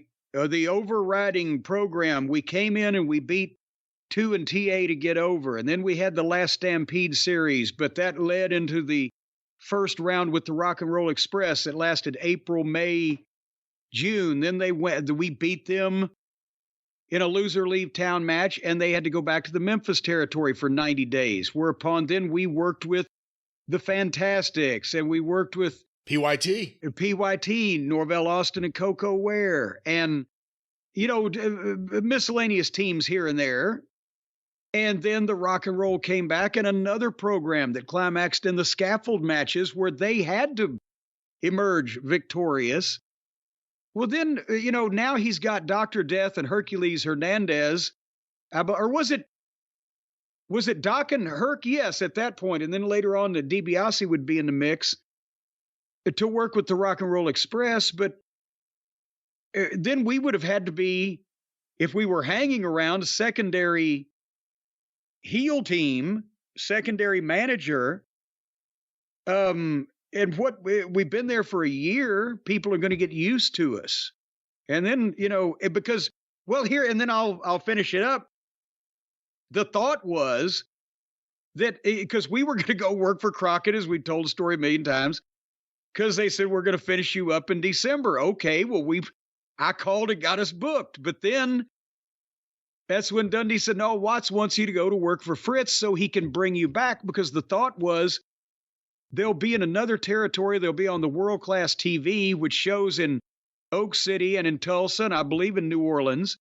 And I can bring them back for major shows, which he did to some extent. And at the same time, they can go and they can work there and be available to me, but I don't have to have them on the card every night and beat them or do whatever the fuck. They can be over there. There was a spirit, though. I mean, in 85, it's interesting how quickly things revert back to pre-Dundee, pre-Midnight Express and Jim Cornette. Akbar comes back. That's before you leave. Akbar comes back.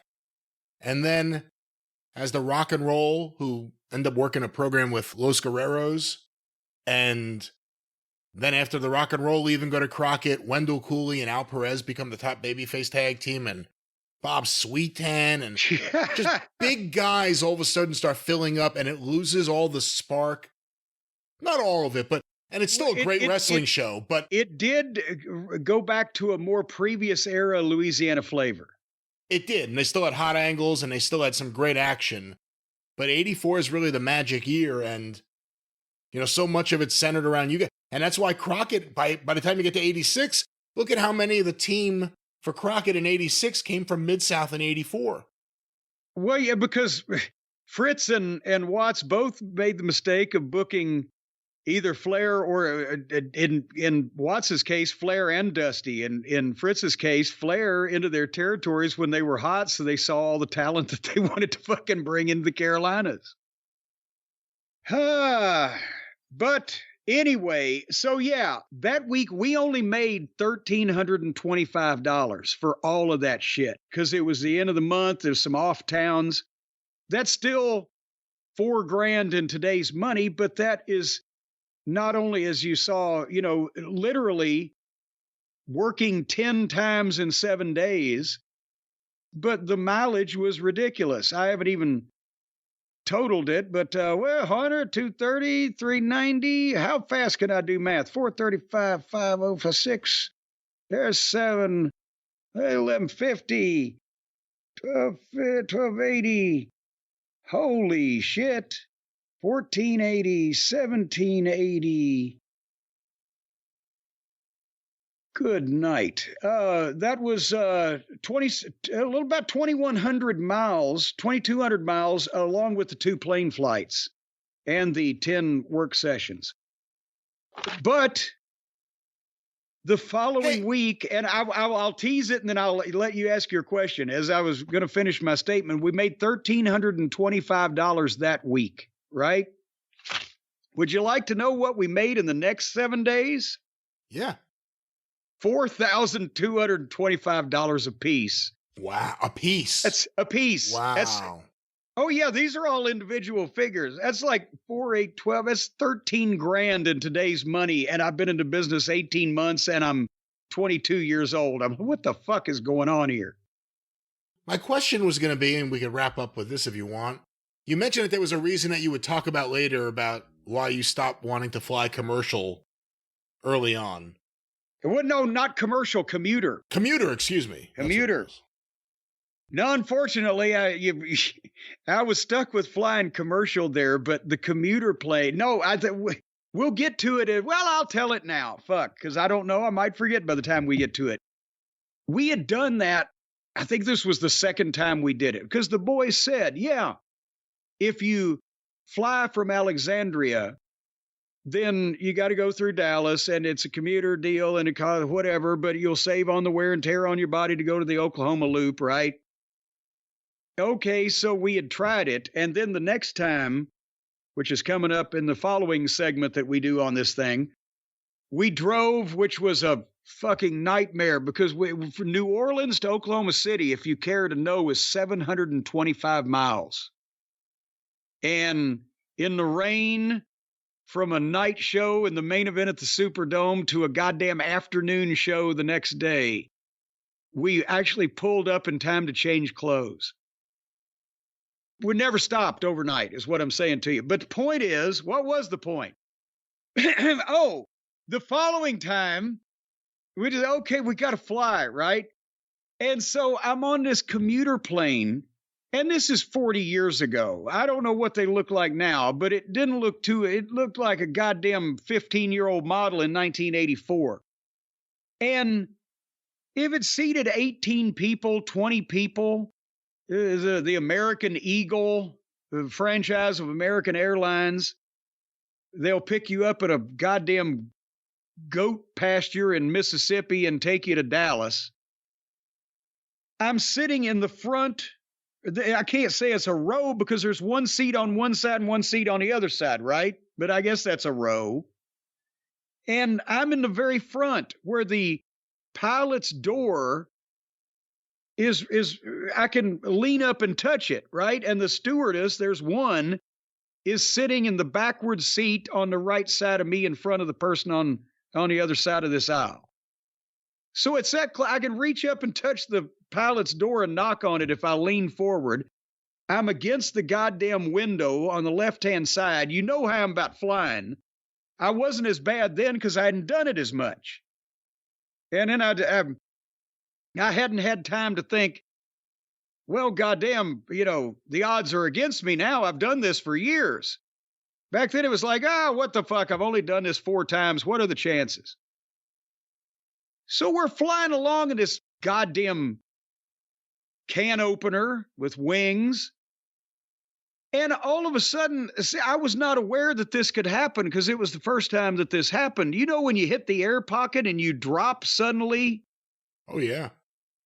Well, I'd never had that happen before because I've been on, at this point, 3 or 4 or 5 airplanes in my fucking life, right?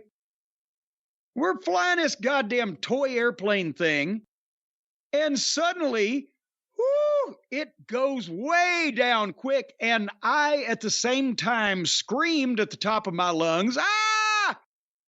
And I fucking threw my feet forward and kicked the pilot's door of the cockpit hard enough that they were convinced that some passenger was trying to possibly jihad, although but now they didn't know the word back then. It sounded like somebody was screaming, trying to kick the fucking door in.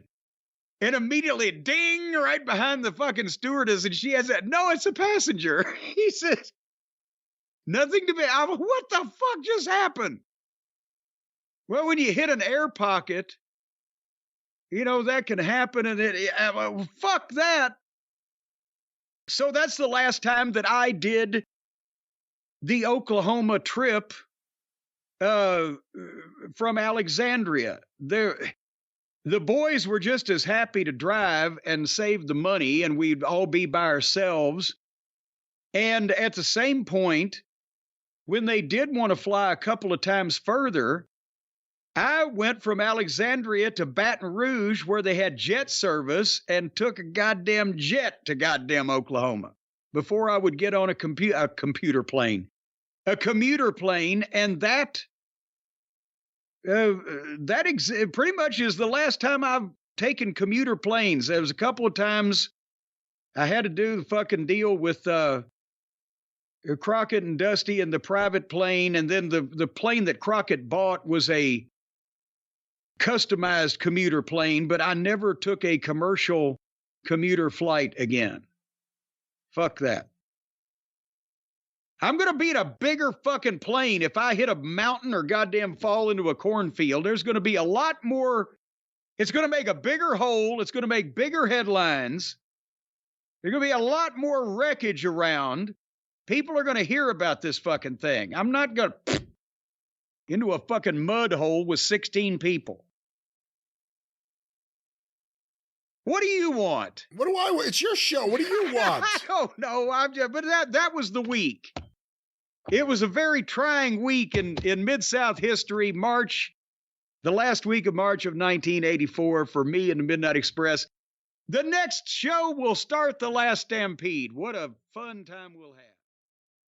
Well, there it is. Jim's look at his schedule in 1984, the first quarter of 1984 in Mid-South Wrestling. Jim, any final thoughts? And of course, we'll be looking at your schedule more in the future. Yes, and my final thought is we're going to have to carve out a little bit more time for this because at this rate, it'll be till 2028 before we finish 1984. So we're going to pep this up since everybody seems to enjoy it and get the next quarter out there in the next 6 months. We'll pick up time in the air. That's right. It'll be Endless 1984, George Orwell's Wet Dream. But until then, for Jim Cornette, I'm the great Brian Last. Tally-ho! Why did you have to put Orwell's junk in this?